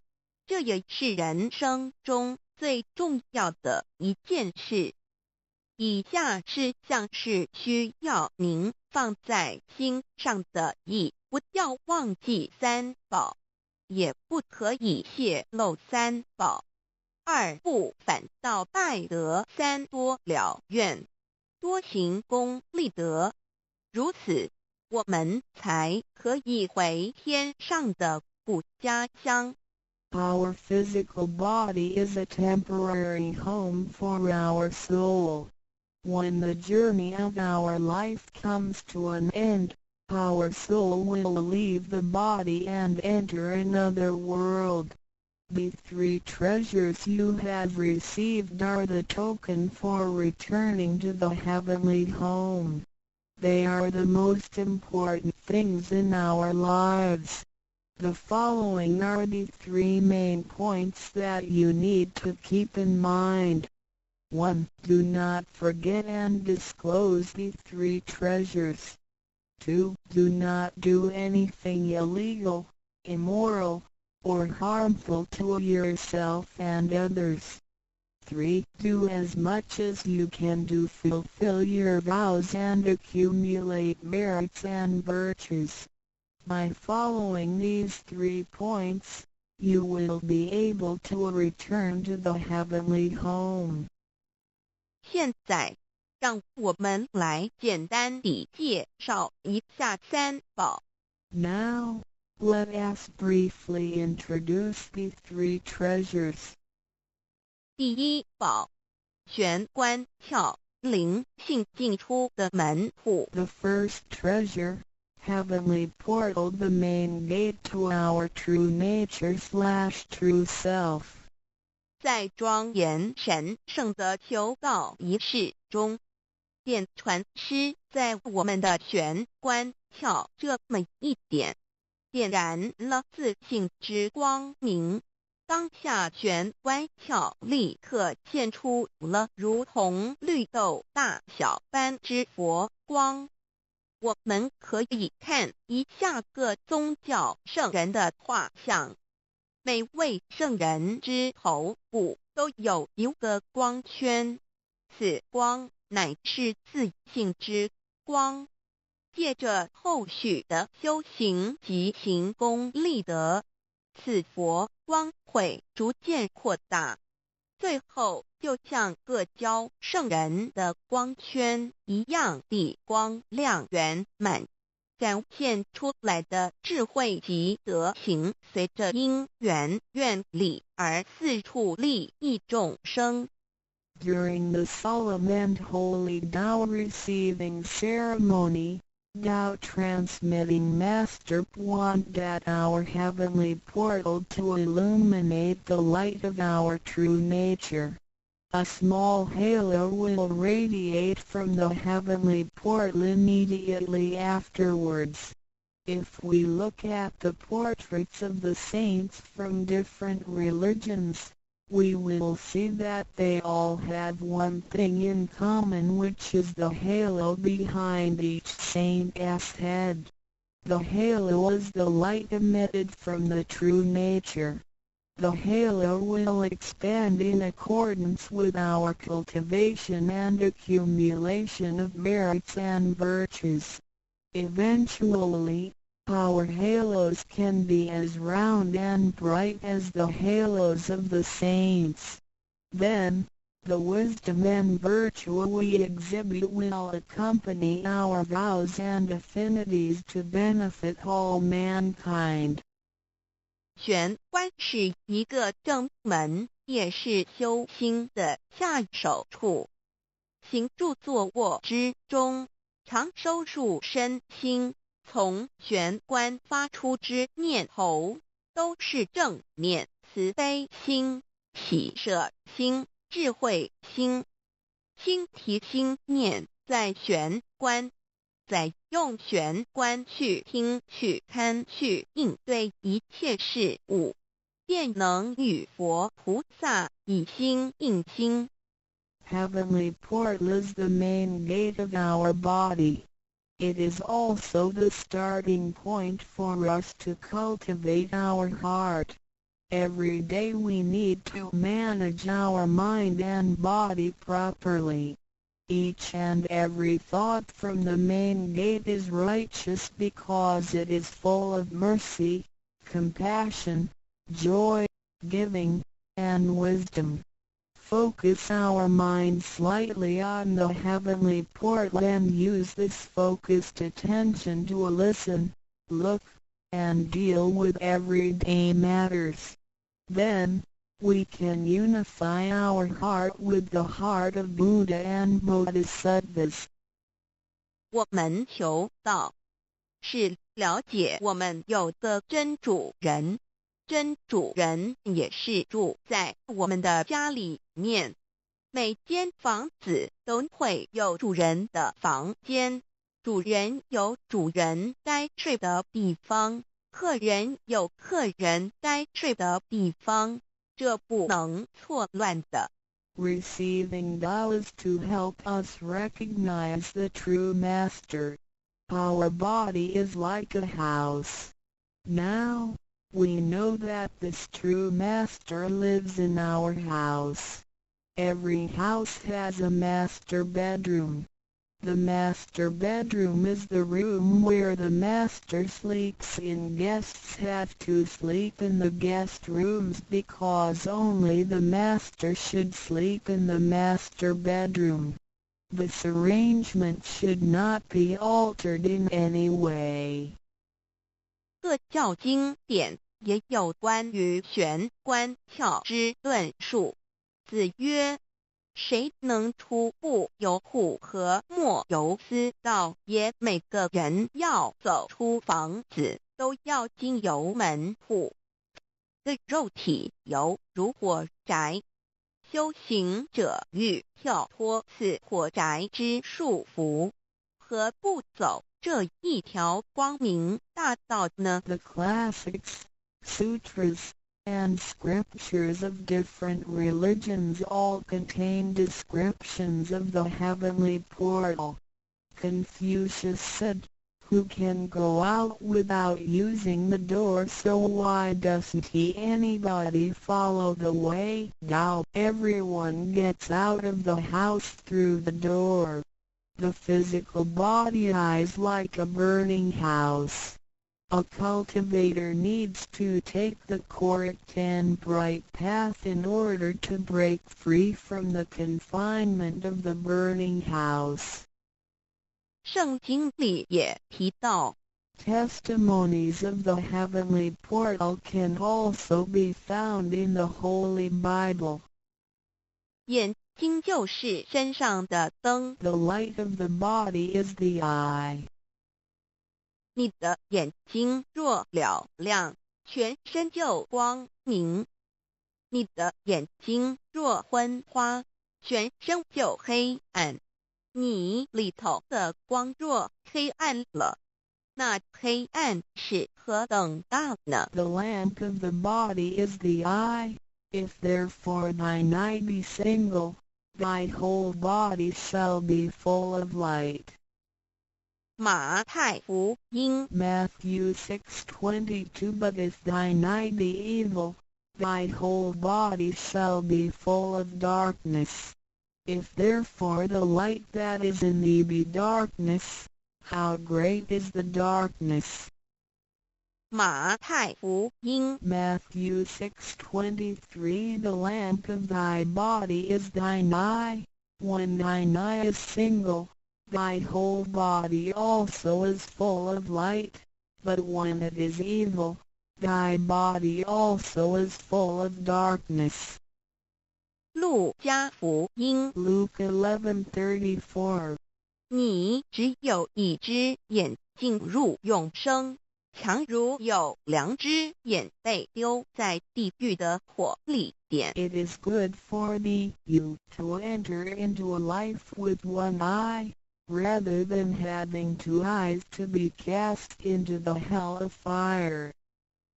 马太福音 Matthew 18:9试问是用左眼还是右眼上天堂进入永生呢？肉眼早晚会毁坏的，如何使人上天堂呢？ After reading the above verses, some questions may arise. For example, should we enter heaven and attain eternal life through the left eye or right eye, since the eyes of this physical body will deteriorate one day? How can they help us return to heaven?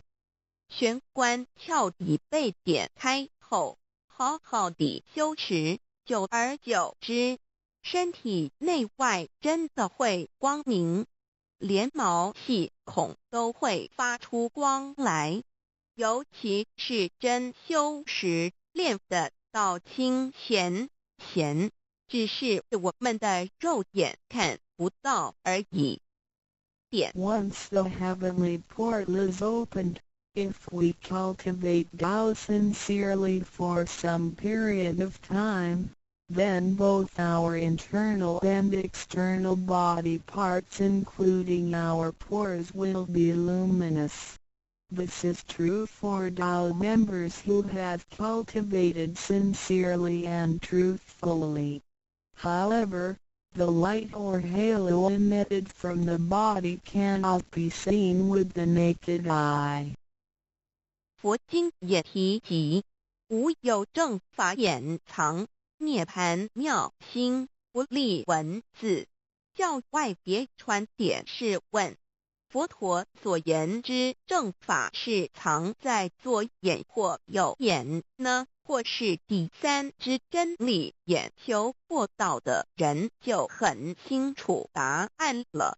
In the Buddhist Sutra, Sakyamuni Buddha also said, "There is the true Dharma in my eye.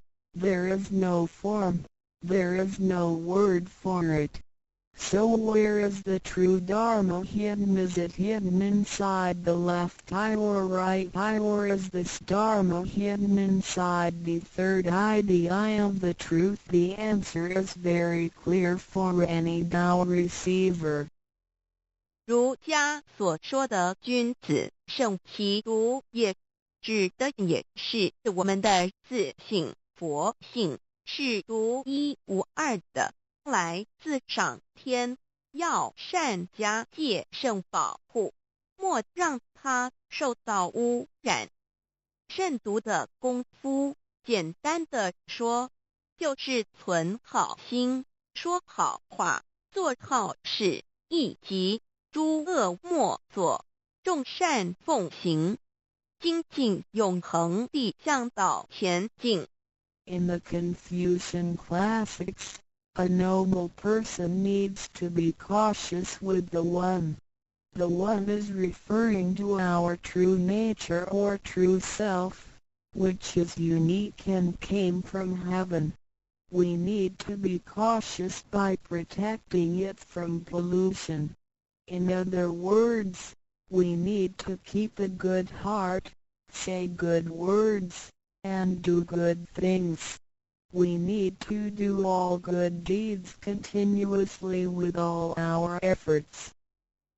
一个人若平日能够时常守玄，祥和之气自然会引发善因缘的发生。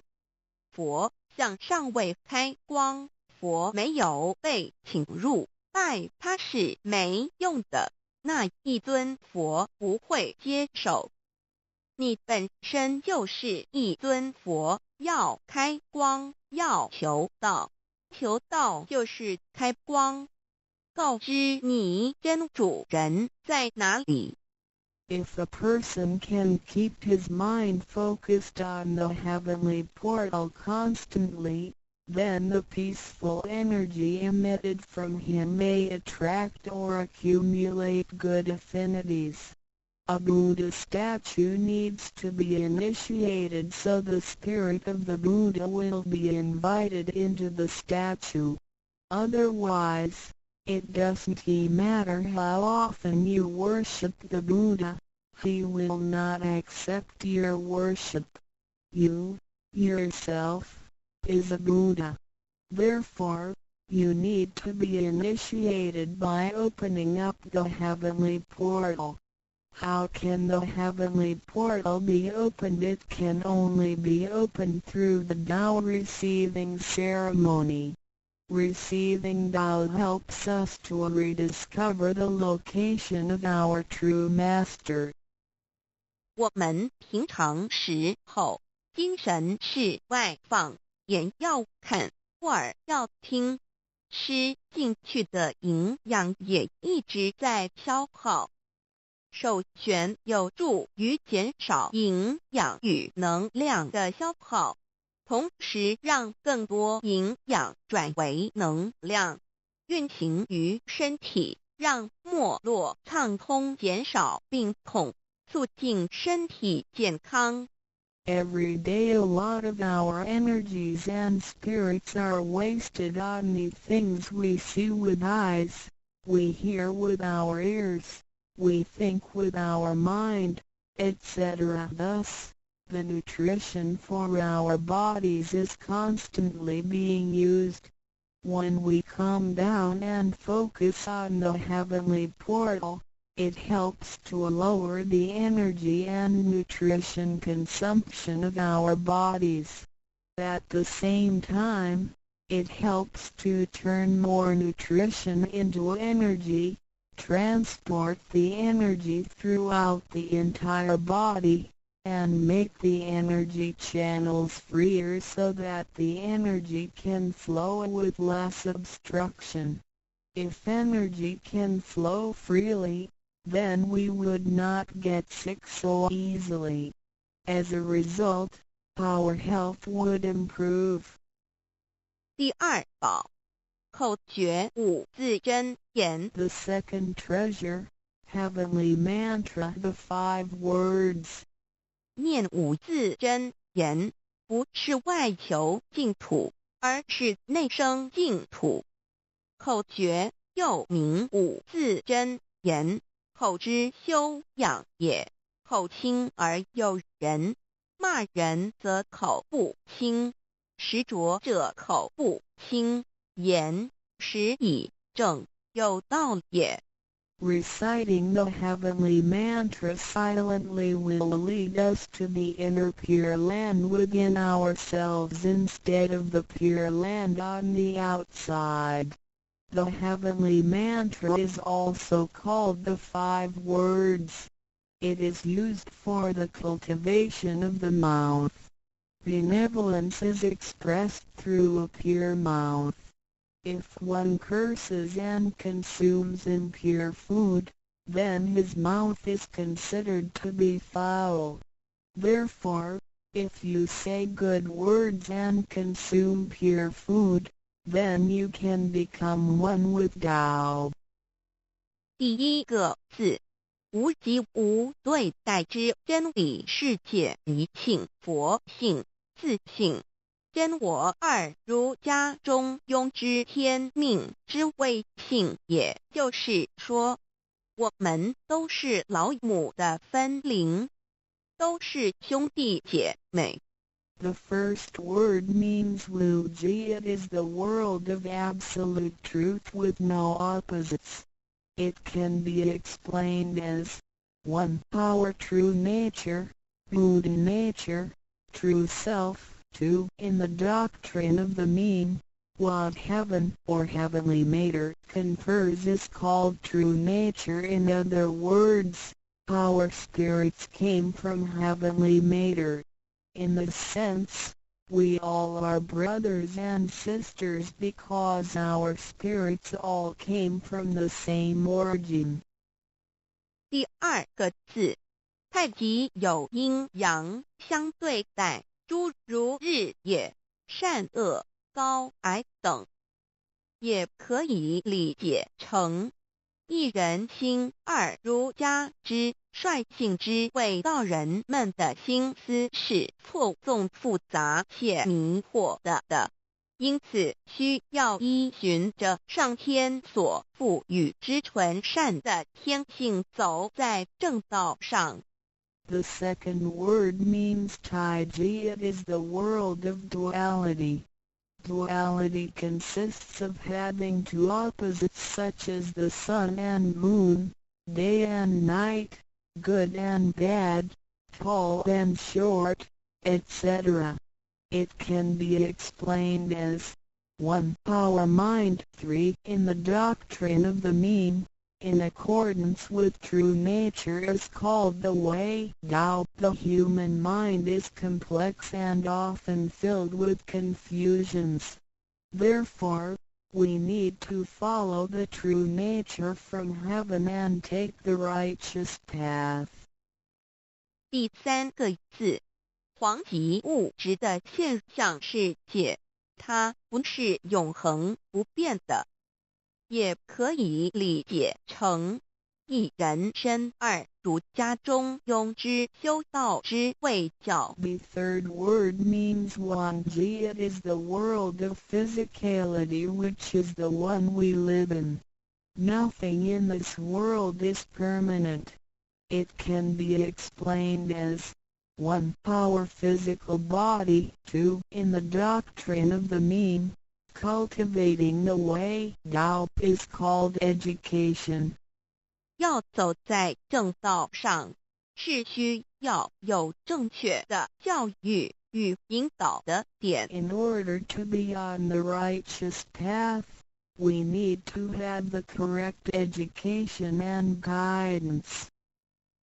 性心身是一贯的，性在心思万计，生命万能；性去心思尽失，生命不动。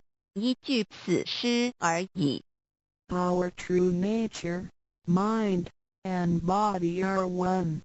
Without the true nature, our mind and body are useless. 第四个字是放出去，无所不在。The fourth word means permeating. The greatness of our true nature can permeate the universe. 第5个字是收回来，回到玄关窍里。The fifth word means contracting. Our true nature can contract and return to the heavenly portal. 我们的自信是无所不在的，而且自信是没有分别、没有对待的，才称为无极。无到极点就是没有分别对待。Our true nature is everywhere. It is absolute. It doesn't discriminate or judge. Thus, it is also known as Wuji, which means genuine emptiness. 弥勒也有慈爱之意，修行上让慈爱布满个宇宙，就如同老母及诸佛菩萨对众生的爱是没有空间的限制的。The fourth and fifth words can be combined to mean mercy and loving kindness.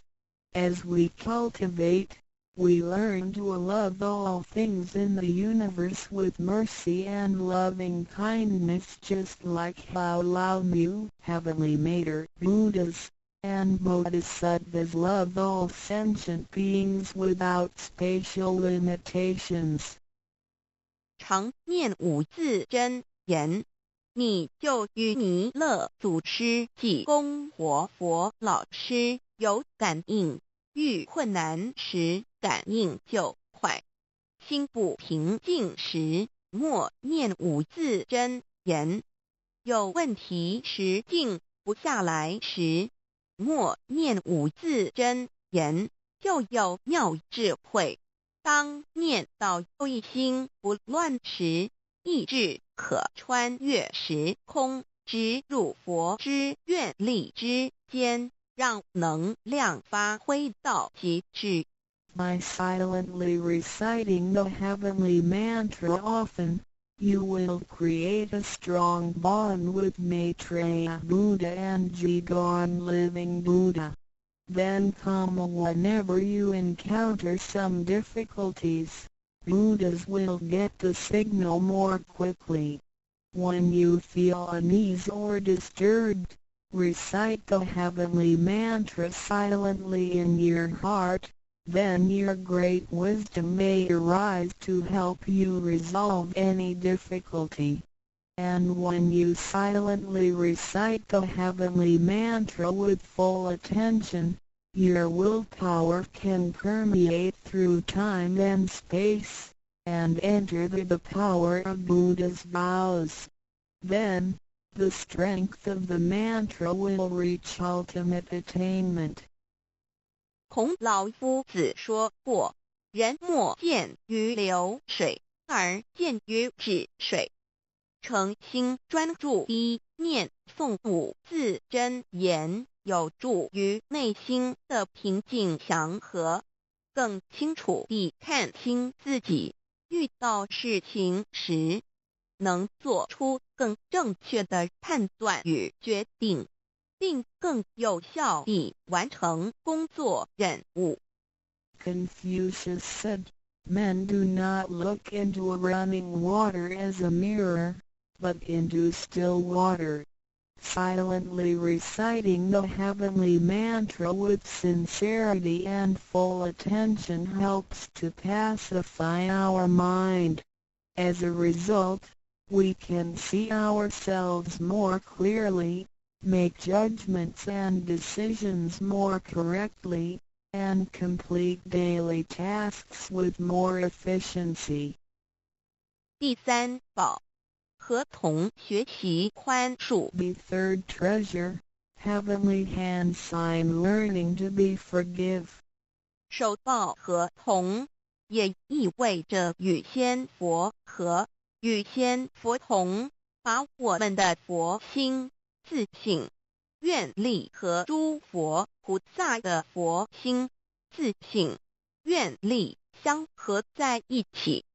我们和同修之间要和，三能同人与人之间要和要同，就要学习恕道，也就是己所不欲，勿施于人，学习宽恕。就像耶稣在十字架上所说的话，就是一种宽恕。人与人之间多一些体谅宽恕，才能和，才能同。若小同都无法做到，如何世界大同呢？此手印也是回天的一个凭证。Holding the heavenly hand sign means to unify our true nature with Buddhas and Bodhisattvas. It is the unification of our true nature and vows with the true nature and vows of Buddhas and Bodhisattvas. Similarly, we need to unify with all people including other Tao members by getting along with them. We need to learn to be more cooperating, understanding, tolerating, and forgiving, so we can form a perfect union. Confucius said, "Do not do unto others as you would not have others do unto you." The last words of Jesus Christ were also words of forgiveness. In order to form a perfect union with others, we have to be more understanding and forgiving. If we cannot form unity with the people in our society, how can we form unity with the rest of the world and achieve great harmony? The heavenly hand sign is also a token for returning to the heavenly home. 现在来探讨一下三宝的修持。Now, let us examine further the practice of the three treasures. 三宝珍藏蕴含道统真传、天命真传、心法真传，这三样每一样都很重要。The three treasures encompass the true transmission based on the lineage of Tao and the mandate of heaven. It is the wordless heart-to-heart transmission. Each of the three treasures is equally important. 求道时，点传师点的右手点完玄关之后，会用左手在玄关前做一个附带的动作。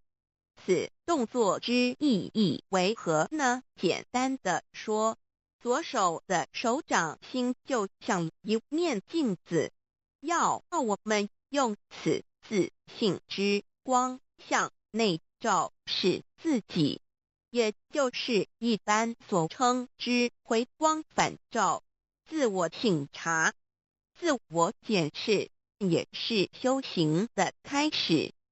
During the Tao receiving ceremony, Tao transmitting Master pointed at our heavenly portal with his right hand and made a gesture of covering it up with his left hand. What does this gesture mean? Simply speaking, the left palm is a metaphor for a mirror. The gesture signifies the constant use of this mirror to examine our inner selves. Self-introspection and self-examination are the beginning steps of Tao cultivation. 每个人自身有个自性真主人在当家，不是由眼、耳、鼻、舌、身、意六根产生之六种情境当家，也就是说，不被眼见之事物、耳听到之声音、鼻子所闻到之气味、舌头尝到之味道、身体所触摸到的东西及自身之习性来掌控我们。Every single person has a true nature or true master who is in charge of the mind and body. We should not let the 6 perceptions produced by the 6 roots of sensation, eyes, ears, nose, tongue, body, and mind, be the master. In other words, we should not let what we see with our eyes, what we hear with our ears, what we smell with our nose, what we taste with our tongue, what we feel with our body, and what we think with our mind, be in control. 现代人生活过于忙碌，需要留点时间收心。济公活佛老师慈悲说过，平时常手旋，祥和之气自然会引发善因缘的发生。为什么我们修道到最后，心性无法再提升？因为我们很少去反省自己，甚至从来不问自己内心深处什么是我们的真正需求，什么是我们的根本。若不从根本上去下功夫，以为来佛堂听道理就是修道，心性当然无法提升。 Nowadays, everyone lives a very busy life, so we need to spare some time to relax and bring peace back into our mind. Our holy teacher, Jigon Living Buddha, mercifully said, in your daily life, you need to find a suitable time and place to focus on the heavenly portal and empty your thoughts. Then, the peace and harmony around you will attract good affinities. How come our mind hasn't been elevated even though we have cultivated for some time? It is because we seldom examine ourselves. We never introspect ourselves, try to figure out what our needs are, and what the root is. If we think doubt cultivation is merely coming to the temple and listening to the Tao lectures, then our mind could never be elevated. The reason is that we do not cultivate from the root. 光可以说是动植物的一个生命之原点和铜代表一阴一阳融合在一起，正负阴阳磁场能相通。手抱和铜平日诚心敬意叩首礼拜，加上佛光的照耀及平日的行功立德，对身心健康有莫大之助益。 Light can be recognized as the source of life for animals and plants. The heavenly hand sign symbolizes the combination of yin and yang and the connection between the positive and negative magnetic fields. When we hold the heavenly hand sign and pay respect to heaven and Buddhas wholeheartedly, the heavenly light will shine on us. This heavenly blessing and the daily accumulation of merits and virtues will benefit us greatly in every aspect. 修持三宝时，首先要做的就是自我的反省，然后向第一宝自信佛忏悔、感恩。生世世以来，我们不断的在轮回，身口意不断造业，污染了自信佛，让其承担了罪业，不需忏悔。同时，也因为自信的作用，的肉身得以行功立德，利己利人，不需感恩于他。When practicing the 3 treasures, The first thing we need to do is to truly introspect ourselves. Then, we need to sincerely repent and thank our true nature. We had been through many cycles of life and death. In every cycle, we created karma, good and bad. The bad karma we created had polluted our true nature. At the end of every cycle, we burdened our true nature with the sins we committed. Therefore, we need to repent for the mistakes and bad karma we created with our bodies. However, it is because of the possession of this physical body that we had the opportunity to accumulate merits and virtues and create good karma to benefit ourselves and others. Thus, we need to thank our true nature for guiding our physical body in doing these good deeds. 第二宝，常默念五字真言，让心中的爱自然流露出来，爱自己，爱众生。第三宝，多包容宽恕别人。26时中，无论身在何处，更要时时提醒自己的心，愿力要和仙佛菩萨的心，愿力相合。If you silently recite the second treasure, the heavenly mantra, often, then you will naturally love yourself and all sentient beings. If you use the third treasure often, then you will be reminded to be more tolerant and forgiving. Always remind yourself that you need to unify your heart and vows with the heart and vows of Buddhas and Bodhisattvas.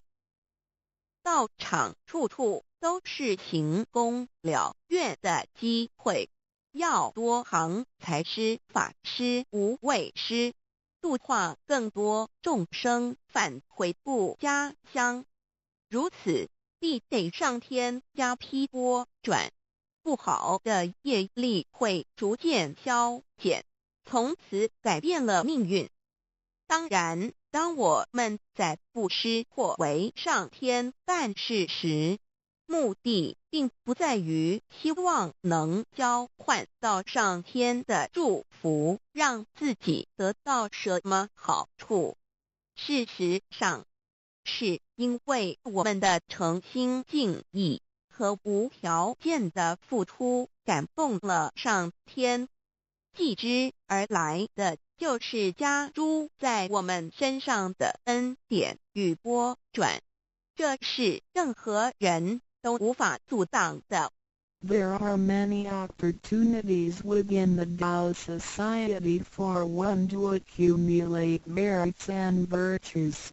We need to seize every opportunity to help more people to return to the heavenly home by making some material contributions, truth sharing, and voluntary contributions. As a result, we will receive blessings from heaven. Then, we can change our bad fortunes and bad karma into good ones, so our destiny can be changed as well. We do not make material contributions or propagate Tao for the sake of our own benefits. If we do good deeds with sincerity and without asking for anything in return, then heaven will reward us. We will, then, receive grace and great help from heaven. These blessings will come naturally to us without hindrance. 从我们求道那一刻起，我们的姓名就已经登记在生命册上，成了上天的人。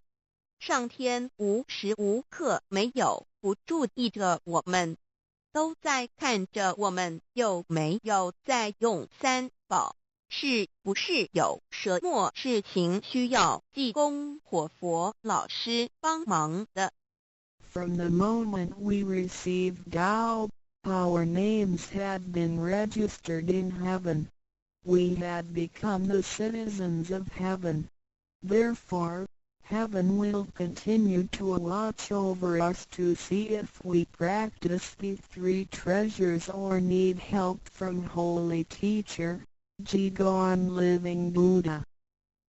现今人类的物质科技虽较以往进步，但幸福的指数并没有提升，而且灾劫越来越多。部分的原因在于人的负向思考与行为、自私与贪婪，造成价值观的扭曲与变相。有太多的人对未来都有着不乐观、不安定的感觉。面对着下一代的子孙，我们能留给他们什么呢？想要圣凡如意，就先问自己有没有众圣轻凡。圣事就是上天所在办理的普度众生之事，凡事就是和我们个人相关之人间事。有句俗话说，你看重上天的事，上天也必定重视你的事点。 Technology and living conditions have improved tremendously in the 21st century, but the index of happiness hasn't risen at all. In addition, there is an increase of natural and man-made disasters. This is partly caused by humans' negative thinking and behaviors, greed, and selfishness. These thinking and behaviors twisted the values of our society. Therefore, there are a lot of people who are pessimistic and uncertain about the future. So what can we give to the next generation if we want our worldly and holy affairs, the work of heaven, to be smooth and successful?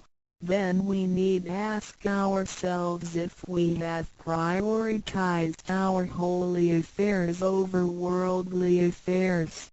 Holy affairs are defined as activities of truth-sharing and doubt propagation, and worldly affairs are defined as our day-to-day activities and matters. There is a saying, if you prioritize the work of heaven, heaven will prioritize your affairs as well. 愿大家能在三宝修持上多下功夫，守住自己的愿力，并实际付诸行动，本着真心佛性，借着的肉身来做佛事，共为三曹普度而尽心尽力，众生将会因你而得救，你也因众生而成就。如此，世界大同不再是个虚幻的名词，真正的和平必会来到的。I hope everyone will make every effort to practice the three treasures, guard your vows, and put them into action. Remember to make good use of this physical body by following your true nature/Buddha nature. We can work together to help with the salvation of the three worlds. Because of your efforts, sentient beings can transcend the cycle of life and death. In return, you can succeed because of these sentient beings. Then, great harmony is not just an illusion. It will certainly be achieved. 感谢您，愿上帝赐福与您。Thank you very much. God bless you. ndroducdialandudao.html 先天大道简介中应对照 http://www.cloudlibrary.com/category/c63006.htm Introduction to DAO 先天大道简介 Introduction to DAO 中应对照先天大道简介一和为先天大道二道与我有什么关系？三求道是求什么？四求道对我有什么好处？五具备什么条件才可以求道？六求道对我的生活有什么影响？七道的宝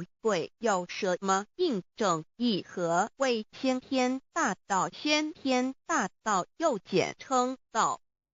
我们若仔细地去观察，心窍开悟之后，就可发觉宇宙间森罗万象皆是杂而有序，而自然界万事万物的运转，也都有一定的法则。这天地人是万物的真主宰，就是道。道乃在天地生成之前即已存在，故曰先天大道。道者理也，理就是真理。在天地人万物未生以前，道即已存在，而道能生天、生地、生人、生万物万类。在天地人万物毁灭之后，道不会毁灭。道因为无去无来，不生不灭，乃代表着宇宙间亘古不变的真理。道的本体，也就是宇宙自然的本体。在混沌未判之初，宇宙间只是一团灵妙理，无天无地无人，也没有语言和文字，所以我们实无法以任何语言、文字或思虑来形容它。故大道无名强名曰道，我们也是勉强用到这个名词来代表它。在天地万物生成之后，道又能贯穿于宇宙万事万物之中，使一切的自然现象均能呈现和谐有条不紊的运转。这就是道的妙用。道大理为，我们虽然无时无刻离不开道的本体和妙用，却又很不容易去认识它。因此在2-3千年前，各教圣人应运出世，各化一方，针对当时天时地利及众生的根器，留下千经万典，传下诸多去恶从善的修持法门，同时也让芸芸众生认识了冥冥中宇宙万事万物均有一个真正的主宰，或称为上帝，或称为造化，或称为天主。我们称其为道或无生老，均是一名而同义。我们对道有了深一层的认识和体悟之后，就会了解天地间实无一物不是道之本体与妙用的合一。因此道虽然涵盖各大教门的经义，为千门万教的总源头，确实不局限于宗教的领域里，而上帝或老也不只代表着一切宗教的最高信仰中心，更是天地万事万物万类的根本源头与最高主宰，及宇宙间永恒不变的真理之道。所以我们今天有机会了解什么是先天大道，不只找到了各大教门的最高信仰中心，也找到了宇宙的根本源头与最高主宰，更能对宇宙至高无上的真理有一个初步的认识。道之真义，在先天之先不为先，在后天之后不为后，即大上有可量，即为上有可止，为道即大不可量，即为不可止。不所以大无不包，为无不入，无所不贯，无所不通，无所不彻，贯彻了天地人万物万类，贯彻了33天外，贯彻了千经万典，贯彻了千法万法，贯彻了千教万教，贯彻了千佛万祖，贯彻了我之一身。此乃显天大道宝贵的真义，人人必须知真觉，亦即是人人与我与人人良心之行也。此乃万众一心，万国一家，世界大同，此先天大道之宝贵也。二，道与我有什么关系？道的宝贵在于它大而无所不包，细而无所不入。天地生成之后，道贯穿于天地万物万类，使得日月星辰之运转各有其时，4时之交替，万物之消长各有其序。而最宝贵的是各天地万物的主宰，同时也是我们人一生之主宰，曰性理，使得我们不学而能看，能听，能吃，能动。因此我们不只要探求天地间的治理，更要回头认识我们身上固有的真理。不，先天大道即是性理真传。道的宝贵并不在于它有什么神秘稀有或特殊之处，而是在于它平时，但我们却时时刻刻离不开它的本体与妙用。我们反观一下自身，就会发觉我们身体的结构是非常精密和奥妙的。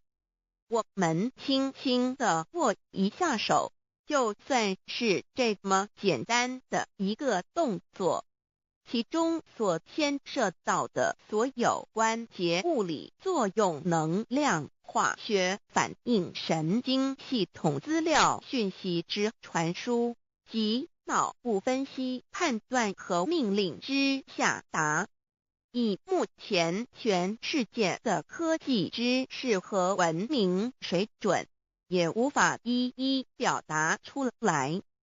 但是我们做出个动作的能力，却完全不因个人知道上了程度的差异而有任何影响。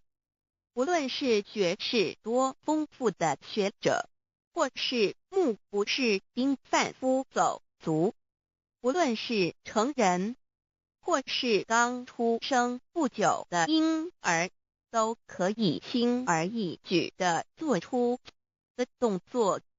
人人与生俱来，不学而知，不学而能，无增无减的良知良能，就是主宰我们一生的道。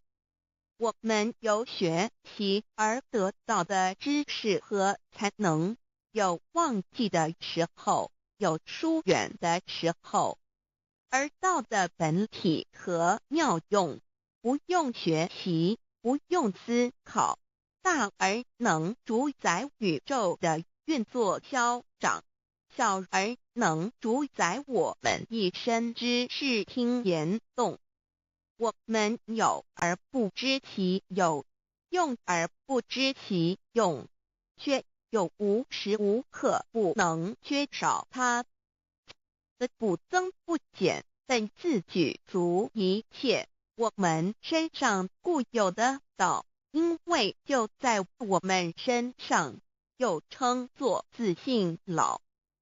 我们了解了个主宰天地万物的道，在我们身上就有，它的作用不应受到我们赞美或否认而有任何增减。无论种族、肤色、国籍、宗教、信仰或贫贱富贵，均无分无别。因此，我们能求得先天大道，不只找到了宇宙的根本源头，也找到了不生不灭的真我。不只认识了宇宙，也认识了我一生的真正主宰。不只追求到了宇宙之治理，也找回了我身上本有的真理与良知良能。先天大道的根源是在我身上，原来固有的是我由先天带来的良知良能，即是我的良心。我的良心即是天心，天心即是道心，此心无形无相，即是真空。真空之妙，空而不空，空中妙有。妙有者，生天生地生人生万物万类之大本也。妙用者，万灵真在也，主宰天地人万物万类之真主宰，亦即是主宰我之一身。故曰道在无身，一切万能。道离无身，此身在无一能。先天大道如此宝贵，乃人人必须追求之道也。三求道是求什么？静心观察我们所存在的这个宇宙，我们往往会赞造物主的神奇。自然界每一刻皆有无数的事物在同时运转，而其整体却又是那么协调。我们身上的这个真理不也是一样吗？每一分一秒，我们身上皆有无数的生化反应、物理作用等同时发生。道的妙用分布在我们身上，不用学习，不用思考，其作用虽成千上万，合起来却只有一个自我。一切有条不紊，自然而成。道在无身，运用自如，在眼能视，在耳能听，在口能言，在鼻能闻香臭，在身能运用行动做事，此即道在我身之妙用。所以我们了解了道不只主宰着天地万物，更主宰我们一生。宇宙根本源头最高主宰与我一生主宰，并非二也。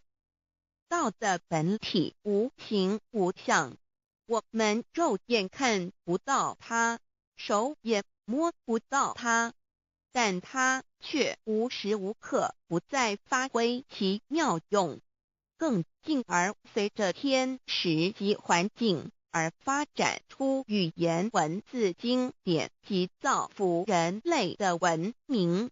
此即是我们良知良能之作用。一般人不了解到在于我们自身的本体和妙用，只模糊意识到它的存在，便以灵魂代表它，我们称其为自性老。因其没有生灭，也不会毁坏，我们也称其为真我。此真我乃是最富足、最圆满、最光明、最完美、永恒不朽的。现在我们来生一看，看得见摸得着有形有相的肉体，能不能代表我把一个人生命中不同阶段的照片拿来比较，我们就可发觉面貌是无时无刻不在变化的。我们一般均习惯以相貌认人，但相貌却不是永恒的。我们的肢体也不是真我，某些人不幸失去了一只手或一只脚，仍是好好的活着。我们的内脏呢？现在科学昌明，其自己能把动物的心脏成功地植入人体。我们不能因此说这人不是他自己了。就算头的脑细胞从我们一出生就开始不断的在坏死、减少和变化之，因此有形有相的肉体只是真我的一个工具而已。肉体虽然看似真实，却无时无刻不在改变之中，不需数十年又变成一堆黄土。因它不是永恒的，我们称之为假我。对于真我和假我有所了解之后，我们也就可以了解我们为什么要求到了。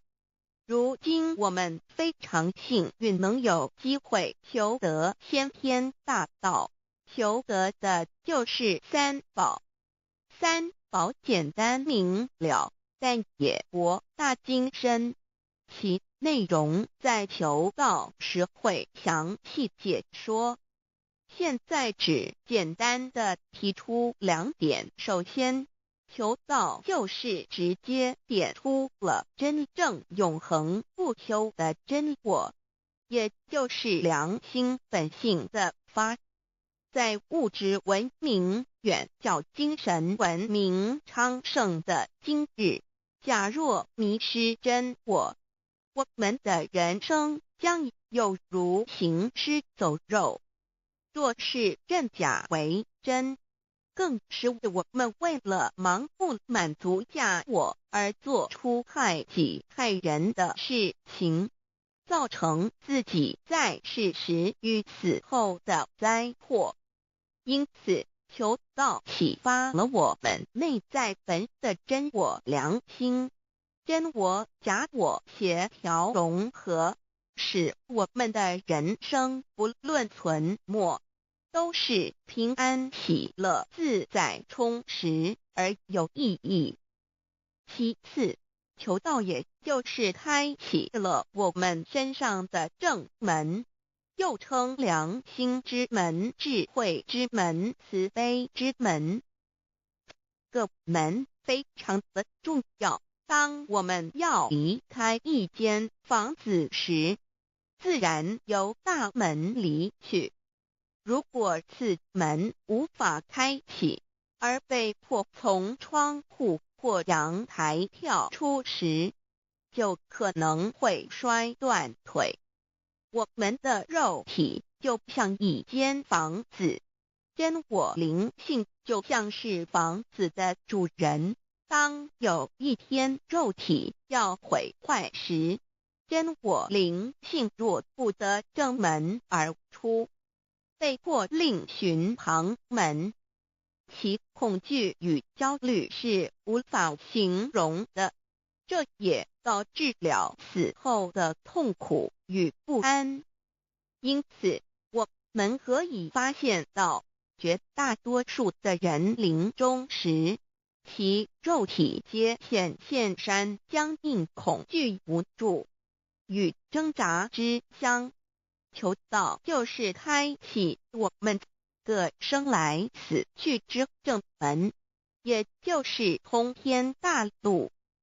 因此，我们今天很幸运能求道，求得三宝，打开灵性通天之正门，可以让我们找回真我，认识我自己身上的道，自然以良心作为待人物之准则，使人生更有意义，更进而解决生死大事，得到超生了死的保障。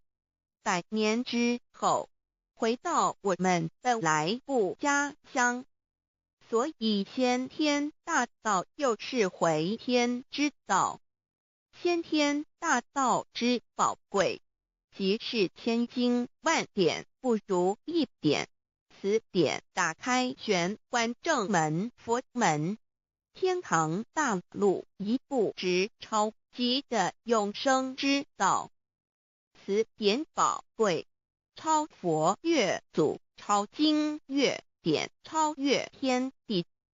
得到这一点宝贵，它是诸经之师，诸法之王，诸佛之天地之故曰超生了死级的永生，不毁不灭之先天大道也。此乃即是人人原来固有的，必须返回天之道也。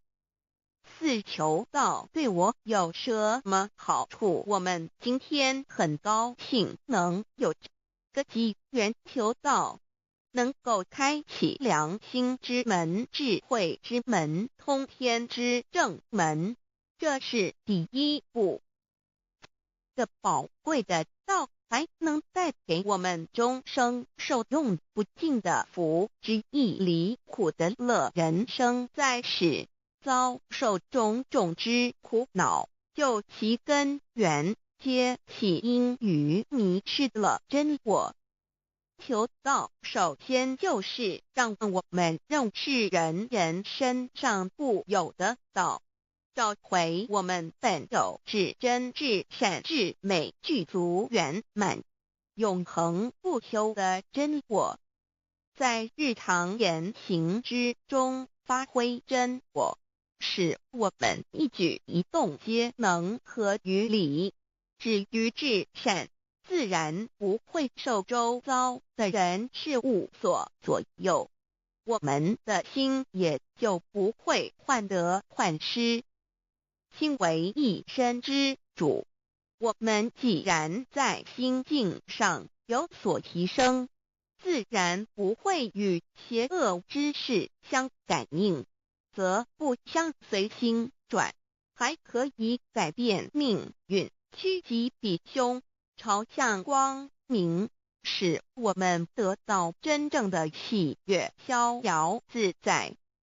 2堕地难，自有人类文明以来，道的真意便代代单传独授，其没落贯穿了早期的主要文明，如中国、印度等。奈何近100年来，人类受物欲所逼，在空前繁荣的物质文明中逐渐迷昧了良心，甚至竟将制造威力极大的杀人武器。回顾数千年人类历史，在近代短短数十年间，便发生了2次世界大战，无数小战，伤亡无数。滥用科技文明，同时也损害了自然环境，造成大气臭氧层之破坏、全球性气候的改变、人心之变，干造了天灾人祸连连。人类已为自己酝酿了一个空前的浩劫，因此上帝洪恩慈悲，特将大道谱传于世，以挽救良善。求道以后，我们时刻存着道心，以良心待人处事。当遇有人力不可挽救的灾祸时，只要诚心使用三宝，必能灾必劫，逢凶化吉。此事验证甚多，不胜枚举。三超生了四人生，有如一段苦乐相参的旅程，遭受生存竞争、衰老、病痛、死亡等困苦，人皆难免。而人间种种欢乐又往往是短暂易变的，尤其当旅程结束时，终究成空，归宿渺茫，更不禁令人凄独怅惘。是以智慧者有见于此，乃以超生了死，追求真实永恒的人生意义为人生至高之目标。古代先修后的，因此古人为求超生了死，尽毕生之力苦修苦行，仍难以访得名师达成心愿。如今大道谱传，先道后修，在求道过程中，天命名师一指，开启了我们通天正门，先赋予超生了死的保障。我们得道以后，认识了真我，以真我为主宰，远离邪心妄念，让我们的心念、言语、行为，无论待人处事，皆合于良知。100年之后，真我灵性自然返回故家乡，永享平安喜乐。4成圣成贤求道，也就是为我们种下一个成圣成贤的正因道种。只要我们以智慧慈悲心境灌溉它，它必然萌芽开花结果。在此功利主义弥漫的黑暗时代，大道乃是光明的灯塔。求道修道，不仅让我们能够独善其身，更使我们有机会可以兼善天下。求道之后，只要我们时刻抱着道心良心，在日常生活中真诚实践道的精神，不计个人得失荣辱，努力使周围每一个人都可得享道的好处，让道的光明照亮每一个角落，尽其一生精进不懈，则在世即成就圣贤事业。归天之后，必证圣贤果位无疑。先天大道的宝贵就是天道天命，天命就是三曹名师，名师一点玄关开，打开正门佛祖来。天堂非在我身外，天上地下我都在。此乃先天大道的尊至贵至宝也。先天大道，天命宝贵，三曹名师这一点妙至极意，非是在言语文字相声音可得，非是在千经万典上的，非是在讲经说法上的，非是在是指变聪上的，非是在活学才能上的，非是在才高八斗上的，以上皆是生死法对待法，非是超生了死脱对待了生死之法也。此次级的先天大道妙用妙能的宝贵，其妙极矣。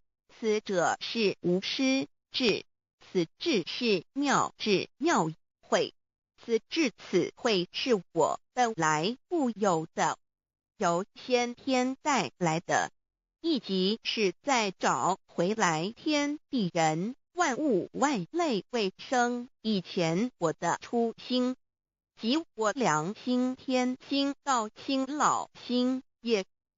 先天大道之妙，此妙之贵，妙不容言，不学而知，不学而能，亦即是先天带来的先知先觉妙用妙能。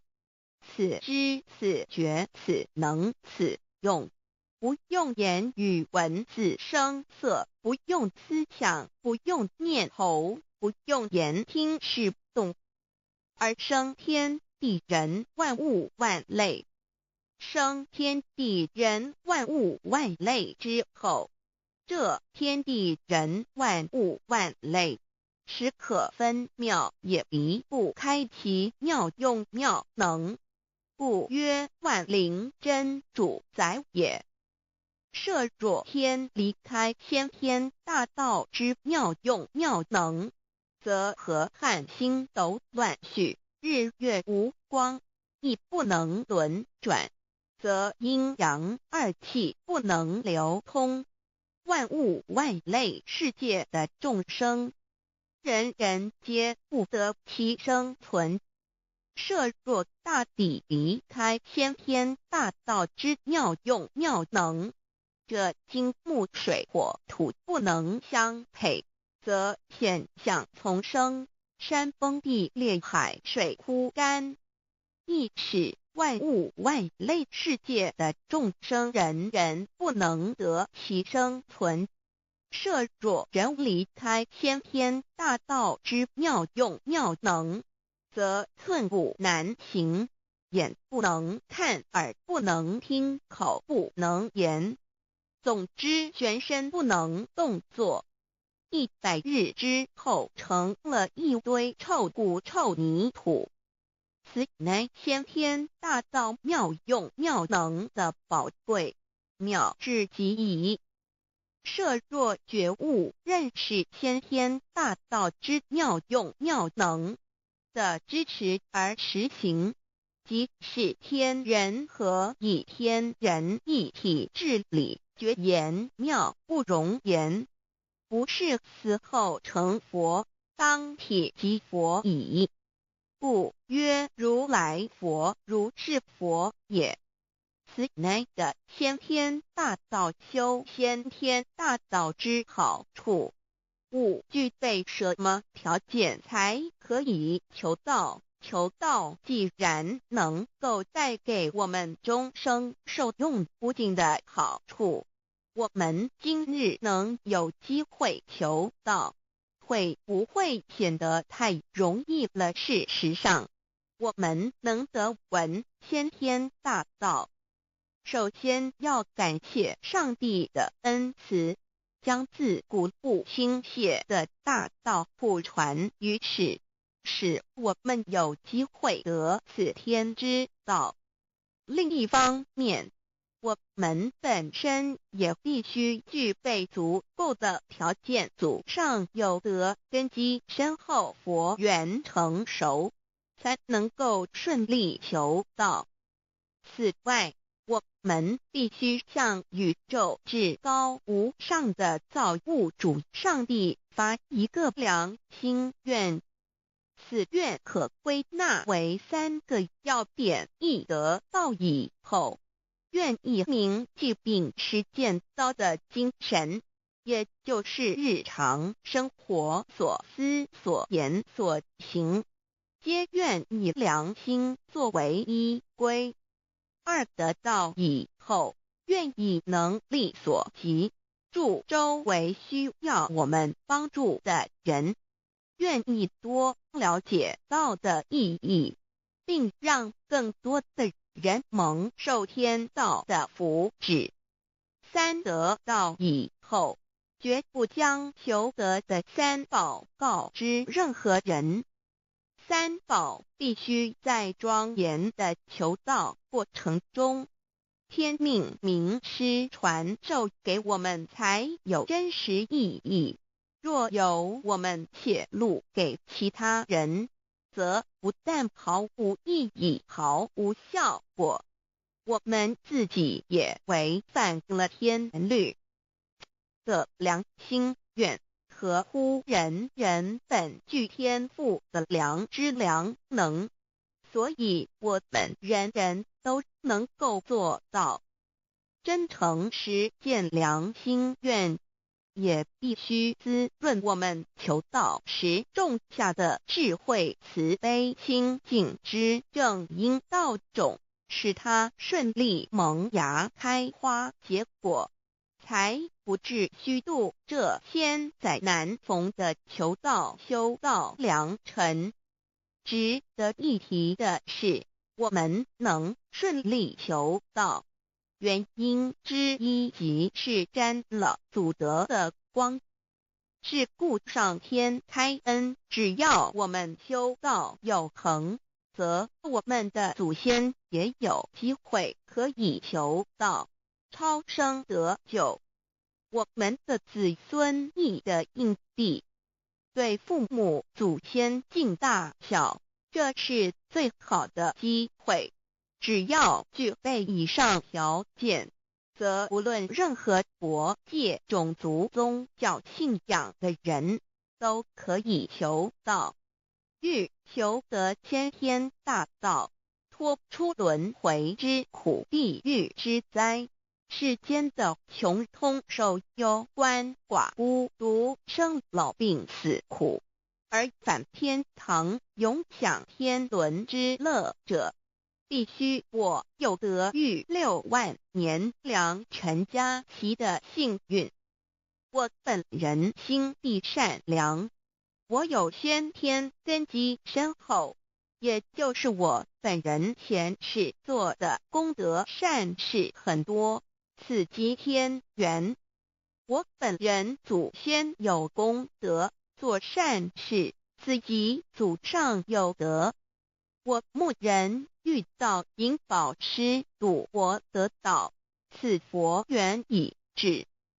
也就是前生我们一同做过功德善事，或一同有修过宗教，今生遇天道降世，一同得道修道，此乃佛缘已至。6求道对我的生活有什么影响？现今正值上天恩开，先天大道普传，拯救良善之时，故普传方式皆以方便善巧，与众生契机为原则，因此求道不会对我们正常的生活造成任何负面影响。这与以往许多人苦修苦练，甚至出家的修行方式有很大差别。也正因为如此，先天大道能在日新月异的现代，适应社会的各个阶层，传布到世界的各个角落，使人人皆有共沾天恩的闻大道的机会。关于求道对生活有什么影响，我们就以下几点来看。亦与任何宗教没有冲突，道代表着天地万物及我们一生之最高主宰与真理。不止在各大门创始之前，甚至在天地未生以前，道就已经存在了。因此，任何教门只要其教义是追求真理及实践良心，就不会与道有任何冲突。事实上，不止宗教，只要我们以探求真理的角度去观察，则自然界万事万物皆能与道吻合与印证。若我们原有某种宗教信仰，求道将不会造成任何抵触，也不会使我们背弃原有的信仰，反而让我们对真理的探求有更深一层的体认。二、以良心经为最高规戒每一个人生活环境中的文化习俗、时代背景、法律条文及价值观念都不完全相同，因此没有任何一个具体的规戒或条文能够适用于所有的人。所以求道后的规戒着重在我们每个人真我良心之实践，由真我良心主宰自己，而不是在经典之背诵上及律法之钻研上下功夫。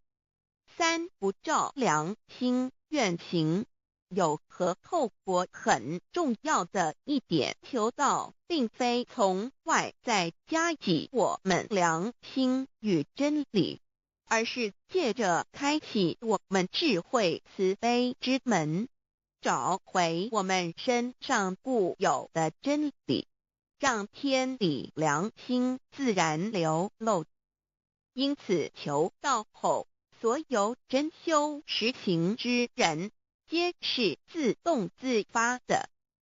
是不，求道后，若我们不照良心愿而行，并非将出现任何外力来强制我们遵行此愿，而是将受到自己良心的谴责，由真我良心督促自己，而自然改过向善。四、圣凡间修真我之实践，并不局限于教堂或寺庙之中。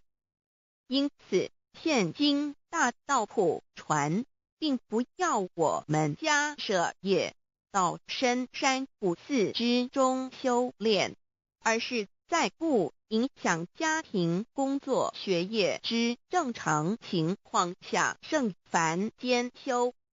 在日常生活中，时时刻刻一言一行，皆能以天理良心为依归，就是真我之实践。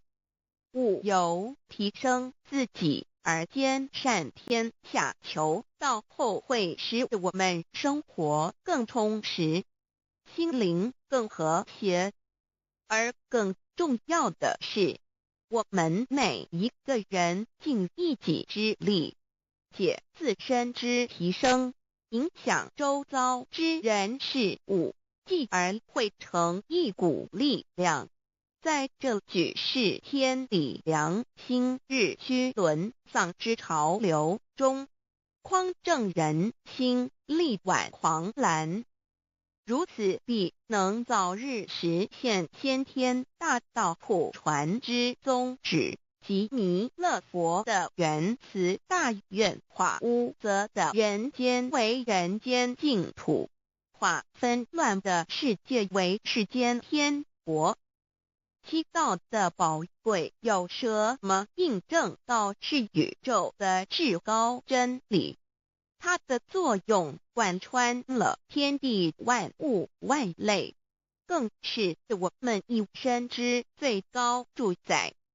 真正了解了这一点，我们就会体认到，道是随时随处可以被印证的。许多贤贤得道之后，发出了大诚心、大信心、大智慧，真修真行，皆能参悟到。不止在各教经典之中可以印证到，其实在任何时间空间万事万物我们之一身，甚至一草一木，皆离不开道的本体和妙用。体认至此，自然能发出永不退转之道心。而尚未求道或刚求道者，则需借助于一些具有形象看得到、感受得到的印证，以奠定初步的信心。任何人只要有求道，经过身但天命之名师点开玄关正门，传授三宝者，无论其功德高深为末，死后皆是身软如棉，面色如生，灵性由正门归天，东不品湿，下不腐臭，甚有多至数日不变，亦相满至者。目前的科技文明和医学知识还未进步到足以解释这种现象，但却无法否认个事实的存在。这种现象虽曾出现在某些宗教中，但极其罕见而珍贵，而求道之人除信道不笃于反道拜德者，不敢定论外，其余则比比皆是。肉身既显似瑞香，足可证其灵性已登善境，当无疑问。二人虽不为万物之灵，其实是很脆弱的。自从生在这个世界上，就难免天灾人祸的威胁，甚多以求道者，在遇到人力不可挽救之危急情况下，诚心使用三宝，皆能大事化小，小事化无。这种例证多得不可胜数，无法在此一一例举。以上两点虽然极为宝贵，但却是任何人只要一求道，借着上帝的天命宝贵，立刻就可以得到的保障。此后就随个人的诚心、智慧及对真理之实践，而有或深或浅不同的体认了。如人饮水，冷暖自知。希望各位具有善根，有机会能得闻大道的先生女士，皆能入宝山而满载而归，皆能求道而同真善境。 Introduction to DAY. What is DAYI? DAO and MEII. What it is in DAOID. What do I get in RECI beginning DAOB? What do we need to receive DAOBI? What impact does receiving DAO have on MEDII? What can attest the validity of DAOI? What is DAO? Observing the cosmos and all the living beings consciously, among all the earthly activities and phenomena, we will find the existence of the laws of nature. There is a supernatural origin which guides all the operations happening across the galaxy, the earth, and the human beings. We call this source Tao. Tao existed before primordial time, and even before the universe was merged. It is the origin of the world, and it thereafter nurtures all the creatures and beings. Since it is unchangeable and does not evolve with time, it is the ultimate truth. It is what all saints and sages throughout human history had been searching for. The essence of Tao is the foundation of nature. The law or the power that existed before the universe was formed is beyond description because there were no civilizations nor creatures, let alone languages. Since it cannot be applied any name, we simply call it Tao.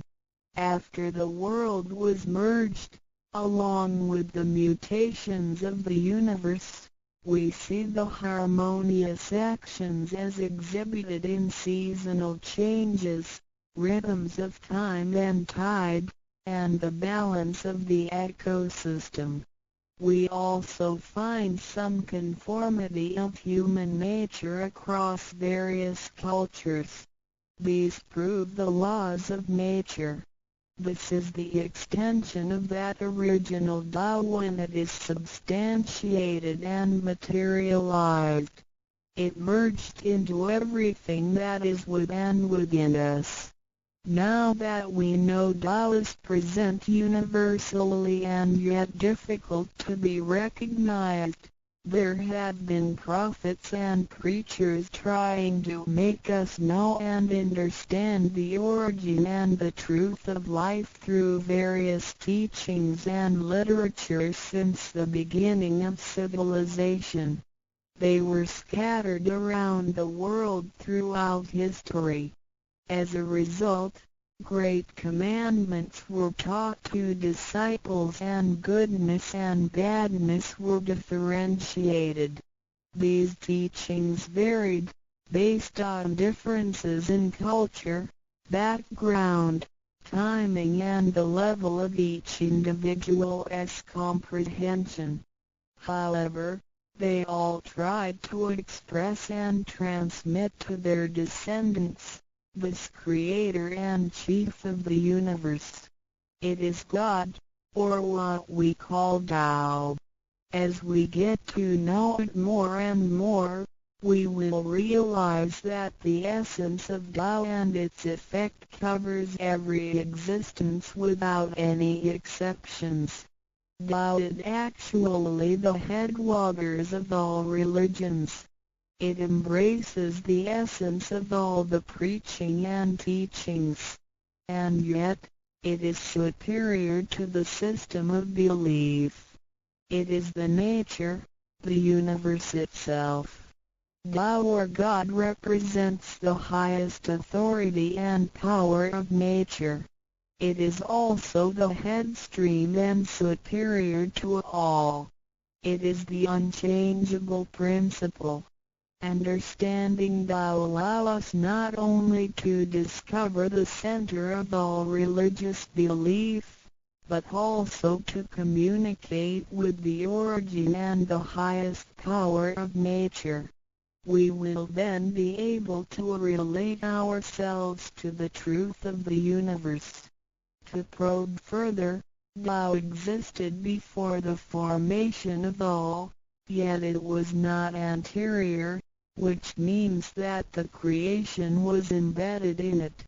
Tao emerges into the creation, yet is not posterior, which means that it is not thereafter limited. Among those created, however large, they can be measured, however small, they can be detected. It is only Tao that cannot be measured of its immensity nor detected of its existence. Therefore, it is larger than the largest and leaves nothing excluded, and yet it can be smaller than the smallest and leaves nothing not penetrated. It is ubiquitous. It merges into and governs all. It is in charge of the space, the earth, human beings, all the creatures, and all existences. It penetrates and regulates the entire universe. It is the source of all the scriptures, sutras, as well as dharmas. It encompasses all the religions, and it is what makes one a Buddha or a saint. It is the single chief of all. And, above all, it is in charge of each individual too. It is the Divine Self. This is the true meaning of Tao. We should get to know it this way and rediscover our own invaluable treasure. So, to practice Tao is to revive one's own conscience as well as everyone else's and to act upon it accordingly. Then, all people can be of one spirit, all nations can be in peace like a family, and the great harmony will come true. How precious Tao is! Tao and Me. The significance of Tao is in its immensity and ubiquity. Its mightiness guides the universe to carry on with changing seasons and evolving creatures. The countless aspects of the natural phenomena seem so capricious and yet really in order and in cycles. This almighty being also resides in each of us. It is the Divine Self, the natural quality of a person. It enables us to see, to feel, to taste, to hear, and to move without learning. While we research the ultimate truth in the universe, we should turn in upon and see into ourselves to discover that Divine Self. We will find the rules that govern the universe also comply with the way we are. Tao is not something too far to reach, nor too mysterious to comprehend. It is nothing particular, but has to do with our daily lives. We cannot do without it. Every movement we make, in order to see, to touch, to feel and to think, is associated with Tao. Consider how many wonders are hidden in our body, how delicately our physical functions are carried out. For example, when we shake hands, the components involved would include the coordination of joints and muscles, the chemical reactions of energy, the transmission of information through nerve systems, and the actions occurring in our brain such as issuing orders, making judgments and analyzing situations. Even with the most advanced technology and the highest level of knowledge we have developed today, we cannot completely reconstruct such a function. Yet the ability to perform such a simple movement is there for all individuals, regardless of the level of a person's knowledge and his/her being a grown-up or a baby, a scholar or an illiterate. These are the kind of abilities we come equipped with naturally, without learning and being taught. It sits within us and is in charge of all. It is Tao, never diminishes nor inflates. Worldly knowledge acquired through learning can be forgotten. A gymnast can abandon his/her techniques and a musician can lose his/her skills without practicing. The essence of Tao and its extension are always in charge of the macro-universe, the nature, and the micro-universe, the human being's self. We are associated with it unconsciously since the first day. Because it encompasses the whole nature within us, we also call it native self. Tao is within and surrounding us. It needs not be worshipped nor debated over. because its existence is unconditional, regardless of race, color, nationality, religion or status. It is impartial and stays constant. In receiving Tao, we not only find the origin of the universe, but also the Divine Self. We get to know the highest power in the universe as well as the genuine nature in charge of self. We discover the ultimate truth of the cosmos as well as the integrity of ourselves. Recognizing that the laws which govern the universe also govern us makes us be able to return to our true nature. To probe further, the most essential concept in Tao is that we all possess it intrinsically. It is the wisdom and ability we were born with without learning or practicing. It is one's conscience, which is like the Spirit of God, the divine and immortal nature. It is invisible and intangible. For this reason, we call it genuine emptiness, which means that to be really empty, it goes beyond emptiness and can therefore have marvelous existence in it.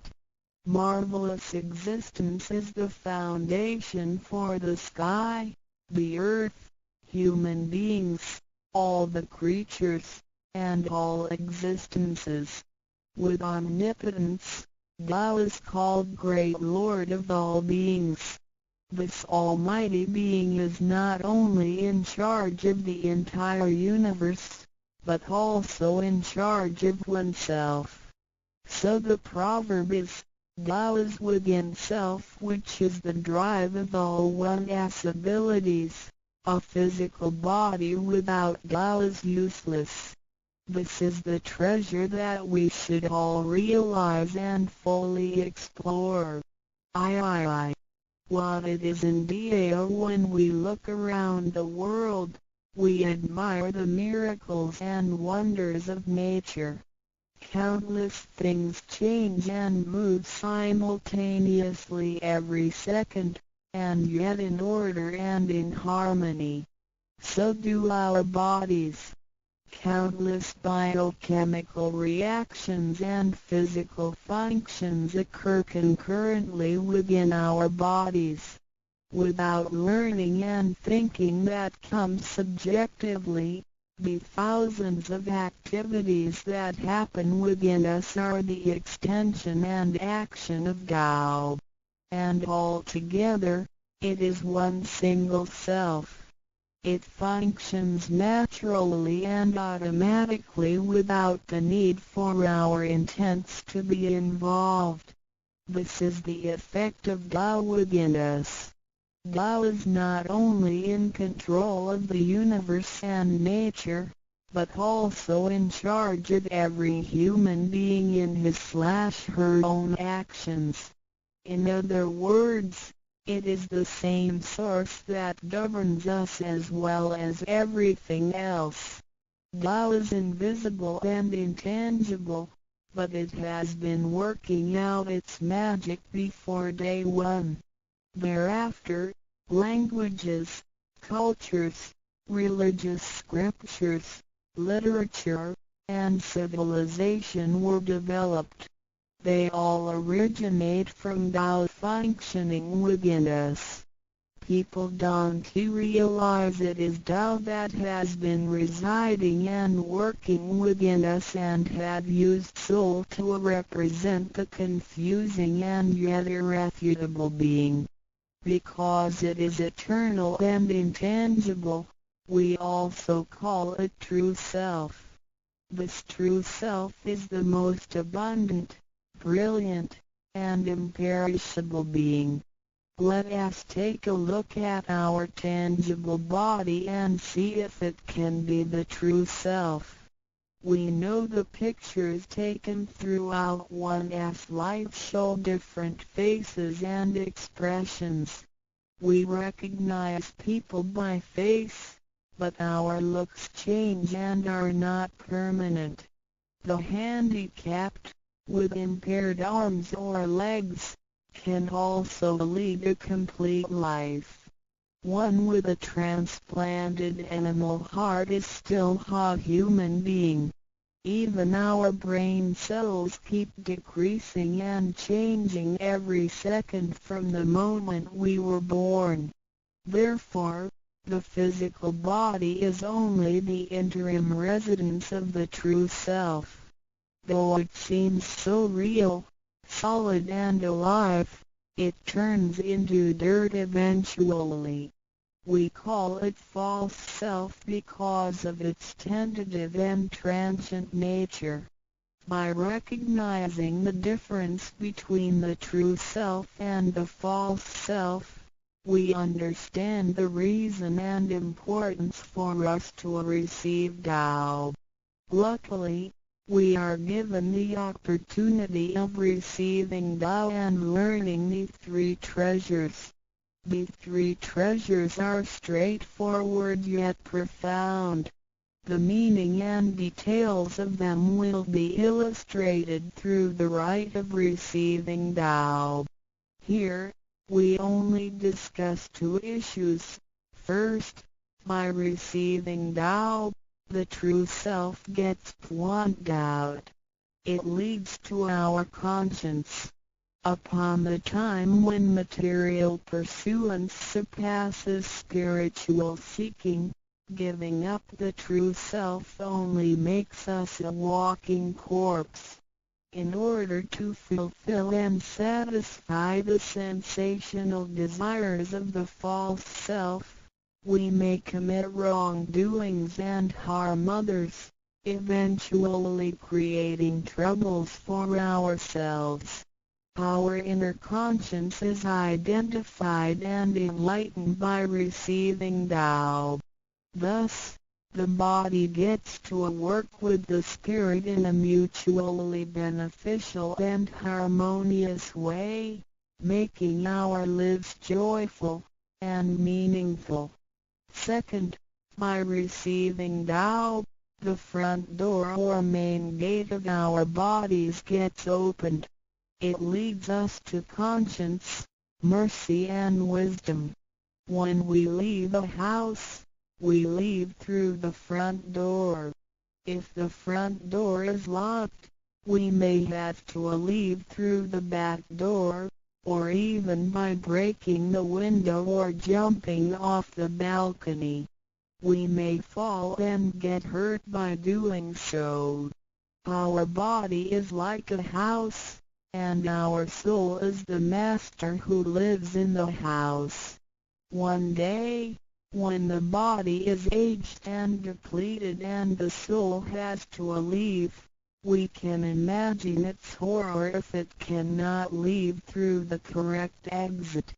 This is the pain and discomfort human beings experience at the coming of death and after death.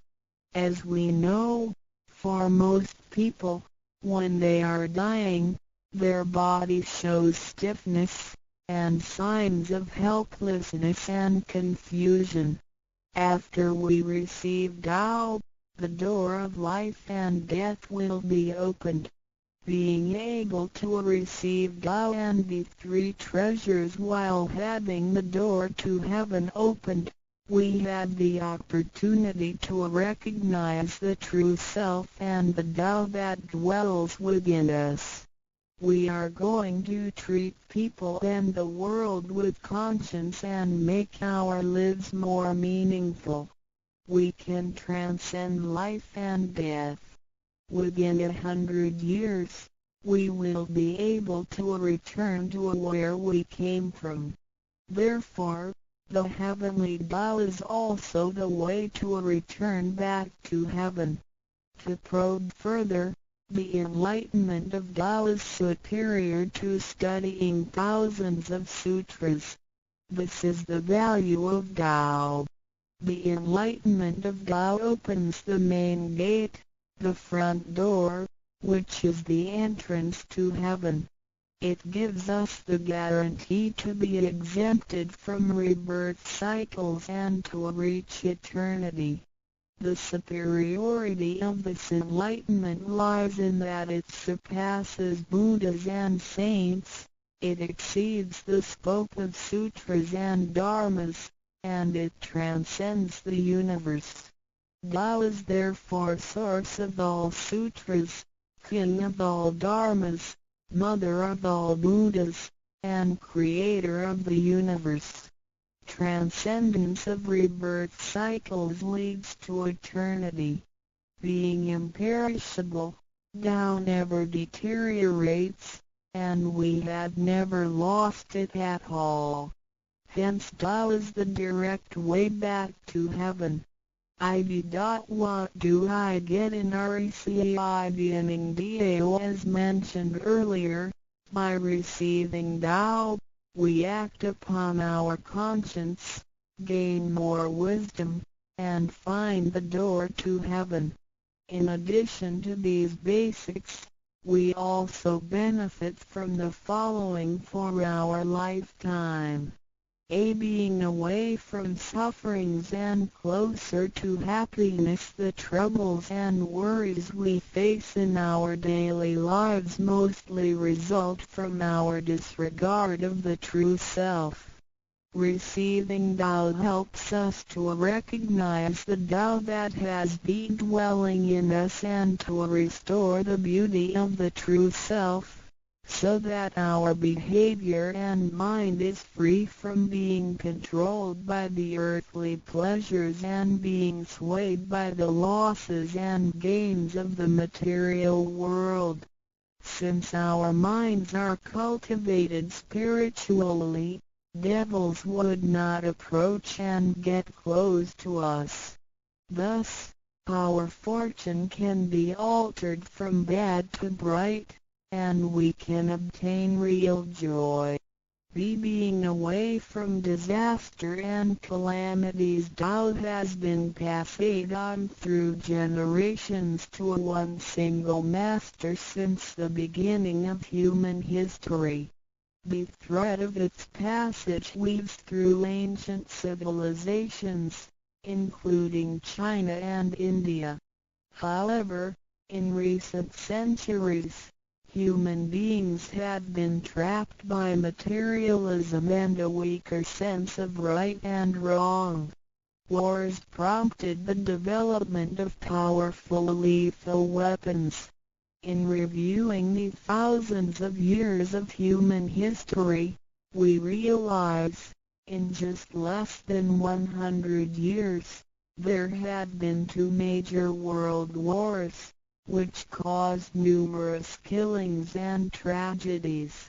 The abuse of science and technology has also destroyed the ecology, causing damage to the ozonosphere and the unbalance of the climate. The corruption of human beings' minds has called the natural disasters to come. The human has created calamity. God, with His mercy, makes Tao available to everybody in order to save good people. After we receive Tao, with the true meaning of Tao in mind, we will be conscientious. We can use the 3 treasures whenever something dangerous and uncontrollable happens to us. We will be able to get away from bad encounters. This is a confessed fact. See, transcending life and death. Life is a mixture of happiness and bitterness. Throughout the journey of life, we experience birth, growth, aging, illness, and death. Joys are momentary and wealth is here today and gone tomorrow. Rather than seeking the pleasure of material life, the wise make full use of their lifetime searching the true meaning of life and eternity. In old times, Tao could only be received after harsh self-cultivation. Among the hermits looking for the Master in order to receive Tao, only very few could obtain it. Whereas in this century, Tao is allowed to be spread and transmitted through the authorized masters to the truth seekers. The Master points out the main gate of life and death, assuring the completeness of our true self. With the true self as our guide, which keeps us away from evil and greed, it helps us think, speak, and act in accordance with our conscience and intuition. Death then becomes the return of our soul to the eternal and peaceful home where we came from. Thus, we will have lasting joy.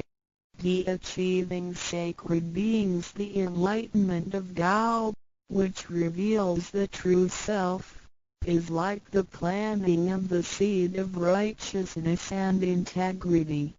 Through self-cultivation and self-improvement, the nurturing of wisdom, kindness, and purity, it will blossom and produce the fruit of sacred mind and eternal life. In time of overwhelming utilitarianism, Tao is the lighthouse to the truth. Receiving Tao, and then cultivating ourselves, not only improves our own lives, but also gives us the opportunity to better the world.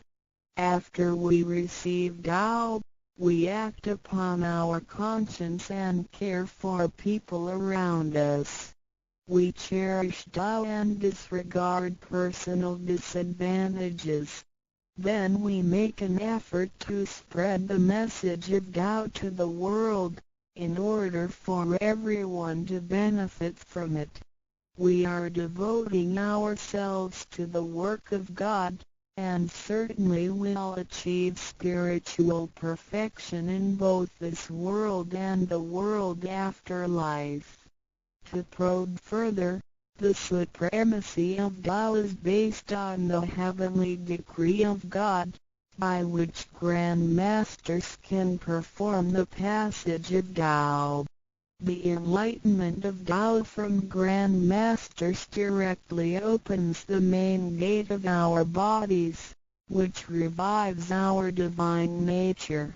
It reveals that heaven is not beyond oneself. Instead, one's true self merges into the entire universe. This is the supremacy of Tao. 1. With the heavenly decree, the enlightenment of Tao is extremely profound and marvelous. It cannot be completely expressed by any words of languages. It is not recorded on any scriptures or sutras. It cannot be described by preaching, nor can it be acquired by human intelligence, nor derived from knowledge and experience, nor achieved from gifted talents. Because the above-mentioned all have to be created and can be eliminated, which means that they cannot last forever themselves.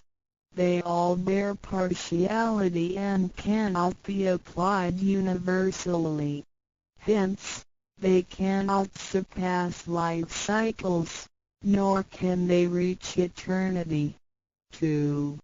The wonder of the effects and omnipotence of Tao is beyond words. It is the wisdom that does not come from learning. It is what we acquire from God and possess intrinsically. It is the same divine heart before the creation of the universe. It is conscience, the holy heart. It is the divine and immortal nature, the Spirit of God. 3. Tao is too marvelous to be described. It makes us know without learning and function without practicing. It is a prior wisdom, perception, potency, and ability. It is not constrained by words or languages. It functions without thinking, intents, or even actions. However, it can create the sky, the world, the human, all beings, and all existences. All these, after being created, still cannot carry on without Tao even for one moment. Tao is therefore called Great Lord of all beings. For, without Tao, the stars and planets in the sky wouldn't he had been in order. The sun and the moon couldn't he had illuminated or revolved properly. Then the yin-yang energies wouldn't he had circulated, and, as a result, this world wouldn't he had been suitable for all of us to live in. 5. Without Tao, the 5 primary elements of the earth, metal, wood, water, fire, and soil, wouldn't he had been balanced and complemented one another, which could have put the entire world in chaos. Mountains would have collapsed, lands would have cracked, and oceans would have dried up. Likewise, this world wouldn't he have been an environment for us to live in. 6. Without Tao, we, human beings, wouldn't he have been able to walk, to see, to hear, to speak, or to move. Our physical bodies would deteriorate quickly into a pile of soil in 100 days. 7. If one really comprehends the effects and omnipotence of Tao, and can practice accordingly and persistently, one can communicate with and be united with God. This is the absolute truth. It is a glory and marvel beyond description. Therefore, it not after death that one becomes a Buddha. It is when one is still alive that one achieves being a Buddha. And to be a Buddha is to revive and hold on to one's divine and original nature. This is what we benefit from attaining and practicing Tao. What do we need to receive Tao? We have discussed the many benefits we obtain after receiving Tao. Some would wonder why there is so much given to us. Of course, we should realize it comes from God's grace toward human beings. This allows Tao to be spread around the world, especially at the approaching of the worldwide calamity. People with merit and conscientious mind will have the opportunity of learning about Tao and the way back to heaven. It always holds true that people who had the fortune of receiving Tao are derived from the tree of righteous ancestors. In addition, during the passage of Tao, it is required that we make promises to God that, after we receive Tao, we will keep in mind the true meaning of Tao and put it into action in our daily life. What we speak and what we do will all be based on our conscience. After we receive Tao, we offer help to those in need of it, and do our best to indicate Tao to more people so that they can all benefit from the grace of God. After we attain these 3 treasures, we promise not to tell them to any other person. These 3 treasures can only be transmitted through authorized masters in front of God. If we reveal them to any person, they become invalid to the person, and we also defy the heavenly decree. All the promises required are reasonable and achievable. It goes with our nature. If we practice and keep the promises, we will be able to become a wiser and a better person. We will become merciful, and nurture the good seed of doubt planted in our mind. One last thing to mention is that one of the reasons we are able to receive Tao is due to the good deeds of our ancestors. Therefore, as we persistently practice Tao, our ancestors will also benefit from it, and so will our descendants. As long as you are prepared for the above mentioned, you are qualified to receive Tao, no matter what nationality, race, or religion you belong to. Notes: in order to be exempted from the rebirth cycles, to avoid the ordeal of hell, to alleviate the suffering and misfortunes in our lives, and to be able to return back to heaven after death and enjoy permanent happiness, we have to receive Tao. And the general qualifications are: 1. To be with a compassionate heart, and to be fortunate enough to be born in a time when Tao is available to the public. 2. To have sown the seeds of virtue by helping many people and offering lots of charitable services in the previous lives. This is the divine affinity with God. 3. To have ancestors with beneficences and welfare work as well. 4. To meet the introducer and guarantor who indicate the way to attain Tao to me. It is very likely that, in the previous lives, we did charitable services together, or we cultivated together in the same religion.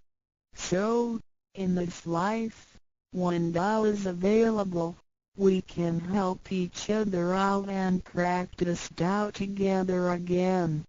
So time is right for Tao due to our divine affinity. Vi. What impact does receiving Tao have on me? As we mentioned before, and like the old days when hermits had to leave their families to receive Tao through meditation and self-cultivation, Tao, at the present time, can be received in a way that is applicable and conforming to our practical needs. We don't have to give up our lifestyle in order to attain Tao. By the grace of God, Tao is intended to be delivered to the public at all levels of occupations and around the world, rather than being limited to a privileged group of people. The impacts that receiving Tao can have on our daily life are summarized as the following. A receiving Tao creates no conflicts with any religions. Tao governs the universe, including all human beings. It existed before the formation of any religions. It is concordant with all religions, in the sense that religions preach the awareness of conscience and the pursuit of the truth. We don't need to give up our religion in order to receive Tao. On the contrary, by receiving Tao, we will have further understanding of the truth. The conscience becomes our ultimate guidance due to the variations of cultures, customs, backgrounds, legislation, and value systems, it is difficult to find a universal guideline for all of us to follow in our daily life. In receiving Tao, the main commandment is to act by our conscience, the true self, rather than by literature. We should be sensitive to the conscience, rather than be familiar with the laws. C. We will voluntarily keep the promise made while receiving Tao. Through receiving Tao, we are not offered conscience or true self, but merely the opening of the door to a wisdom and mercy. Therefore, we restore the heavenly principles inherent in us, and strengthen the power originating from our conscience. There is no external force that makes us keep the promises and commitments that we made when we received Tao. The only force comes from the guilty feelings that result from our misbehaviors, which reduces the mistakes we make. Practicing Tao can accommodate our worldly affairs. The fulfillment of practicing Tao and conscientious awareness does not have to be accomplished in a temple or church. It is not required to abandon worldly belongings or relationships in order to attain the ultimate truth. Each individual can still have his/her family, career, and schooling at the same time. As long as we keep in mind the basic guideline, we should have our practicing Tao and getting closer to our divine self. We will make a better world by improving ourselves first after we receive Tao. By realizing the true self and what we are, the feeling of joy comes to us. The improvements on the quality of our spiritual life will affect people surrounding us. By interacting and working together in Tao, we will make the world better with lower crime rate and less pollution. The wish of Maitreya will finally come true to turn the world into God's kingdom and make people all live in harmony. VII. What can attest the validity of Dao Tao, due to its completeness and generality, regulates the totality of all beings. Many people, after receiving Tao, with their wisdom, faith, and devotion, realize that Tao is the fundamental principle that governs all things. They comprehend the truth of the universe not only through literature, but also through daily living and nature. Their faith in Tao becomes strengthened and they move forward in their spiritual life. However, for people who haven't or just received Tao, Tao can be confirmed through revelations. Anyone who has received Tao with the front door open shall die peacefully. One proof of this is that for those who have received Tao and died, their bodies remain soft and their faces vivid. Since the soul leaves the body through the correct exit, the corpse can actually remain uncorroded for a few days. With the most advanced modern science and technology, it is still difficult to explain this phenomenon.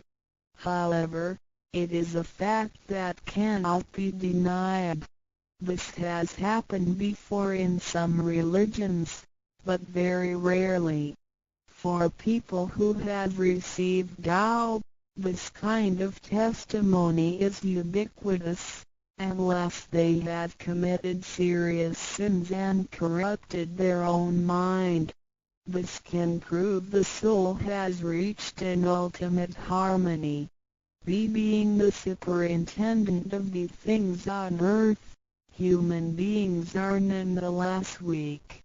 Since birth, we are subject to unpredictable accidents and natural disasters. There have been many people who encountered danger, used the three treasures with faith, and got away from the danger or reduced the damage to the minimum. Testimonies of this kind are numerous.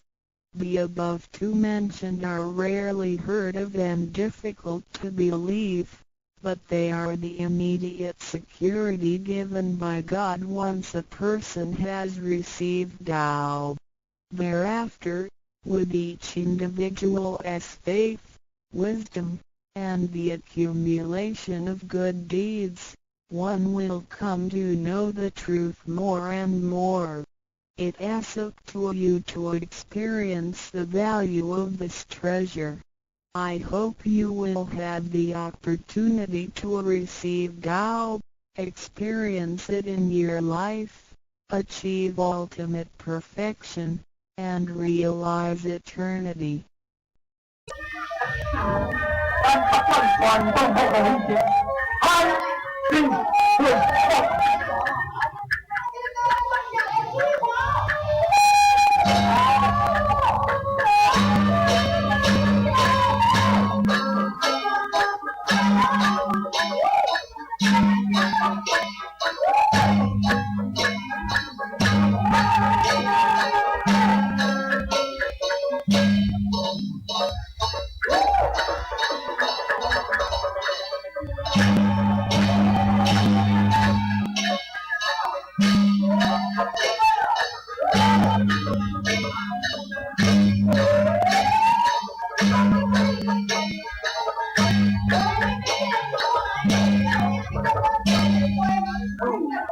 小岛逼魂，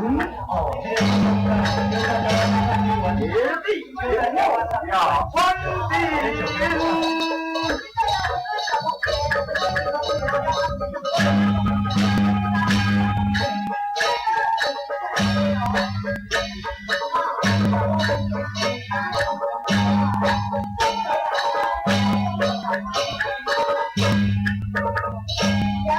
已经上中甲，才孙真体，不明贤不明，茶话有顺。领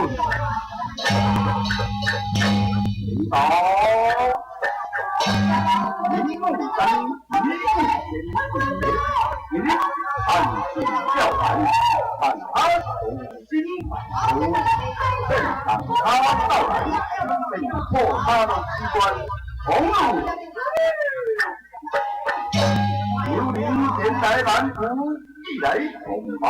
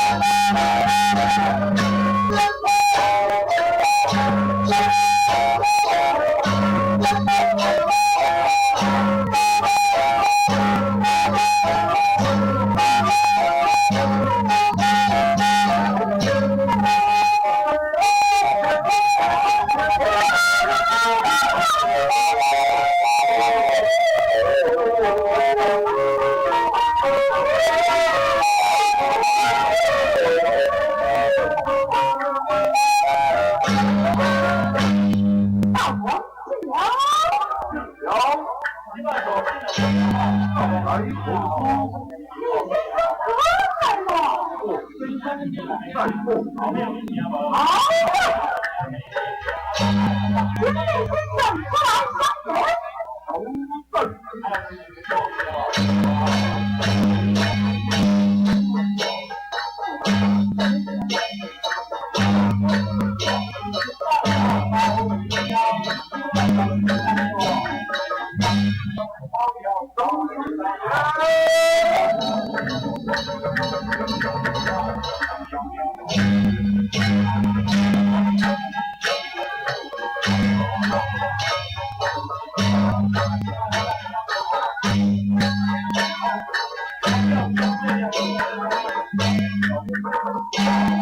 道同佛说，万圣一位将军到来，迎敌降阵。哦，原来是将军到来。在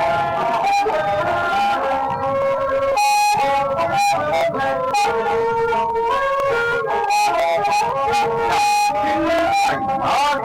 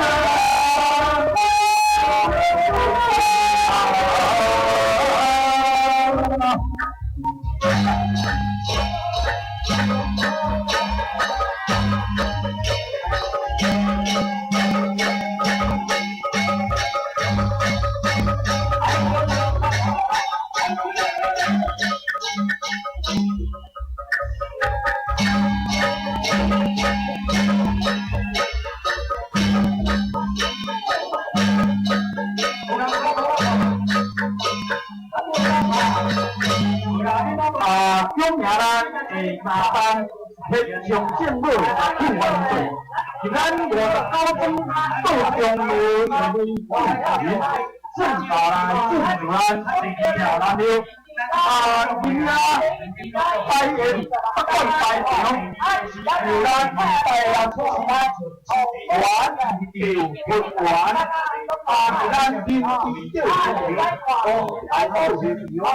道好关，公财平安，可正相心，应该是天地就一日，就咱老当天上圣母，祝万岁，咱我高中到中路列为正时，下当心中广大，保佑万年，保佑地主大平安顺遂，咱拜宴拜场，当暗到遮圆满，咱全体团圆出去，向咱谢南庙，是咱下当天上圣母，祝万岁，是咱高中到中路列为正顺。现场，这中。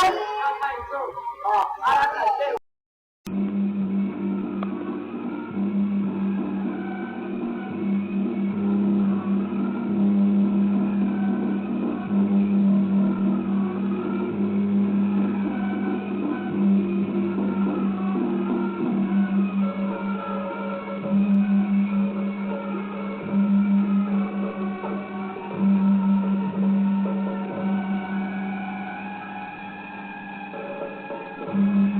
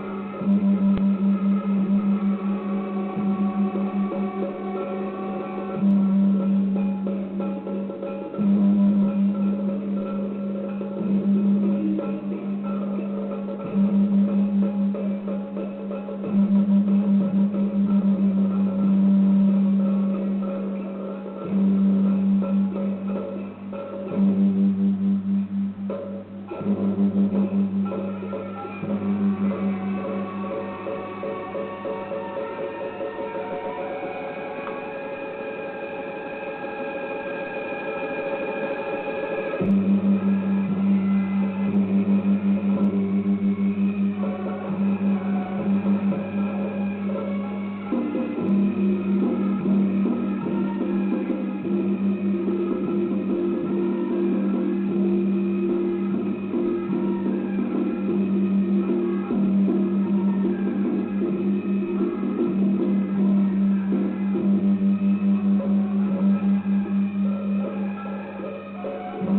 you.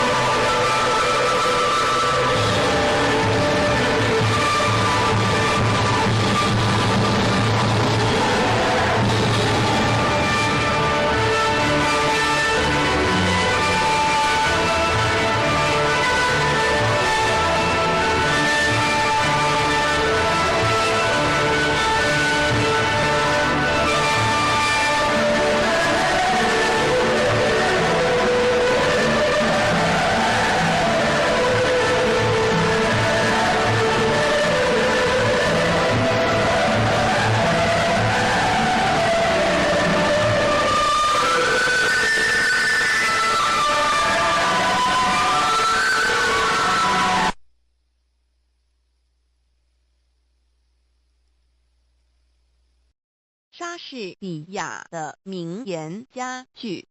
莎士比亚名言录点 HTML//E/%,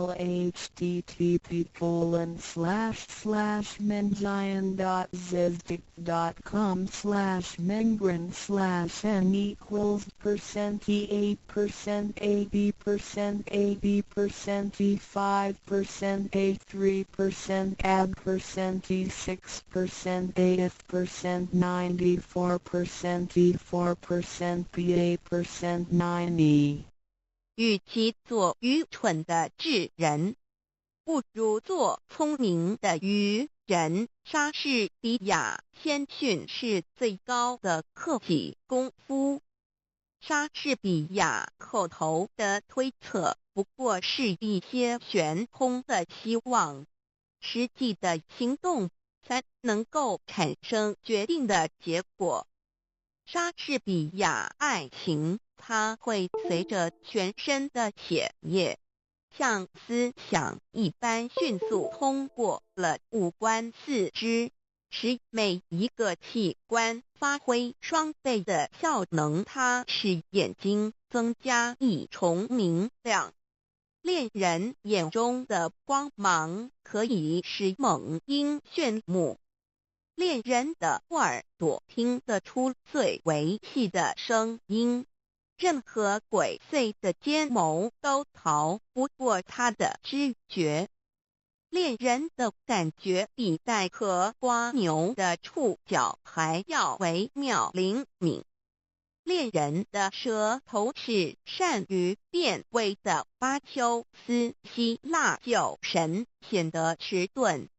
莎士比亚一个面具套不下所有人的脸。莎士比亚，你自己和你所有的一切，倘不拿出来贡献于人世，仅仅一个人独善其身，那实在是一种浪费。莎士比亚最后的结果确定工作的成败。莎士比亚智慧是命运的一部分。一个人所遭遇的外界环境是会影响他的头脑的。莎士比亚，我们做的坏事往往因为正好迎合下等人的口味，就被他们高声夸奖，说成是我们办的好事。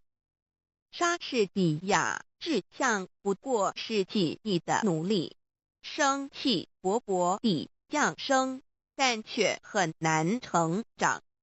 莎士比亚，我们的身体就像一座园圃，我们的意志是这园圃的园丁。莎士比亚出门看天气，上是问行情。莎士比亚春光不自流，莫怪东风恶。莎士比亚女人，你的名字是弱者。莎士比亚自愿的贫困胜于不定的浮华。穷奢极欲的人要是贪得无厌，比最贫困的而知足的人更是不幸的多了。莎士比亚无言的淳朴所表示的情感才是最丰富的。莎士比亚无言的淳朴所表示的情感才是最丰富的。莎士比亚真正勇敢的人，应当能够智慧地忍受最难堪的荣辱，不以身外的荣辱介怀。用息事宁人的态度，避免无谓的横祸。莎士比亚多听少说，接受每一个人的责难，但是保留你的最后裁决。莎士比亚点燃了的火炬不是为了火炬本身，就像我们的美德应该超过自己照亮别人，否则等于没用。莎士比亚友谊在别的事情上都是可靠的，在恋爱的事情上却不能信托。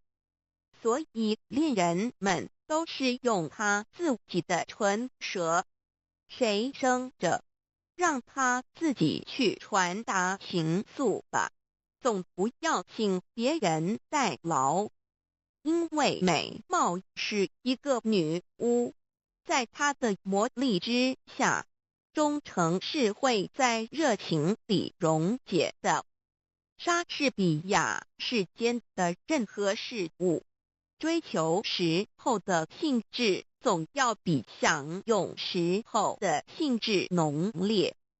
一艘新下水的船只扬帆出港的当儿，多么像一个娇养的少年，给那轻狂的风儿爱抚搂抱。可是等到他回来的时候，船身已遭风日的侵蚀，船帆也变成了百结的破捺。他有多么像一个落魄的浪子，给那轻狂的风儿肆意欺凌。莎士比亚真理是永远蒙蔽不了的。莎士比亚一个本领超群的人，必须在一群劲敌之前，才能够显出他的不同凡俗的身手。莎士比亚品性是一个人的内在，名誉是一个的外貌。莎士比亚世界上有一种人，他们的脸上装出一副心如止水的神气，故意表示他们的冷静，好让人家称赞他们一生智慧深沉，思想渊博。